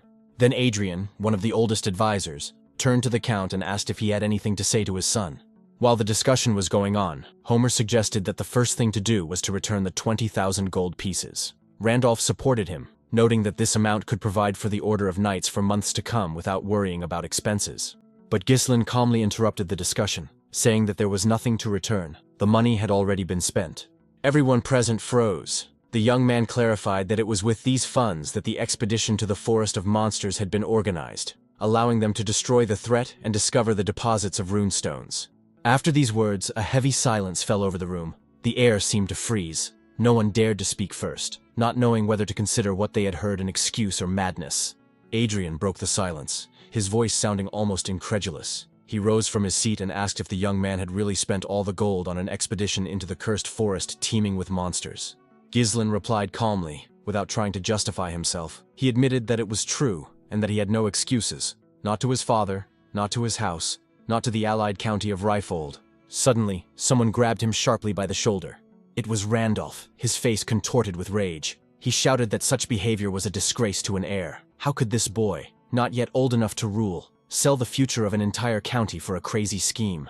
Homer supported the outburst of anger. The old advisor declared that from that moment on, Ghislaine was no longer an heir, but a criminal, and should be immediately imprisoned to prevent further misfortune.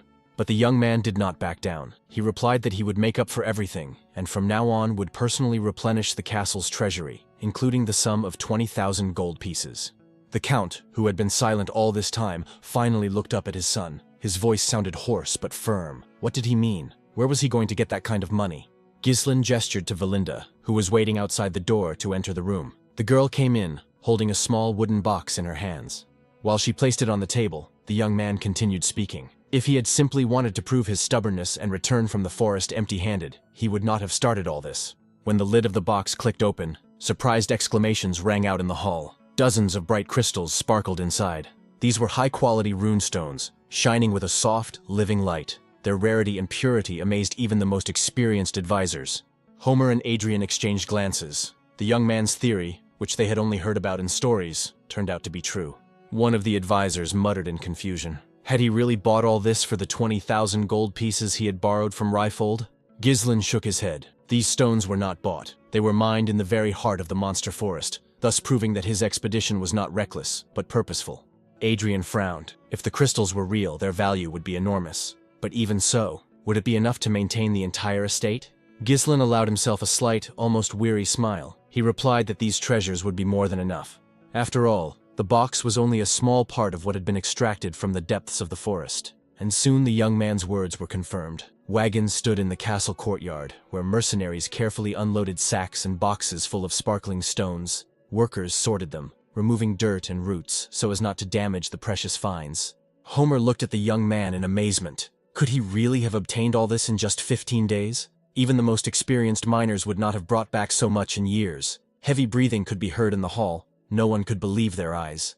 The Count, still not believing what he saw, turned to Valinda. He wanted to hear confirmation from someone he trusted. The girl replied firmly, yes, all this had been found during the expedition, and it was the young Mr. Gislin who led the operation, risking his life to bring everyone back alive. Soon, mountains of trophies began to be unloaded in the castle courtyard. The remains of the Ent horrors, the skin and bones of a blood python, and other traces of monsters that once held the forest in fear. Among them were boxes filled with rune stones, which shone dazzlingly in the light of the torches. And yet, as Gislin noted, this was only a small part of what had been obtained during the expedition. He rose from his seat, and looking at his advisors, calmly stated that every effort, every drop of sweat and blood, had been directed toward the good of his homeland. Everything obtained was not for glory or wealth, but to strengthen the House of Perdium and maintain the mansion, which was now safe from harm. Adrian, leafing through the appraiser's records, addressed the Count with restrained enthusiasm in his voice. According to rough estimates, the value of the rune stones and trophies found is so great that the county will be able to forget about debts and hardship for many years to come. Moreover, the House of Perdium will now have the opportunity to reaffirm its influence in the region. The very same advisors who had recently demanded that the young man be imprisoned now exchanged confused glances and hastily changed their tone. Their faces, recently contorted with anger, now expressed respect and admiration. One by one, they approached Gislin, bowing their heads. Words of approval and praise poured in from all sides. In their opinion, the young Count had shown not only reckless courage, but also a prudence rare for his age. They wished him rest after his arduous expedition, and assured him that the House of Perdium would now stand stronger than ever before. After a short pause, Gislin looked up and calmly announced that he had only a few conditions. The first was to immediately release Scoven and Ricardo. These men, he said, were only following orders, and it would be unfair to punish them for their loyalty. The second condition was secrecy. He insisted that the entrance to the monster forest remain closed to all outsiders. Spreading rumors about the expedition and its results could result not only in the envy of neighbors, but also in the attention of those who craved easy prey. The advisors exchanged glances, pondering what had been said. Their eyes showed agreement. The young man's demands sounded reasonable, but they realized that fulfilling them would require caution and diplomacy. Gislin then added that he had a third and final condition. He demanded that control over security and the recruitment of mercenaries be transferred entirely to him. Every delay, every request for permission from senior officials would take up precious time when it came to matters of life and death. Randolph couldn't take it anymore and jumped up from his seat. His indignation was obvious. He loudly declared that such a request was tantamount to creating a personal army. After all, who knew what the young master's true intentions were? Adrian, trying to remain calm, remarked that the young man might be crossing the line. He was not asking for leniency, as would be appropriate after so many violations, but demanding powers that even the Count's council did not have.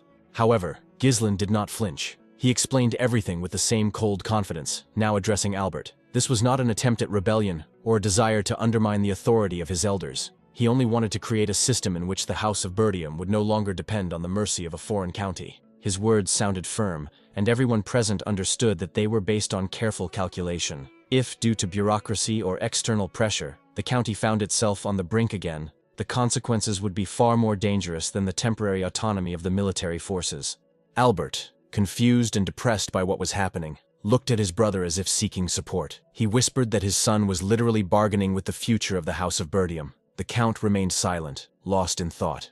Suddenly, the tense atmosphere was interrupted by a loud noise from outside. Voices and the clatter of boots could be heard outside the windows. Gislin's subordinates entered the hall, accompanied by a murmur of approval. They greeted their master, and rejoiced that he had finally returned unharmed. They looked tired, but their eyes shone with pride. Jillian stepped forward and reported that the loading of the runestones was almost complete. All that remained was to wait for the young master's orders to arrange transportation. Kaur, as always, added with a note of professional confidence that everything was going according to plan. The remains of the Ent horrors were safe for storage, and the blood of the bloody python, if properly processed, could prove to be a valuable alchemical material.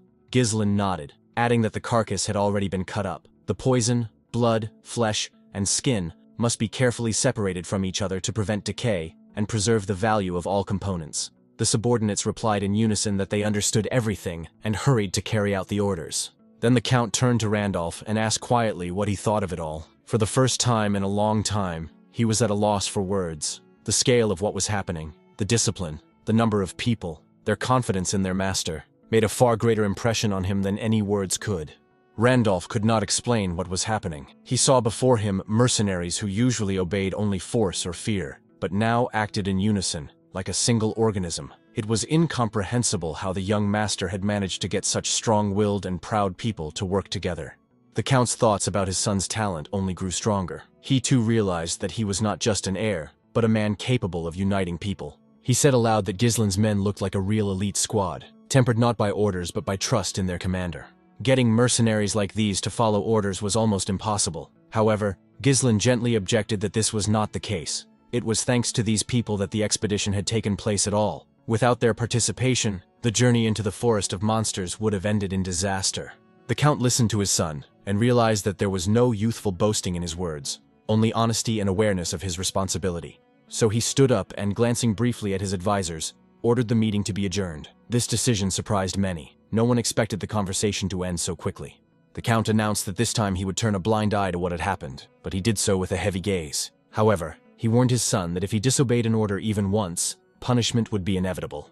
Gislin responded calmly, with a slight smile, thanking his father for his leniency. Before leaving, the ruler uttered a phrase that sounded both proud and weary. He said that one day his son would inherit this mansion, and the name of the Perdiums. He already saw in him the spirit of the Northern Wolf, a legacy that cannot be faked. Gislin knew well what this expression meant. Spirit of the Northern Wolf was a title given to Count Perdium, defender of the northern borders of the Kingdom of Lutanian. This title belonged to his father when he single-handedly held the border, where there were neither soldiers nor allies.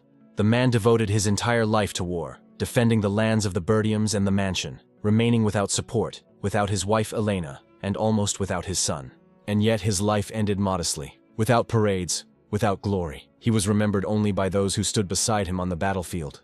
Meanwhile, in the camp, Kaur was already rejoicing that the mercenaries could finally afford a respite. Valinda approached and asked the young gentleman if he was now going to head straight to the mansion. But Gislin shook his head. He ordered everyone to prepare for departure. They had to be ready at any moment. Valinda frowned. Was he really not going to rest, even now? Jillian intervened cautiously, reminding him that he was being too hard on himself. His body had not yet recovered from the battles. Valinda added that it was a miracle he was alive at all, having survived an encounter with a blood python. She reminded him how much effort and time it had taken to remove the poison from his blood and bring him back to life. Gislin silently approached her, placed his hand on her shoulder, a gesture that conveyed gratitude and confidence. He simply said that he was counting on her, as before. Valinda, like the others, understood that there was no point in arguing now. His determination was unshakable. The young lord was ready for action again. The news that the county of Perdium had discovered deposits of runestones spread rapidly throughout the region. The very next day, it was being discussed in all the taverns and estates, and rumors even outpaced official reports. And, as is usually the case, the news attracted not only the curious, but also those who dreamed of acquiring these lands at any cost. Gislin understood perfectly well where this would lead. Such riches could not go unnoticed, and now, not only the neighboring county would be watching Perdium, but the court itself. He realized that there was no time to rest. It was necessary to strengthen his influence, gather troops, and build defenses so that the House of Perdium would become so powerful that no one would even dare to think of attacking it. But while his mind was making plans, his body refused to obey. Exhausted by constant struggle, Gislin lost his last strength and collapsed to the ground. His subordinates, noticing this, cried out and rushed to him. Alarm once again gripped the camp. At the same time, far from Perdium, in another castle, a carrier pigeon landed on the arm of an influential man. The man took the message from its feet, unfolded the sheet, and carefully scanned the lines. The letter reported on the partial exploration of the Forest of Monsters and the discovery of rune stones. It was followed by an order to take advantage of the situation, start a territorial war with the House of Regressed, and destroy the Perdium family in the process. After that, as indicated, the duchy would intervene and establish a new order. The recipient of this message was not only unsurprised, but also clearly satisfied. He had long been waiting for the right moment to wipe Perdium off the map of the northern lands. At a meeting held that same evening, the discussion was lively. It was decided that the time had come to make the lands of Perdium no man's land, deprived of an heir and protection. The Duke intended to personally appoint a new tax owner of these territories. One of the aristocrats asked how many of their people remained within the borders of Perdium. The answer was short: only 2 vassals and 1 knight, left behind to keep watch. The leader of those present nodded and gave the order. Send these vassals to the Regressed and tell them the false news that their heir, who had disappeared earlier, had died on the lands of Perdium. This pretext would be enough to start a war. Victor was put in charge of the whole operation, a man whose name caused instant tension among the nobility. A muffled murmur spread through the hall. Someone whispered that using Victor was too risky. Desmond was their strongest warrior, their trump card, whom they had been saving for a special occasion. If Frank had carried out his mission properly, Perdium would have fallen on its own, without intervention. One of the advisors dared to ask aloud, wasn't the duchy being too hasty in revealing its cards? Until now, their actions had been secretive and cautious, and now, open war. Why did the Duke of Delphine, renowned for his cold calculation, suddenly decide on such direct intervention? The chief aristocrat replied coldly, it was all because of the forest of monsters. Those present looked at each other, not understanding. Then he explained, the order came directly from the Duke of Delphine, and his decisions were not open to discussion. The order was clear, prepare for war. The time for secret games was over. The man giving the orders turned out to be Count Gerald Desmond, head of one of the oldest houses in the duchy, whose loyalty to Delphine was unquestionable. He rose from his seat and asked in an icy voice, is there anyone else who knows about the current situation? His gaze swept across the hall, and everyone fell silent. During the same period, anxiety reigned in the Duchy of Ryfold. News of the discovery of the rune stones had reached the local estates, disrupting the usual order. Amelia was overcome with rage and despair, and her heart filled with indignation at the good fortune that had befallen Ghislain. Her personal knight tried to keep the situation under control, taking measures to prevent his mistress from acting impulsively. Amelia's irritation was also dictated by the fact that the very vein had been obtained thanks to 20,000 gold coins squeezed out of her under pressure, money that had previously been taken from her and unsuccessfully returned. Even the mercenaries hired to eliminate the problem proved powerless, and Amelia herself was forced to swallow her pride and humiliatingly ask her father to stop supporting Perdium, a step that left her in a vulnerable and ridiculous position. The knight noted that such behavior was not consistent with the lady's former demeanor. Her previous decisiveness had been replaced by confusion. Finally, Amelia took a deep breath, trying to release her pent-up anger and regain her clarity of thought. Realizing that emotions would not help her bring back the past, she admitted that she had given in to her feelings too much and now needed to act prudently. In the end, she came to understand that what had happened could not be changed. All that remained was to bravely accept the consequences and plan her next steps. At Bernard's request, she refocused on her duties and began giving orders, returning to her usual role as mistress of the house. It soon became apparent that the discovery of the vein would radically change Perdium's financial situation. Amelia's mind flashed with the prospect of celebration and debt relief. But the market was not yet ready, and there was only a minimal amount of time to organize sales channels. The rune stones had been found very recently, no more than 2 days ago. This circumstance prompted her to take advantage of her rival's temporary advantage and intervene before Perdium had time to sell the find. The knight clarified the tactic, not a direct attack on Ghislain, but an interception of shipments, preventing the goods from reaching buyers. Amelia noted that there were few sales options. In the north, there was only one serious entity capable of purchasing large quantities of rune stones, the Crimson Tower, ruled by the 7th Circle Archmage Delmuth. Magical research was interested in runes, and the tower's suppliers always attracted close attention. Therefore, Amelia's plan required an ambush operation on the main roads leading to the tower. The target was not Ghislain itself, but the caravans and workers transporting the runes. The task was to organize lightning raids and interceptions, and keep the rune stones for themselves. Bernard wondered whether they should also consider the Tower of the Scarlet Flame in Briavante, but Amelia replied that the situation there was worse. The market had dried up and competition was weaker. The conclusion was simple. Ghislain, with his pragmatism, was unlikely to be inclined to deal with a less profitable tower, so concentrating efforts on the Crimson Tower seemed logical. Amelia's determination grew. This time, the plan was not just simple intervention, but the systematic deprivation of all the benefits that Perdium had wrested from him with his rune stones. Meanwhile, Ghislain himself lay unconscious in his chambers. His body was motionless, and his breathing was barely perceptible. In his unconsciousness, he dreamed of the very moment when he found himself in the jaws of the Crimson Python, a terrible moment that was forever etched in his memory. The predator slowly prepared to swallow its prey, as if enjoying the anticipation. Before closing its epiglottis and letting its victim pass, the monster secreted poison from the inner lining of its throat, a viscous, sticky liquid that corroded flesh to make it softer for digestion. However, the mana from Ghislain's third core reacted with the poison, burning it on contact. This saved the body from poisoning, but caused thick smoke, a poisonous fog that was impossible to breathe. Any other victim would have died at this stage. Most lost consciousness before the python finished its meal. But Ghislain, despite the pain and weakness, forced himself to hold on. He understood that if he lost consciousness, it would all be over. His expedition, his dreams, everything he considered his future depended on whether he could survive.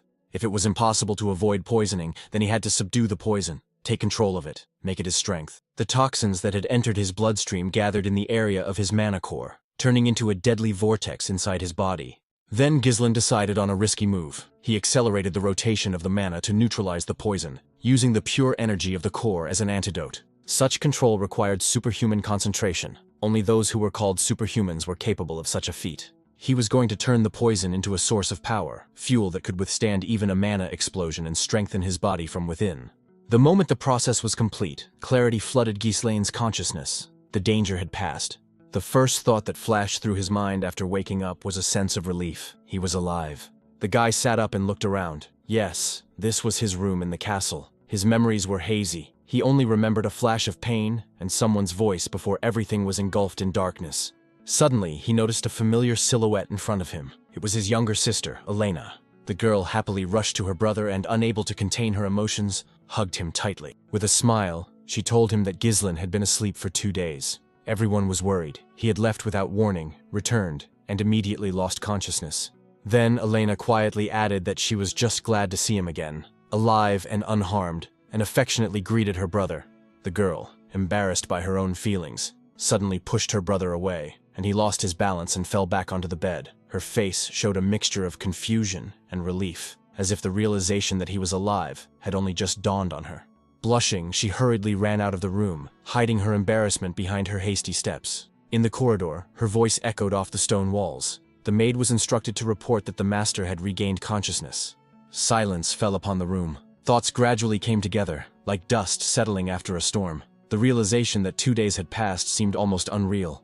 After the battle with the monster, the help he received was superficial, just bandages and rest. Despite his weakness, the young man continued to work for several more days, trying to keep everything under control. His body withstood the unbearable strain until, at some point, it broke down. And yet, contrary to expectations, his overall condition was surprisingly good. The wounds had healed, his breathing had become even, and his muscles no longer ached. For such a short recovery, it was unthinkable. There was something unnatural about what was happening. It was as if the body itself knew how to repair the damage, acting faster and more accurately than before. The internal flows of mana were different, denser, deeper. It seemed as if its very nature had changed, becoming stronger and freer. These changes bore the mark of an alien force, perhaps the energy of that very monster. It was possible that the blood python's venom had reacted with the mana, creating a new, dangerous fusion of human and animal power. Nothing like this had ever been mentioned in any treatise. Such a combination seemed impossible, but reality refuted everything that had been known before. The risk taken without calculation turned into a discovery capable of changing the very nature of power. This assumption had to be tested in practice. If confirmed, this effect would allow one to develop faster than any mage of previous eras, but the price for such power could be exorbitant. Right now, the primary task remained the sale of the rune stones. Too much depended on time. 2 days of rest could cost him the initiative. Rumors had surely already spread throughout the neighborhood, which meant that envious people would appear. Preparations were proceeding quickly when a soft but confident knock sounded in the corridor, a sound that brooked no delay. Heavy footsteps approached, conveying the confidence of a man accustomed to giving orders. Standing in the doorway was a figure whose presence could not be mistaken for anyone else. The head of the clan entered the chambers, accompanied by several close associates. His gaze reflected fatigue, but deep in his eyes there was a glimmer of relief. His appearance combined the severity of authority with a barely noticeable pride in someone who had managed to return from the heart of the forest. The unexpected appearance of the head of the house in his private chambers was perceived as the beginning of a conversation that would change many things. Valinda's words reached the Count before his son had time to recover from the events. She recounted in detail how the young man, risking his life, had thrown himself into the monster's jaws and been poisoned by its venom. Now, standing next to the bed, the father watched his heir's awakening with restraint, wondering how serious the consequences of his ordeal would be. Seeing that his breathing was even and his gaze clear, the Count felt a slight relief, which, however, did not show on his face. In his case, joy was expressed by silence and a short approving nod. Valinda, standing slightly behind him, still looked agitated. Her master's loss of consciousness had taken everyone by surprise, and now she found it hard to believe that he was really all right. Anxiety was evident in her every movement. After a short pause, the Count spoke again, his voice sounding calmer than usual. He announced that they had a serious conversation ahead of them, one that concerned only the two of them. His tone was restrained, but also had a certain gentleness that was unlike his previous orders. He was about to make a request, which was unusual, as Count Perdium was not a man who was capable of asking for things. His son was surprised. In his mind, his father was more likely to give orders than to ask for favors. Such words seemed unusual and even alarming. A little later, they both found themselves in the training arena. The stone floor still bore traces of previous battles, and the cold morning sun fell on the swords waiting for their moment. Everything that was happening resembled not just an exercise, but a kind of ritual. It was the first time that father and son stood side by side without witnesses, without the pressure of titles, without the gaze of advisors, just them and the silence of the arena. Once, the young man avoided such meetings, unable to bear his father's stern gaze and fearing inevitable condemnation. But now, there was no longer the same turmoil in his soul. The Count broke the silence and apologized for calling the heir immediately after he woke up. His voice conveyed respect for the trials he had endured, even though he did not say so directly. The response was calm. There was no need for concern. The recovery had been successful, and his strength had returned. Nevertheless, the question remained. What was the head of the family trying to achieve with this conversation? What request was he hiding behind his outward composure? The Count held his gaze on his son, as if assessing how ready he was to hear what was about to be said. Then his gaze shifted to the side, as if an invisible weight forced him to avoid direct contact. The man's behavior betrayed an inner struggle, a desire to speak and an inability to find the right words. At that moment, the young man remembered his mother's words, spoken once in his childhood. At the time, their meaning had seemed mysterious, but now he was beginning to understand their true essence. His mother had said that the head of the Perdium family was unable to openly show his emotions, preferring the power of feelings to expression. The boy did not understand then why a person who protected others did not allow himself to be simple. For his father, there was only one duty: to be a support for his subjects, to put the welfare of the estate above his own desires, to maintain cold composure even in the face of pain. Only once did this man allow himself to stray from the rules, a declaration of love that became the only revelation in his life. That is why his mother asked him to be lenient with his father, not to see his coldness as indifference. She said that this man simply did not know how to express his feelings in words, and sometimes replaced care with severity, and tenderness with silence. Now everything became clear. The head of the Perdium family, Svalter, suggested that his son raise his sword, not for the sake of argument, not for the sake of power, but as a way of communicating, where words give way to steel. The heir accepted the challenge without hesitation. He understood that this was how his father showed his affection, through a duel, where respect was expressed not with words, but with blows and fortitude. Soon, two blades clashed, cutting through the air with a ringing echo. A duel began in the arena, more like a quiet conversation than a fight. The father moved first. His step was firm, and his strike was precise and confident. The young opponent had to take a defensive stance to withstand the onslaught. But soon the initiative passed to the young man. Now it was he who was pressing his opponent, forcing him to go on the defensive. Their movements were precise, as if they could read each other's minds. There was no malice in their blows. They were filled with respect, testing, a desire to understand the limits of their strength. A few moments later, the weapons froze in the air, the blades crossed, and both stopped, catching their breath. The heir felt the weight of his father's sword. It carried with it years of experience in war, the weight not only of metal, but also of the responsibility that rested on its owner's hands. This power was not just physical. It resembled an iron will, capable of subduing any enemy that rose from the north. But for all the power in Svalter's movements, there was also softness, defensive, restrained, as if the steel itself understood where the line between threat and care lay. His father did not allow himself any leniency. His attacks remained precise and rhythmic, each requiring maximum concentration from his opponent. However, the young man did not give in. His blows showed his determination to prove that he was worthy of the name Perdium. More flexible and resilient, he used techniques that combined speed and calculation, traces of a school different from that professed by his father. Soon, the two swords met at a dangerous point where any movement could be decisive. The blades stopped at their opponents' necks, and it became clear that victory could go either way. The silence was broken by Svalter's voice. He acknowledged that his son's sword skills had improved significantly. It was not just praise, but recognition of strength and maturity. The heir bowed his head in respect, accepting the words without pride. But the lesson was not over. The Count added that true mastery lay not in the power of the blow, but in the ability to restrain it. If you ease the pressure at the moment of crossing swords, your opponent will not be able to read your intentions and will lose momentum. These words touched the young warrior. Usually, in battle, he acted on intuition, relying on a flow of feelings and mana, but now he understood that even in the heat of the moment, there was a place for control and tact. A simple but important thought flashed through the young man's mind. For the first time, someone was really trying to teach him, not just evaluate the result. It felt unusual, not an order, not a reproach, but real instruction, in which there was room for care. Before that, all his skill had come from experience and instinct. Every movement was the result of battles, not training. His style was strength, but not a system. Honed survival, but not a school. Without a teacher, he might not have noticed the weaknesses hidden behind his confidence.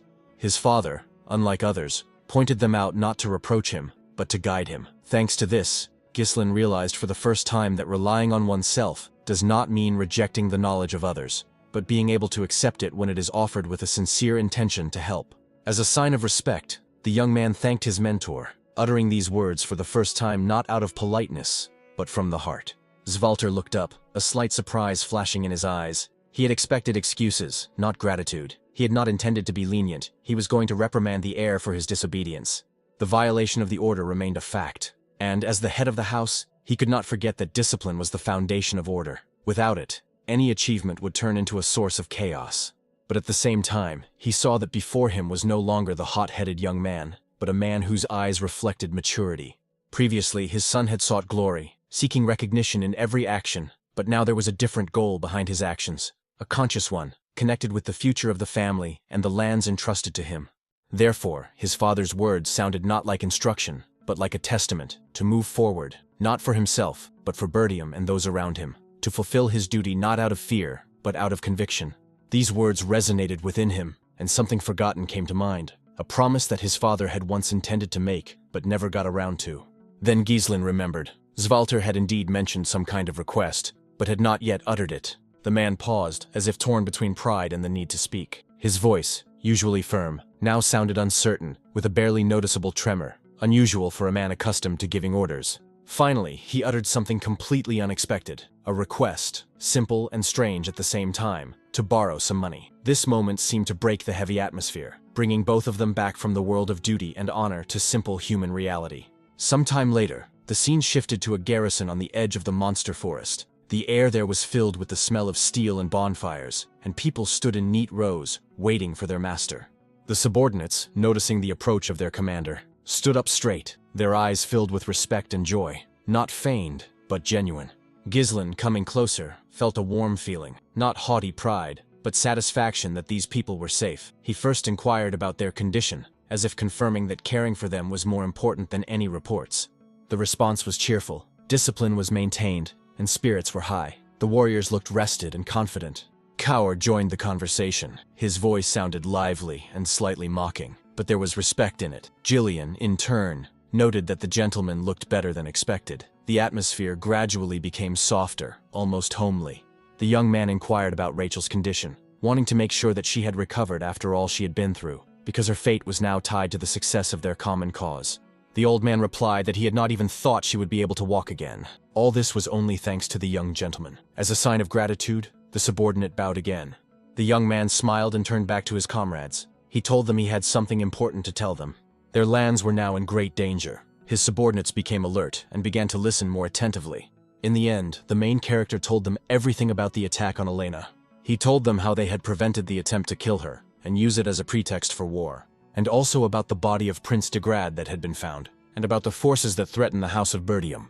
They were being watched, and those people had probably been operating within their lands for a very long time. They now had neither the time nor the resources to prepare for an attack. Now it was clear to Valinda why the young gentleman was in such a hurry, and she thought that after finding the runestones, they would be able to take a break. Kaur smiled. After that scary forest, war awaits them. It seems that there will be no time to get bored in these lands. Jillian also joined the conversation. As the young gentleman said, Perdium is now an ideal target. Weak military power, poor lands, and on top of that, they found a whole vein of runestones here. The main character confirmed the previous speaker's words. They would definitely not be left alone. The girl noted that such a serious matter should have been discussed immediately. She suggested urgently informing the vassals and the lord. Ghislain objected that it was not yet time for that. After all, even among Elena's knights there were traitors, so there could be spies among the vassals as well. Until they could know for sure who their enemies and friends were, it was better to keep this between themselves. Thanks to Elena's survival, the enemy's plans had been thwarted, and now they had gained some time. But after the runestones were found, the enemies would not delay any longer. That is why a difficult battle awaits Perdium. In the end, everyone understood the seriousness of the situation, and silence fell upon the room. Kaur broke the silence. He asked them to simply tell him what they needed to do. After all, it was always quite interesting to be around their master. Jillian joined in. He had already dedicated his life to him and would be with him until the end. Valinda was also encouraged. The guys noted that indeed who else but her would protect their young master. Ghislain smiled. He liked this attitude of his subordinates. The main enemy of the Baron at the moment was the Duchy of Delphine. In addition to him, there were also Count Desmond and Amelia, who carried out his orders.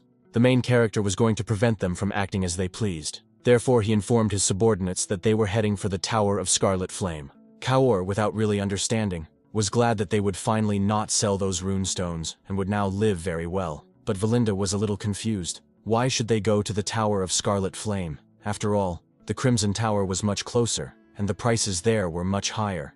Ghislain explained that choice by saying that there would be fewer unnecessary problems at the Tower of Scarlet Flame. The girl did not understand what problems he was talking about. At that moment, everything became clear to Jillian. After all, when transporting valuable cargo, uninvited guests often appear. Especially when it comes to precious stones, it is wise to prepare in advance. Valinda realized that, just like last time, there could be an ambush there. The hero thought that after the head of the Crimson Tower, Delmud, became a 7th Circle Archmage, the Tower of Scarlet Flame suffered losses. Since then, it has been considered more profitable to sell runestones to the Crimson Tower, which is the best in the north. The Tower of Scarlet Flame is trying to restore its former glory, but it is not easy, and yet, the reason they are going there lies in it. There was something in the Tower of Crimson Flame that attracted the main character. There, a worried girl sat on the floor near a huge pile of books. She was talking to her teacher, Renato. She didn't understand when the light the man had spoken of would appear. After a short time, the main character and the others set off. The subordinates were delighted. So this is the Scarlet Tower of Magicians. It is very tall. One of the mercenaries noted that he had heard so much about it, but never thought he would see it in person. Even from its appearance, it was clear that this was a completely different level compared to the lands of Perdium. So this is where the magic scrolls are created. Wow, it seems like there are real wizards there. Some are seeing magic not from a scroll for the first time. I wonder what these people are doing here. Hearing the mercenaries' conversation, the wizards glared at them maliciously. Then they immediately cast some spells, thanks to which they instantly disappeared from view. The mercenaries were confused. Where did they go? It's so cool that it's crazy. Ghislain explained that it was invisibility magic. It seemed that these people were not particularly happy to see them. Kaur asked his subordinates to stop acting like country bumpkins, because they stood out. Valinda joined the conversation. The tower may have lost its former grandeur, but it is still impressive. The lands of Brywant are considered some of the richest in the kingdom.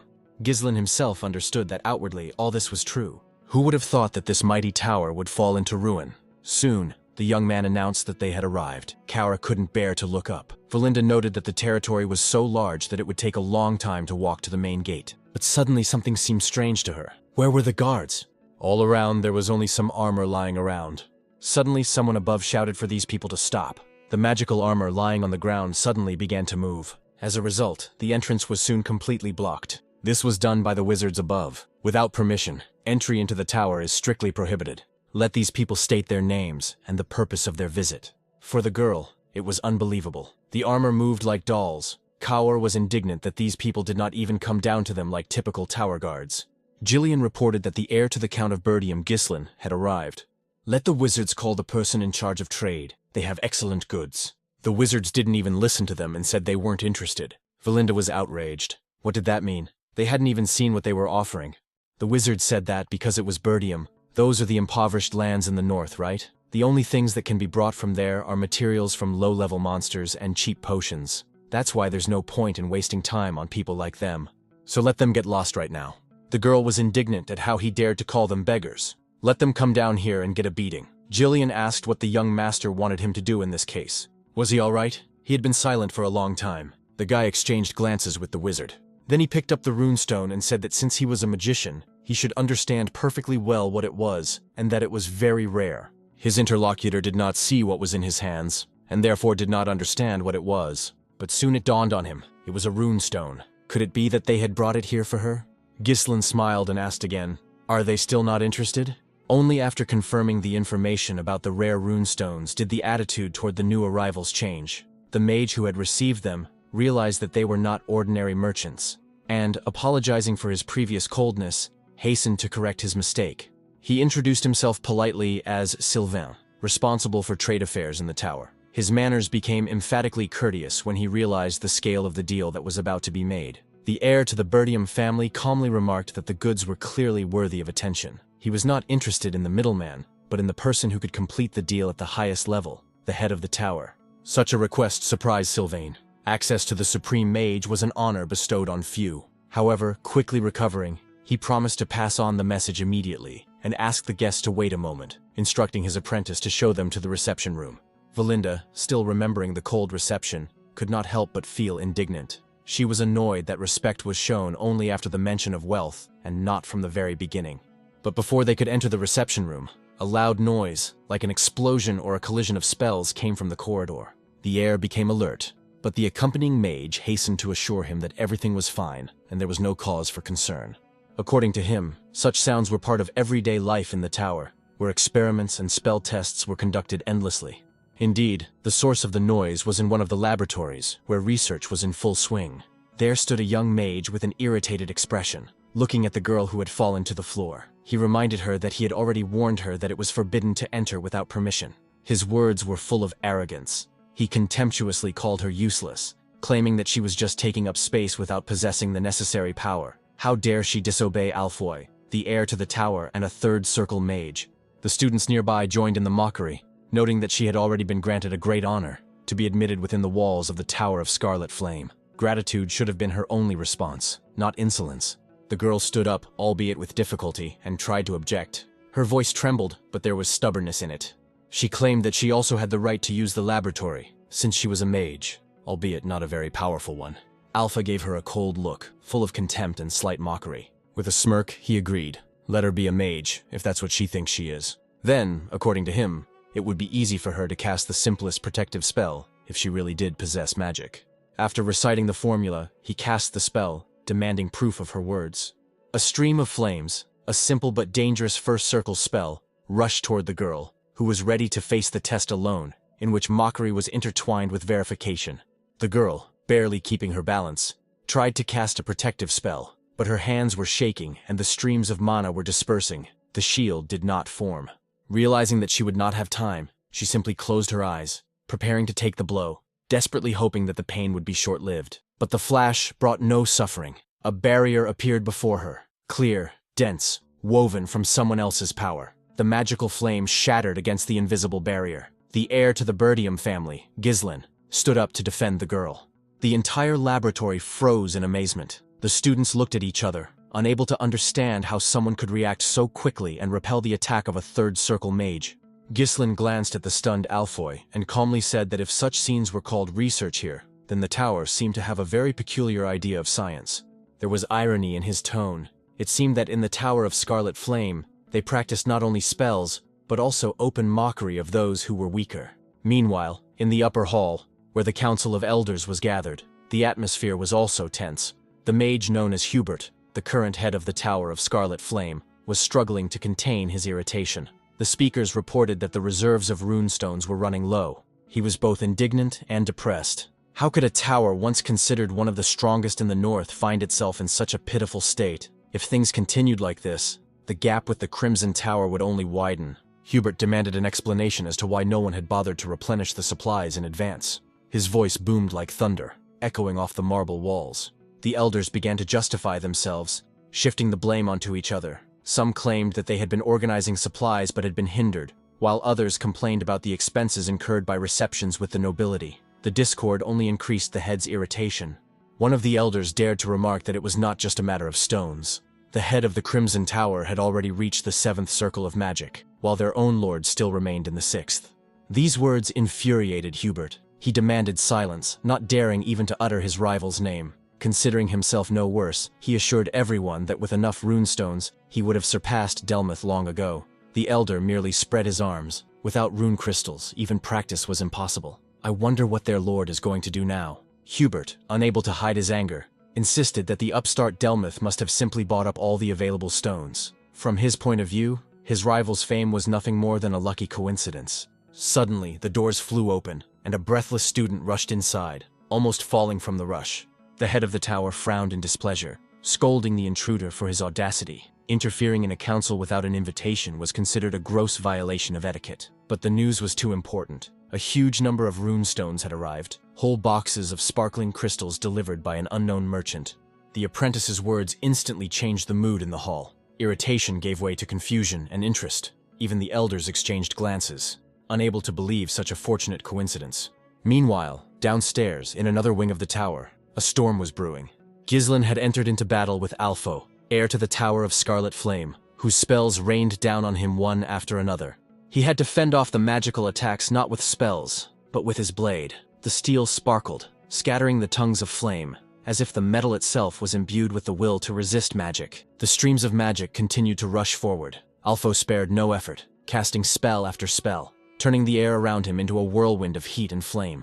However, each of his spells dissipated powerlessly before the cold precision of Ghislain's movements. With a single turn of his blade, he deflected the explosions of fire as if they posed no threat to him. Those present froze, unable to believe what was happening. People who were used to seeing even masters barely withstand a third circle strike now watched as the stranger calmly cut through spells in midair. Alpho, whose pride rarely allowed him to be surprised, did not understand how his spells could be cut with a sword. For the first time, he felt his usual superiority crumble, giving way to confusion and anger. With each failed attack, the irritation on the young mage's face gave way to confusion. His opponent, who did not possess magic, stood before him unperturbed. It was at this moment, when the chaos in the laboratory reached its peak, that Valinda appeared behind Ghislain. Quickly, almost silently, she threw her enchanted ropes, instantly disarming Alpho and pinning him to the floor. Her gaze burned with anger. She couldn't understand how anyone dared to cast a spell against the heir to Perdium. Alpho himself, choking with shame and surprise, demanded an explanation of who these people were and what they wanted. Suddenly, a loud voice, piercing and commanding, rang out across the hall, ordering the battle to stop immediately. A man in crimson robes appeared in the doorway, Hubert himself, archmage and head of the Tower of the Scarlet Flame. His gaze was cold, and his tone brooked no argument. The order sounded as if the air had frozen. The girl who had caused the conflict whispered quietly to those around her that they were standing before the archmage, the man to whom everyone in this tower obeyed. Realizing who had arrived, Ghislain gestured to Valinda to release the prisoner. The girl obeyed and threw Alpho sharply to the floor like a useless object.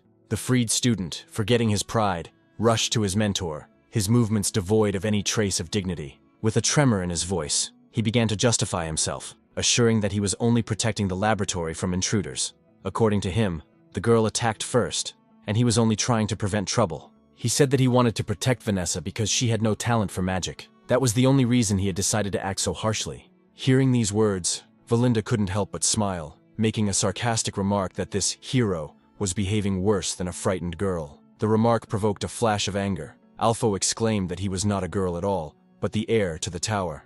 Meanwhile, Vanessa, still confused, quietly tried to explain that she just wanted to get into the lab and had no bad intentions. Ghislain watched what was happening with cold attention. His gaze lingered on the girl for a moment. Her facial features, gait, and expression seemed too familiar. Standing before him was the one whose name in another life was shrouded in fear and blood. Vanessa, the future Red Nightmare, a mage whose deeds would forever remain in the chronicles. Back then, when fate had not yet stained her path with blood, she looked different, fragile, indecisive, as if searching for a place in the world where she was not recognized. Hubert, however, blinded by rage, did not bother to listen to explanations. To him, it seemed simple. An outsider had broken into the laboratory and attacked his student. In the next second, he raised his hand, ready to unleash a fire that would leave nothing but ashes. Valinda, standing next to her master, looked at him anxiously. The tension in the air was thick, and she asked what they should do, because before them stood an archmage ready to reduce anyone who provoked his wrath to ashes. Ghislain calmly took a step forward and bowed his head in respect. His voice was steady as he addressed Hubert, apologizing for interfering without prior introduction. He informed the archmage that he was not a stranger, but the heir to the Perdium family, bearing the name of Ghislain. He added that he had not come here by chance. The purpose of his visit was to conclude a trade agreement concerning the supply of runestones. Hubert, accustomed to requests and flattery, was at a loss for the first time in a long time. The unexpectedness of the visit and the young man's confidence made him wary. Alpho, who had been indignant before, also could not believe what he was hearing. Could this insolent stranger really have the runestones that the tower so desperately needed? Ghislain calmly explained that all the stones he had obtained had already been delivered and were waiting at the foot of the tower. Then, looking the Archmage straight in the eye, he suggested that he see for himself, because seeing such a large number of stones was a rare opportunity even for such a powerful mage. Soon, the entire delegation, the head of the tower, the elders, and their entourage, descended. Before them lay a whole column of carts filled with shining rune crystals. The elders, accustomed to seeing only tiny batches, were stunned. Before them lay a wealth capable of changing the fate of an entire magical order. One of the elders, recovering from the shock, turned to the Archmage. By his count, there were at least 10 carts, and he asked how they planned to use them. Hubert did not answer immediately. His gaze slid over the stones, which reflected the light of the burning torches, and greed flashed in his eyes. Inside, he was filled with admiration. He had never seen so many runestones in his entire life. It seemed that fate itself had given him a chance to revive the glory of the Tower of the Crimson Flame. However, he only allowed himself to make a cold remark that there were fewer large specimens than expected, and that the purity of the runes left much to be desired. These words provoked Kaur's indignation, and he couldn't help but clench his fists. Everything they had gone through to obtain these stones, and now their work was being called mediocre? Vanessa, standing behind him, couldn't help but remark that, as far as she knew, even a single cartload would be enough for the tower to conduct several weeks of research. Wasn't that a huge fortune? Hubert cut her off instantly, his voice cutting through the silence like a blade. He ordered her to be quiet and leave the courtyard, calling her an ignorant upstart who didn't know what she was talking about. He mentioned irritably that Vanessa's mentor, the mage Renato, had left nothing but problems behind. If his student had not inherited his powers, she could at least show some prudence. Then the Archmage turned his gaze to the elders, expecting their support. He wanted them to confirm his words, and they understood perfectly well what was expected of them. One of the elders approached the cart, pretended to examine the stones, nodded, and declared that the gentleman was right. In his opinion, the quality was indeed poor, and the origin was suspicious. It was too strange that such rare crystals had been found in the poor lands of Perdium. Perhaps they were fakes. The elder's words affected even the imperturbable Valinda. Her eyes flashed with anger, and her voice took on a cold steel tone. How could these arrogant mages dare to call what the young gentleman had obtained at the cost of blood and risk a fake? Their distrust sounded like an insult. The elders responded with indifference. According to them, the difficulties of mining are irrelevant. The market is full of crooks, and any seller can slip in fakes under the guise of fine words. Their task is to protect the tower, not to trust the first person they meet. Upon hearing this, Ghislain calmly, but with obvious irritation, said that he understood everything perfectly well and asked a direct question. Were they going to buy the goods at all, or were they wasting their time? When no one answered, he turned to his people and said in an even tone that the Tower of the Scarlet Flame was apparently not interested in the deal, so they would go where stones were truly valued, to another place. Hearing mention of a possible sale to competitors, Hubert paled and hastily ordered them to stop. He leaned toward the elders, whispering brief orders, and they nodded hastily. Realizing that the Archmage had realized his mistake and wanted to save face, one of the elders immediately stepped forward, feigning complacency. He said that, of course, the tower could not send such worthy guests away empty-handed. They had traveled a long way, and it would be rude not to show them proper hospitality. Hubert picked up on the idea, smiling his strained but confident smile, saying that he would not contradict the wisdom of the council. In his generosity, the Archmage solemnly announced that the tower agreed to buy the entire shipment of runestones. However, wishing to hide his greed behind a mask of calculation, he added that the price would be slightly below market value, because, according to him, the goods were not of the highest quality. Ghislain did not wait to hear the rest and raised his hand, interrupting him. He turned to Kaoru and ordered him to leave only one cart with runestones and immediately remove the rest. The mercenary was surprised, not understanding why this was necessary, but he obeyed. Ghislain explained calmly that initially, they had only agreed on one cart, and that was the one they were going to sell. These words caused tension among the mages. The elders exchanged glances. Ghislain's tone hinted that the rest of the cargo was intended for other buyers. Kaur, understanding his master's intention, confirmed that this was correct, that they had simply miscalculated the quantity, as part of the shipment was supposed to go by a different route. After that, he loudly ordered his men to load the remaining carts back up and prepare to leave. Hubert, sensing that the deal was slipping away, tried to intervene. His voice trembled as he demanded an explanation. Was this man really going to leave? Ghislain replied calmly that there had been a slight mix-up and, since their destination was the Crimson Tower, they simply needed funds for the journey. The mention of the rival tower struck Hubert harder than any spell. The thought that such valuable stones could fall into Delmuth's hands caused the Archmage to instantly change his behavior. His arrogance disappeared, giving way to politeness and ostentatious friendliness.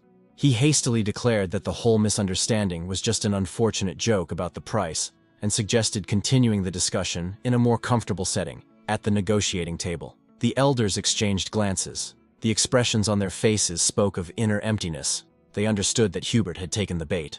Ghislain agreed without hesitation, realizing that he now had complete control over the situation.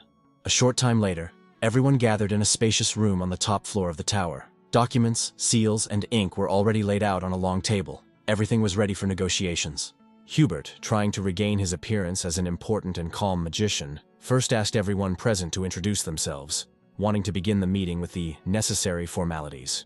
Hubert, wishing to give the meeting an official tone, began with a brief introduction of his elders. Each of them, as he proudly emphasized, was a fifth circle magician, a title that commanded respect even at the Royal Academy.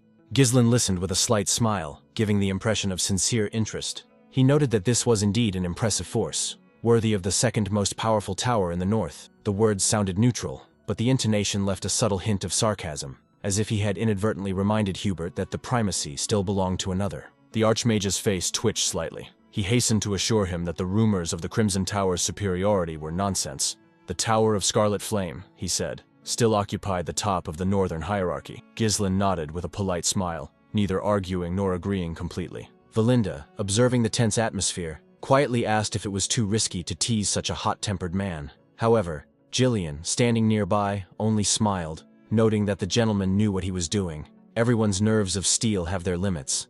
Hubert, sensing that the conversation was straying from the point, interrupted them irritably, suggesting that they stop the empty formalities. He was interested in specific figures, how much the heir to Perdium was asking for his goods. With a smirk, he added that anywhere else, these stones would hardly fetch half the price.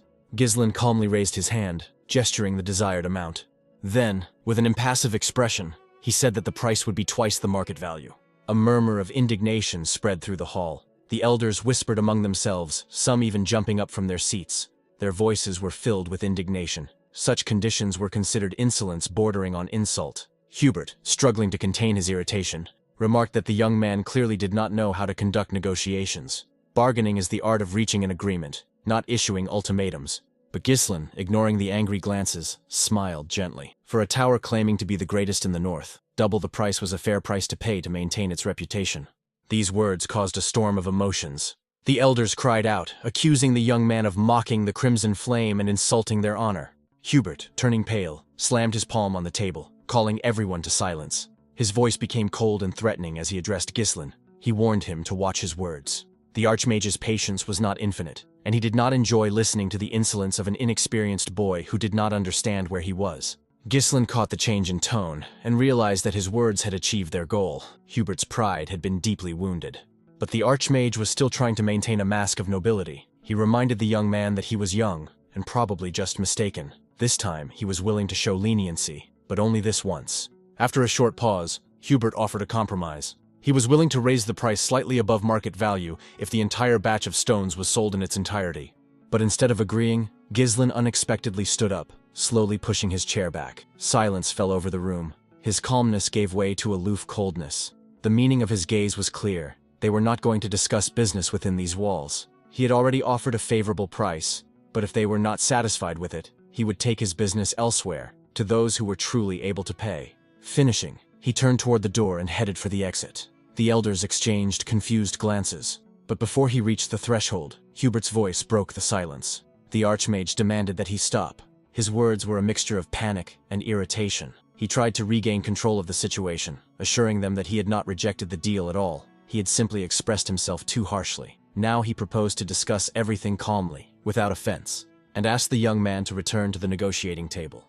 A calm, slightly mocking smile appeared on Ghislain's face. The look in his eyes made it clear that he understood everything. The balance of power was now obvious, and he was the one dictating the terms.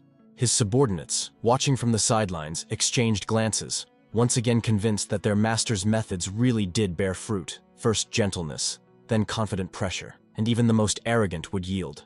Hubert, trying to maintain his dignity, reluctantly acknowledged that the young man possessed not only courage, but also business acumen. Since he had arrived first and offered the deal openly, the tower was ready to purchase everything at double the price, as he desired. With a hint of irony in his voice, he asked if this would satisfy the young lord.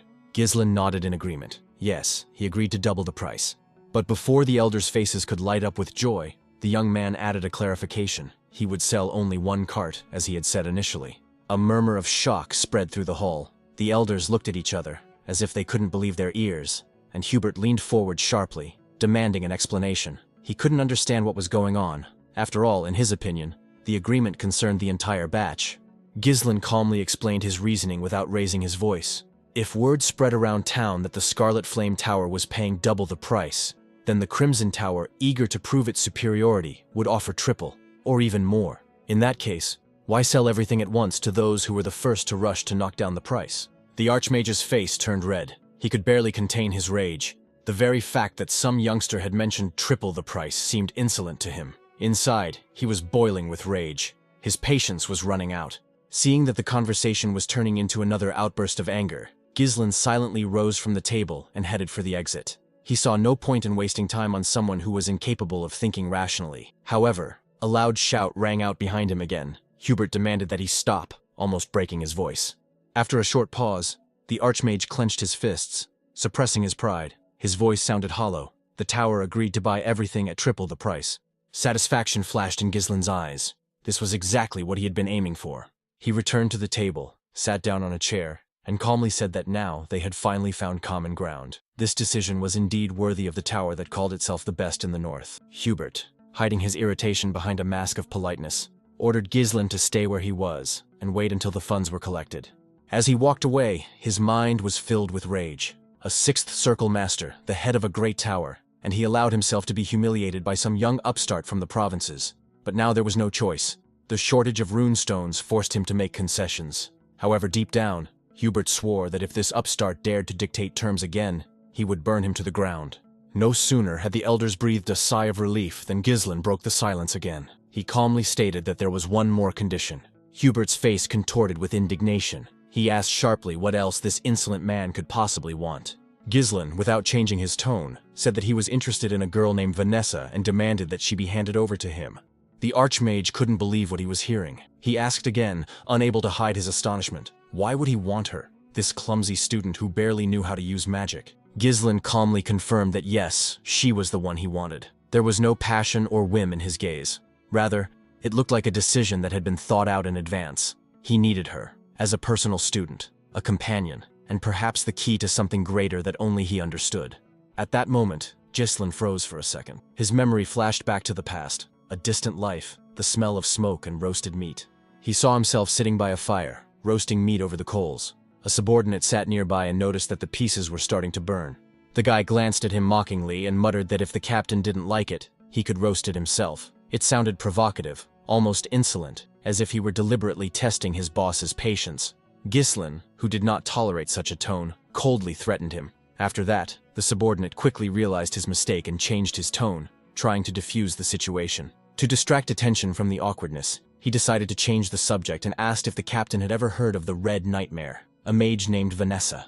Ghislain, thinking for a moment, did not know the name and asked who it was. The soldier perked up. He said he had recently heard an incredible story about a sorceress who had burned the northern lands of Lutanian. That same Vanessa, according to rumors, had reached the 7th circle of magic, a level that only a select few archmages aspire to.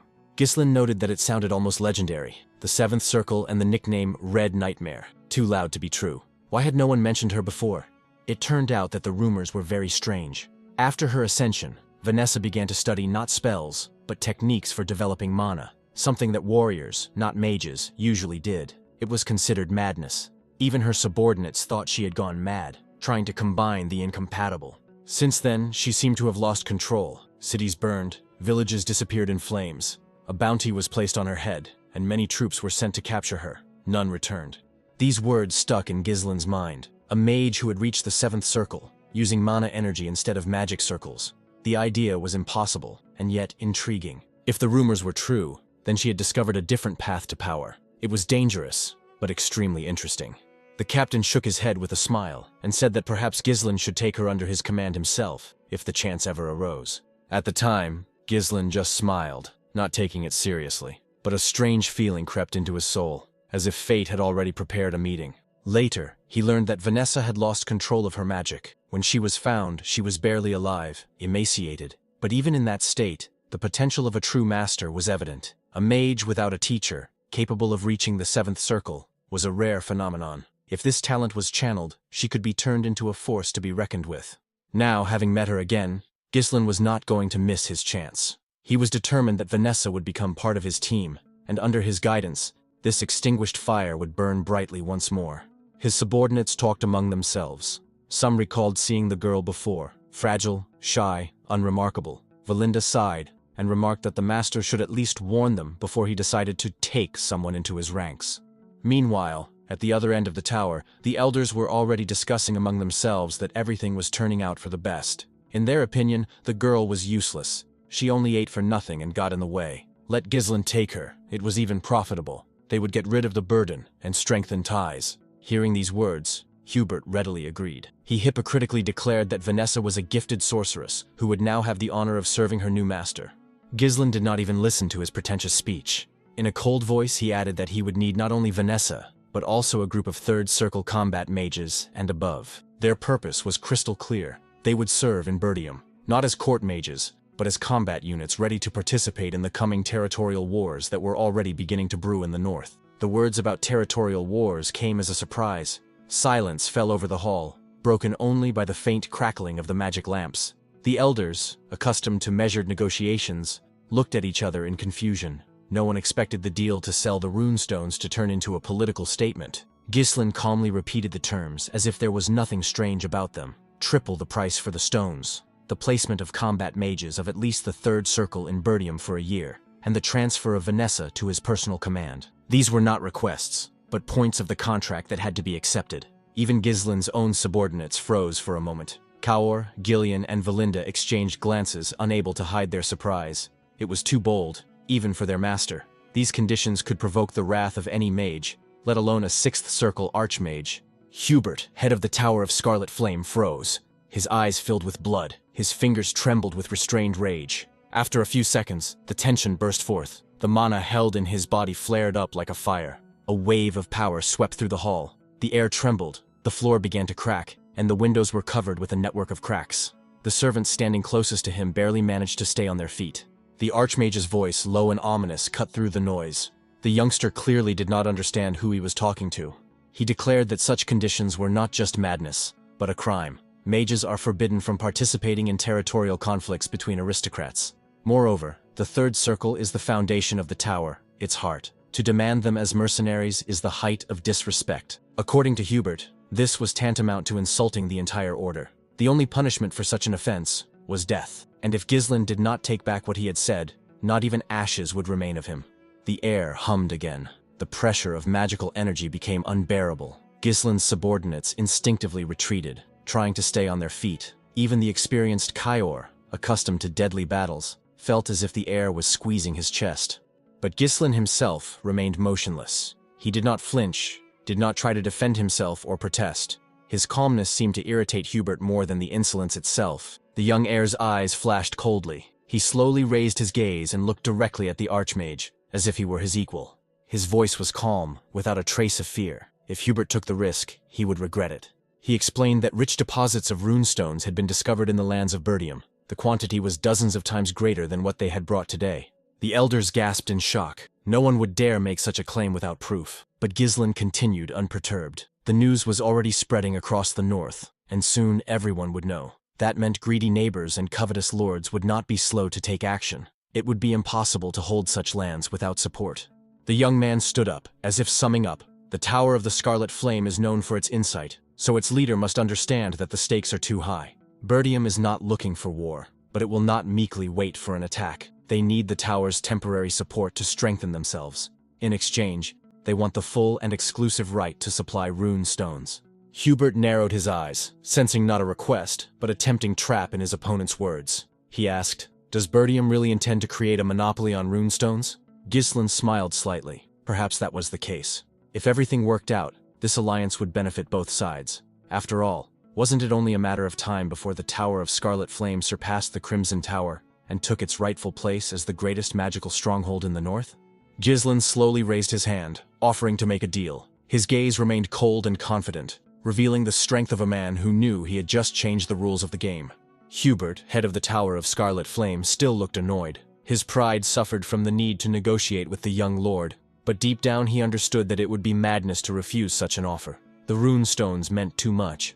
After a short pause, the man finally extended his hand in response. Their fingers clasped in a firm handshake, marking the beginning of a new alliance. Shaky, but mutually beneficial. The deal was done.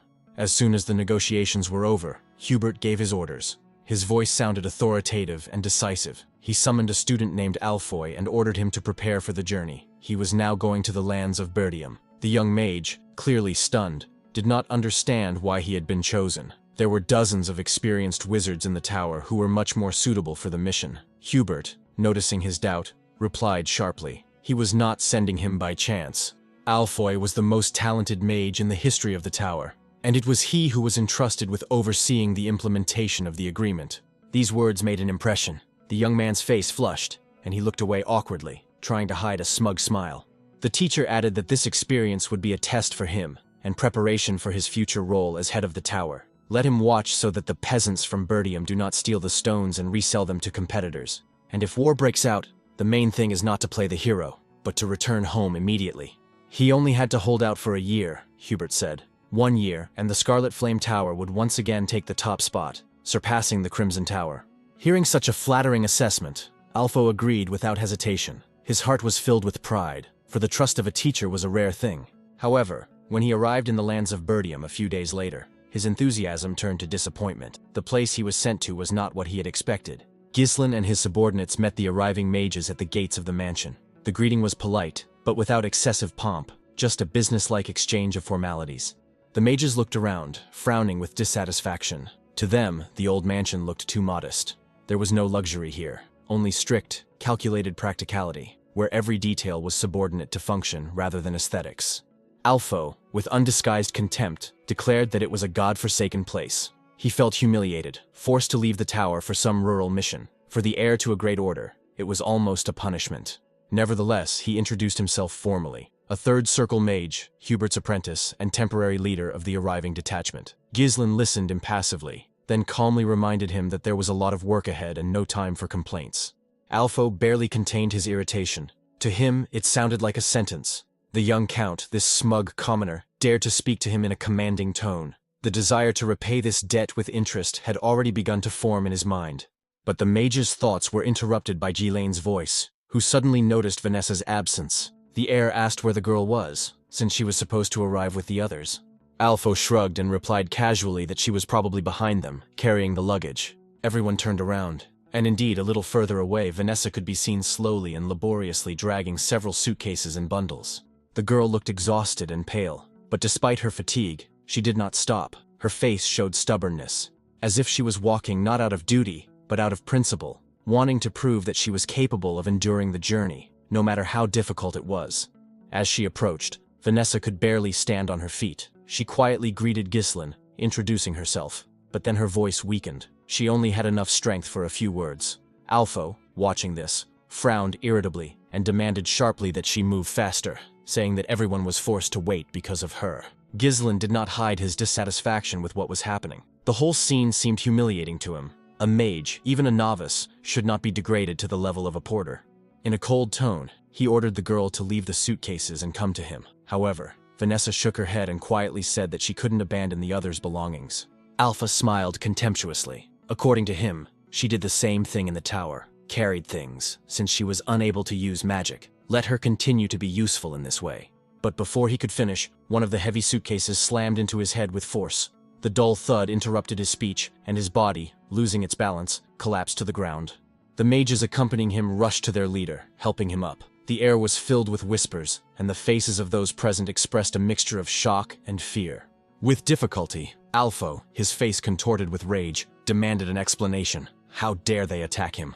Gislin stepped forward. His gaze was cold as steel. He reminded everyone present that Vanessa no longer belonged to the Tower of Scarlet Flame. From this moment on, she was a member of Perdium. Any attempt to humiliate her would be considered an insult to his house.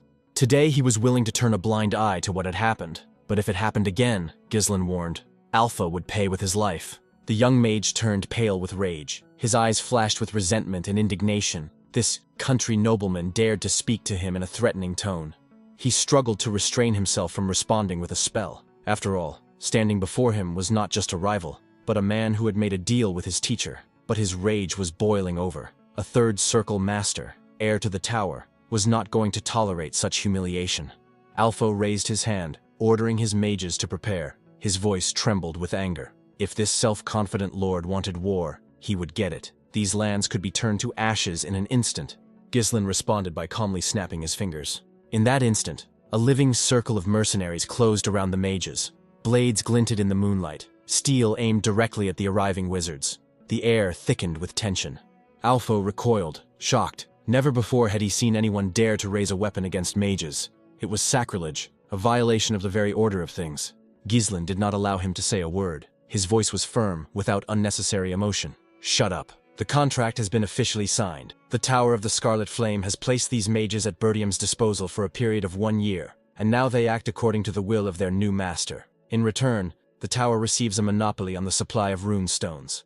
Let Alpha himself consider whose side the tower's leadership will be on if his actions disrupt such an important agreement. In the lands of Perdium, mages are not chosen masters, but part of a single mechanism, a source of living mana, necessary for the coming changes, and if they demand respect, they must first prove that they deserve it through their work. These words were the last straw. Alfoy's face darkened with humiliation. Being equated with a silent source of mana seemed to him an insult worse than any curse. He clenched his fists so tightly that his knuckles turned white, barely holding back his rage. The tense mana around him was already beginning to tremble in the air, a silent sign that the mage's patience was rapidly coming to an end. Gislin, tired of watching the fruitless bickering, decided to put an end to the growing chaos. He calmly turned to his men and, with a short, extremely clear order, told them to deal with the arriving mages. His calmness conveyed a cold confidence, and no one even thought to object. Kaur and Jillian exchanged glances, their faces breaking into predatory, almost anticipatory smiles. They clearly enjoyed showing the arrogant sorcerers that titles meant nothing in Perdium, and that respect here was earned not by birth, but by achievement. Alpha instantly realized where this could lead. Cold sweat ran down his temples, and his thoughts raced in desperate panic. To him, these mercenaries were like wild beasts, alien to the true nature of magic and its greatness. Vanessa stood slightly apart, watching what was happening with restrained caution. She did not look surprised, but her gaze betrayed her confusion. The events unfolding seemed too abrupt to her, and she did not understand how best to behave among these people.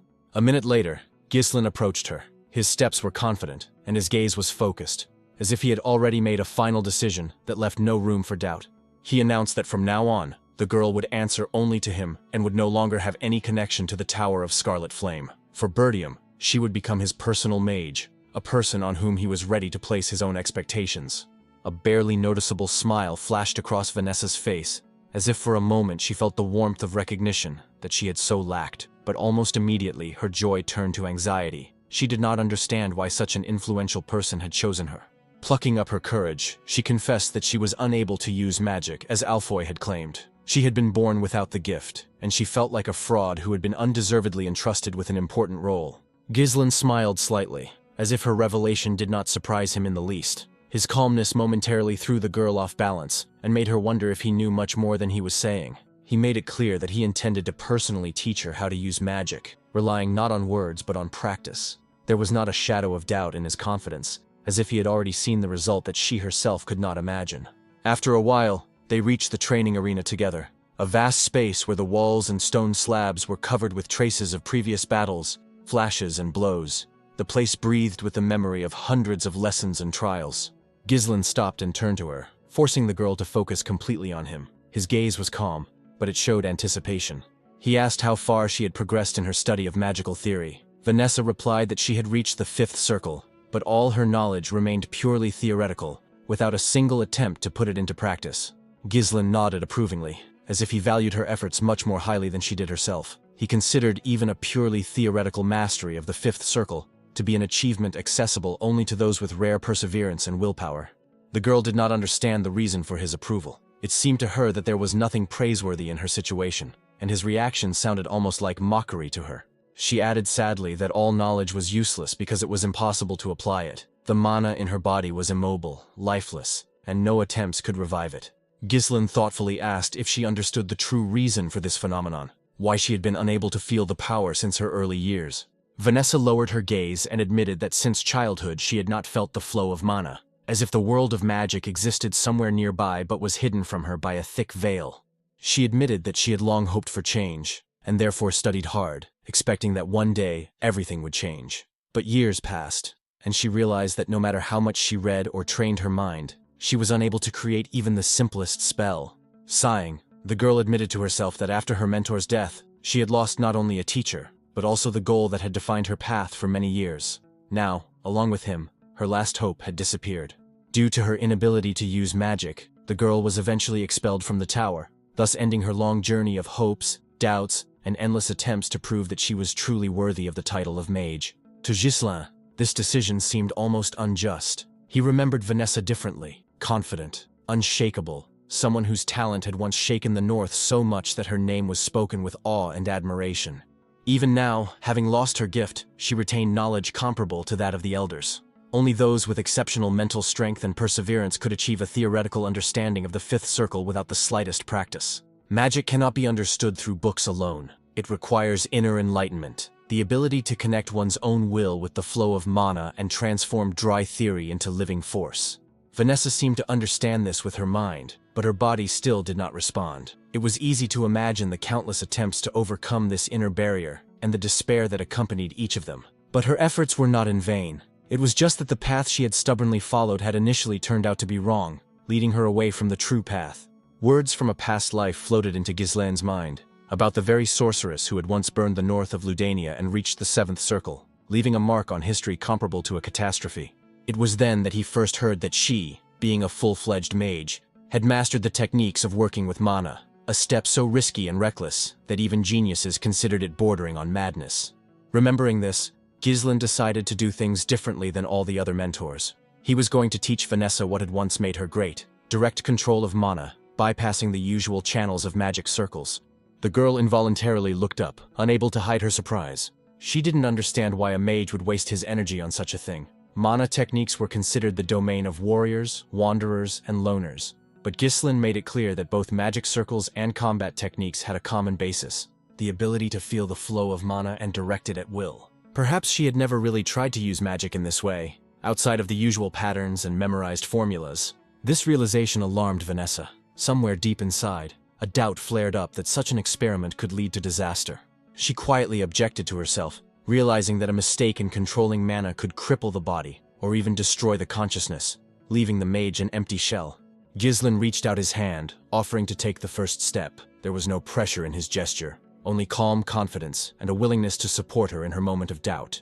Vanessa looked at him, and the anxiety that had been building inside her suddenly subsided. In his gaze, she saw not an order or a demand, but a quiet, reliable promise of help. The girl slowly raised her hand, wavering between fear of the unknown and a timid hope that seemed to have made itself known for the first time in many years. A bold thought flashed through her mind. Was it possible that now she would really be able to touch the magic she had dreamed of all her life? The desire to know the answer proved stronger than her doubts. She allowed herself to take a step forward, even if the outcome was unpredictable. After all, if she could feel the warmth of magic again, even for a moment, the world around her would change, and with it, she herself would change. Vanessa slowly turned, pulling the top of her clothing off her shoulders. The pale skin on her back trembled from both the cold and the tension. She prepared herself for the next moment to be the beginning of the mana's effect, a process that could forever change her body and her very sense of self.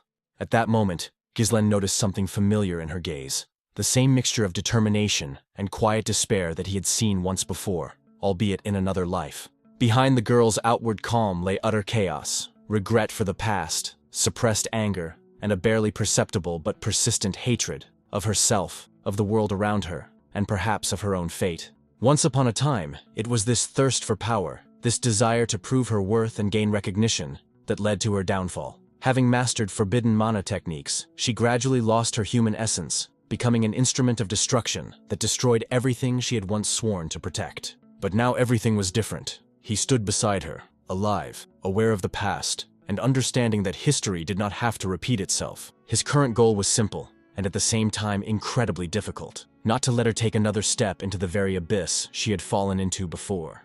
Ghislain intended to keep her from the abyss of nothingness, from which she had once been unable to escape, losing everything she had. Focusing, he directed mana into his hands and activated the flow connection technique. A soft light flashed between his palms, shimmering with a warm glow that then slowly touched the girl's back. Waves of mana rolled through her body, causing her muscles to tense reflexively. Her breath caught, and a sharp pain flared almost instantly, as if a hot fire had passed over her skin. The blinding heat made Vanessa involuntarily open her mouth, trying to breathe in more air, but this only intensified the burning pressure in her chest. Ghislain gestured for her to close her lips. He reminded her that breathing could disrupt the rhythm of mana and distort its passage through the body. His mana was now flowing out of her, and the girl needed to maintain a steady sense of movement to keep her balance and prevent the flow from breaking. The most important thing was to grasp the flow, its depth and direction, to feel it as something alive. Mana spread through her body like viscous liquid light, bending around her bones, filling her muscles, sliding under her skin, and gradually returning to her heart, where it gathered into a dense knot of power. And suddenly, to her surprise, the girl really felt it, for the first time so clearly. The energy surrounded her with a soft tremor, like an invisible breath, rippling the air around her, and evaporating from her skin in a golden haze. Vanessa's consciousness was carried away into the past for a moment. A familiar image appeared before her inner eye, her teacher arguing with another mage. The latter insisted that without her observation skills, they would never have been able to prove the regularity of the transformation of mana into magical energy, because it was she who had once managed to grasp the essence of the flow. Hubert agreed at the time, but still continued to argue that his colleague was too enamored with her innate talent, failing to see the obvious. He reminded her that no matter how brilliant her mind was, no matter how deep her understanding of magic, the fact remained, she couldn't cast even the simplest spell. And so, in the opinion of many, her right to call herself a mage remained in doubt. Renato could barely contain his indignation. Hubert's words cut him like a cold blade, precise, merciless, and devoid of the slightest compassion. The senior mage continued to express his opinion with icy calm, as if he did not notice how each of his remarks caused pain. It was obvious to him. No matter how hard Vanessa tried, her path would still lead nowhere. Now, remembering this, Vanessa felt a real sense of longing. In her mind's eye, she saw herself as she had been before, confused, depressed by endless failures, stuck between a dream and the impossibility of realizing it. Then she just stood in front of her teacher with her eyes downcast, quietly apologizing, admitting that once again she had failed to live up to the expectations placed on her. Her voice was filled with guilt. If she had even a tiny bit of talent, her teacher would not have had to leave the tower to find a solution for her. However, the man just smiled gently and made it clear that he was not abandoning his student. He set off on a journey, seeking a way to unlock her hidden magical gift, buried deep, as if sealed off from the world. Before leaving, he asked Vanessa to lift her head and look at the sky. A simple action, but one filled with meaning. He reminded her that darkness does not last forever, and that one day, light will surely come to everyone who continues to move forward, even if only by touch. These words were etched into her memory forever, becoming the last spark of hope that warmed her in the most difficult moments of her life. Now, standing next to Ghislain, Vanessa suddenly realized that he had become the very light her teacher had spoken of, even if he himself was unaware of it. The light that restored meaning to her existence, gave her a new direction, and made her heart believe in the possibility of miracles. At the same time, something completely different was happening in one of the houses on the outskirts of Perdium. There were loud bangs, screams, and moans. A fierce battle was raging inside, where every moment was a matter of survival. Several knights were barely standing, arguing with each other out of fear and exhaustion. One of them exhaled heavily, saying that this madman had managed to take down 4 of them, and asked what kind of monster in human form this was, since it knew no fatigue. The instigator of the fight, on the contrary, only laughed loudly, encouraging the next brave souls. His eyes burned with excitement, and his lips stretched into a satisfied, almost predatory grin. They could approach one by one, or in a crowd. The steel of their swords would not save them from his true power. Another knight, shouting a battle cry, rushed forward, but a powerful blow struck him before his blade had traveled even halfway. The knight's body flew against the wall and, after hitting it, slowly slid to the floor. The metal of his armor clanged like an empty tin can, echoing faintly. Another warrior darted out of the shadows, trying to seize the moment, but the enemy had spotted him in advance and was already prepared for the attack. Grabbing the nearest unconscious body, the burly man threw it at the attacker, knocking both of them down with a blow that cracked the wooden floor. He laughed again, confidently, with genuine pleasure. For him, it was just a light warm-up, far from a real battle. His companions watched from the sidelines, exchanging glances with obvious pride. This turn of events was to be expected for them. Their brother was considered the greatest warrior of his time, a living legend of the harsh northern lands. In these parts, there was truly no one who could compare to him, neither in physical strength, nor in ferocity in battle, nor in ruthless confidence in his own inevitable victory. A man lay on the damp grass by a silent lake that reflected the heavy gray sky. His armor glinted in the faint reflections of the water, as if the steel absorbed the dim light. Nearby, a sword was half buried in the sand, left there after a long training session. A soldier approached him and, bowing his head in a respectful salute, cautiously inquired how the training was going. The man did not answer immediately. He only looked at the warrior and quietly asked what had happened. His voice sounded tired, but beneath it, one could sense his usual inner strength. The soldier hurriedly reported that an order had come from Count Desmond. The troops were to retreat. The commander of the detachment, Mr. Victor, must immediately march out and lead the movement. Hearing this, the man calmly rose to his feet. All his movements were characterized by a measured precision reminiscent of the smooth grace of a predator awakened from sleep. He picked up the helmet lying nearby, placed it lightly on his head with a soft clink of metal, and said briefly, "It was time to go." His tone conveyed a strange mixture of irritation and anticipation. The boredom that had tormented him all this time was finally coming to an end. At the same time, at the Perdium mansion, the Count received an urgent message delivered by a courier. After skimming through the contents, the man frowned. The message caused him not only dissatisfaction but also anxiety. It conveyed nothing but a threat. The letter came from the neighboring county of Regressed. Their ruler claimed that his son Gilmore had been killed by Cecil Perdium, and now he intended to exact blood for blood. The Count did not like such news at all. He understood too well where such accusations could lead. He immediately ordered all the soldiers to be summoned. The reason was obvious. Along with the message came an official declaration of war. Less than 10 minutes later, an emergency meeting began. The commander of the Knights was completely baffled. In his words, the Regressed seemed to have truly lost their minds, accusing Ghislain of murdering the crown prince when everyone in Perdium knew it was a lie. The others were also seething with rage. The neighboring clan had decided to wage war on such a ridiculous pretext. For so many years, they had lived together as one northern family, and suddenly this betrayal was like a stab in the back. The commanders tried to understand what the Regressed hoped to gain by going to war against those with whom they had long-standing alliances. The dispute was cut short by Ghislain, who joined the discussion. He suggested that the real reason for the uprising was the runestones. He recalled that earlier, 2 vassals had been sent on a mission to the Regressed, while he himself was in the magic tower. It was probably they who had leaked information about the internal affairs of the domain, even if unintentionally.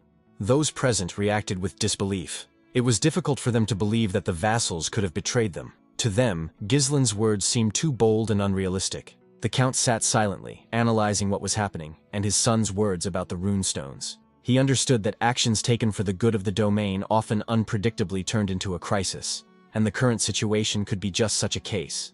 It seemed that Ghislain had understood in advance where all the recent events would lead, and therefore his calmness now seemed even more frightening than the surrounding anxiety. The commander of the Knights raised his voice again, demanding that no time be wasted on doubts. In his opinion, their forces greatly outnumbered Regressed troops, and Perdium's combat experience was incomparably greater. He assured them that the enemies would pay dearly for their audacity in attacking them. As the argument heated up, a messenger rushed into the hall, literally running out of breath. Out of breath, he barely managed to convey the essence of the message. Disaster had struck. The enemy army was already at the borders of Perdium. According to scouts, the enemy was led by a knight in white armor, and there was little doubt that it was Victor. The size of the army was truly shocking. The enemy was advancing toward them in a huge mass, comparable to a military horde. The vassals were in shock. The war had barely been declared, and Regressed troops were already at the gates. No one could understand when they had managed to prepare such a rapid offensive. The Count was soon given the exact numbers. According to intelligence reports, about 6,000 armed soldiers had arrived, with another 1,000 accompanying a supply train. Numerous siege engines were moving with them, a clear sign that the assault had been carefully planned in advance. Adrian turned to Commander Randolph, trying to understand why the difference in forces was so great. How could the Regressed, who were as poor as Perdium, assemble an army comparable to the royal one? Randolph grimly reminded him that he had long warned that the troops should not be reduced. While the others began to panic, the Count remained calm. He ordered everyone to gather immediately and take action. He considered empty arguments useless. They only wasted precious time. The soldiers were ordered to take up positions on the fortress walls. First and foremost, it was necessary to ensure the safety of the inhabitants. to shelter them behind the walls and close all the gates, leaving no possibility of a breakthrough. The soldiers had to prepare for battle, take up their posts, and hold every position assigned to them. The battle between the recent allies was inevitable, and everyone in Perdium had to meet it fully armed.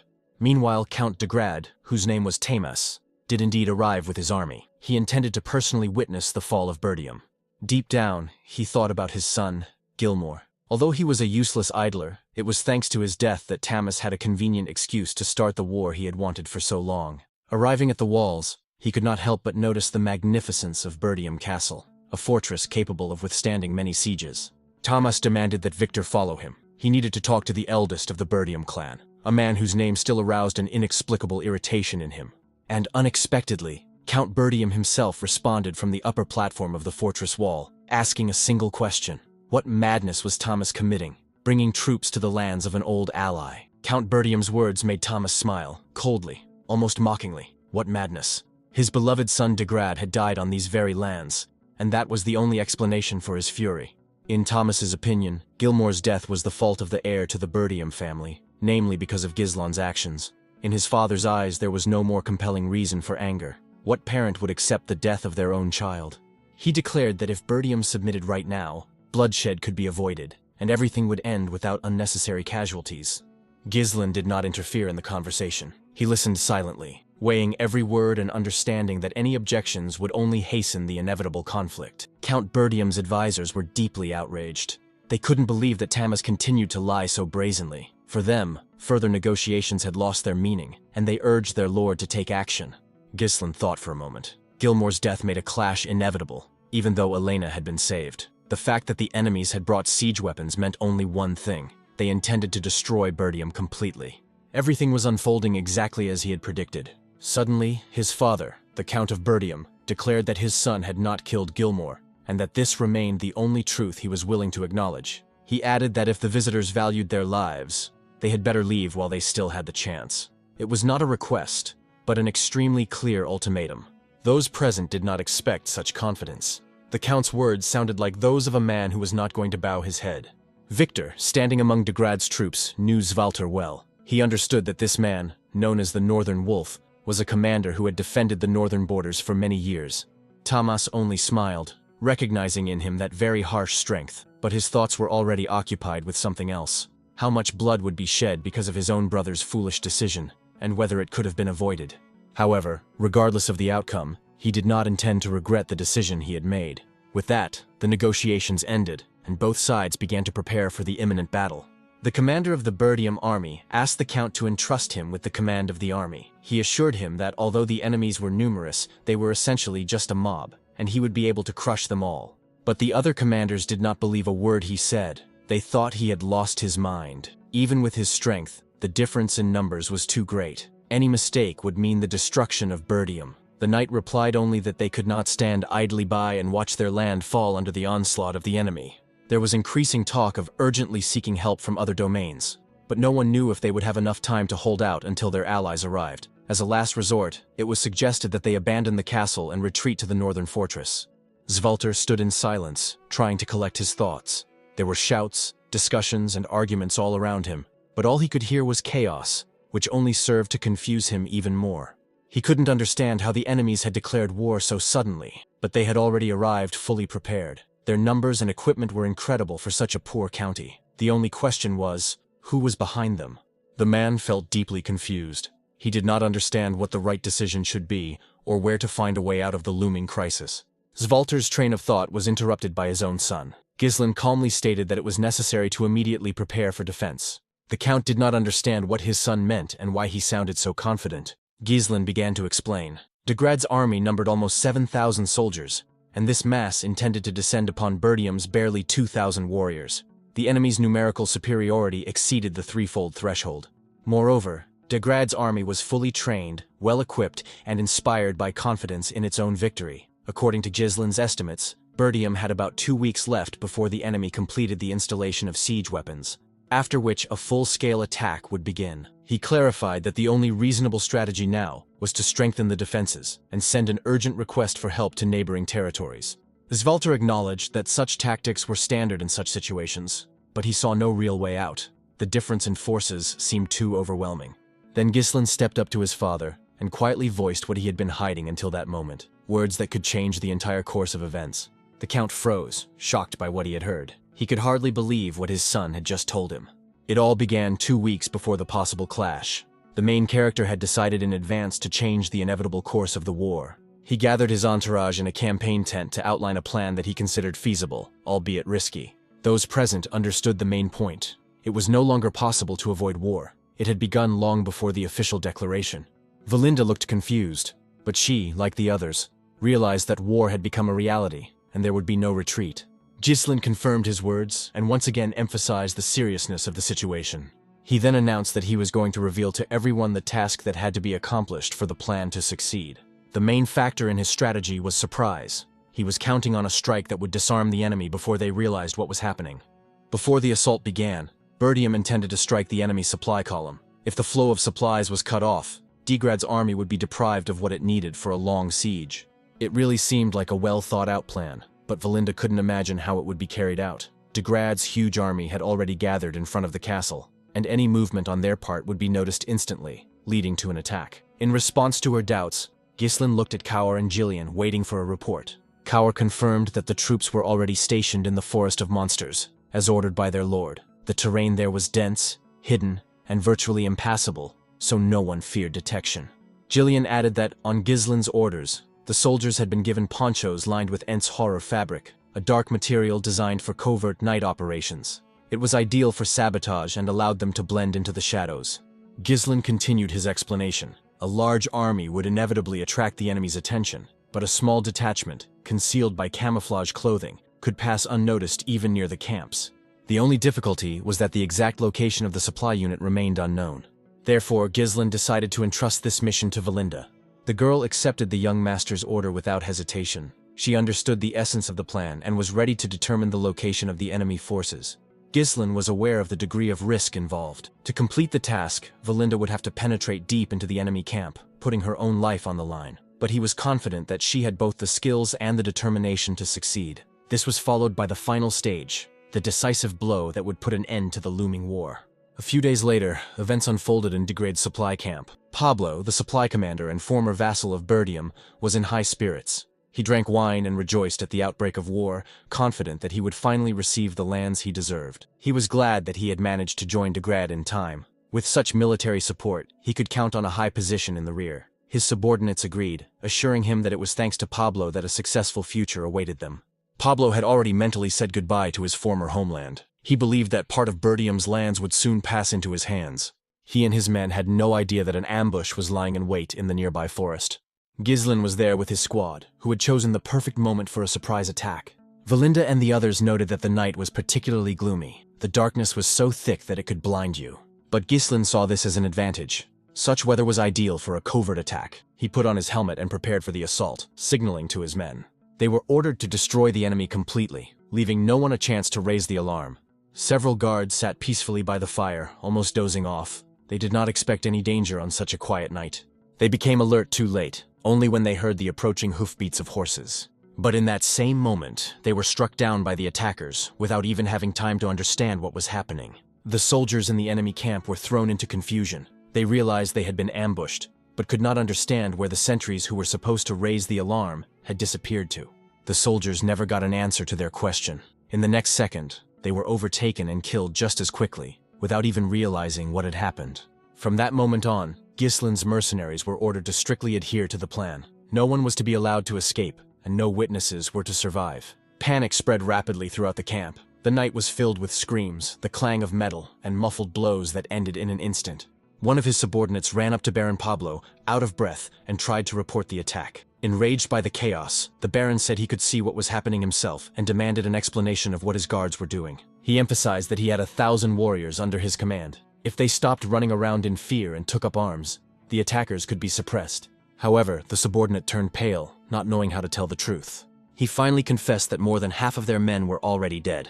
The murder had been committed by the same unknown attackers, quickly, decisively, without hesitation, as if these people knew in advance where to strike and what to expect. Pablo was confused. He couldn't understand how such a well-trained squad had been destroyed in a matter of minutes. In desperation, he ordered his subordinate to deal with the situation immediately. Otherwise, he himself would lose his head and the promised lands. But before he could do anything, he was pierced by a blade and collapsed dead, as if cut off from reality. The falling body knocked Pablo himself to the ground. Standing before him was Valinda. She looked at him with cold cunning, as if she had met an old enemy. She remembered Perdium's former vassal very well. Pablo knew her too, and understood that meeting her meant only certain death for him.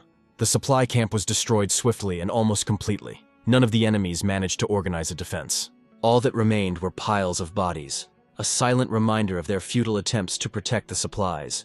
Ghislain stood with his men in front of the last survivor, and this man was trembling more than anyone else. Valinda reported that Pablo, one of the vassals sent to the Daygrads as envoys, was standing before them. It turned out that he had not only betrayed Perdium, but also passed on valuable information to the enemy, and then became the supply commander. The Baron, having lost all pride, begged for mercy with trembling hands, hoping to save himself in some way. Ghislain asked only one question: who was the real instigator of this whole war?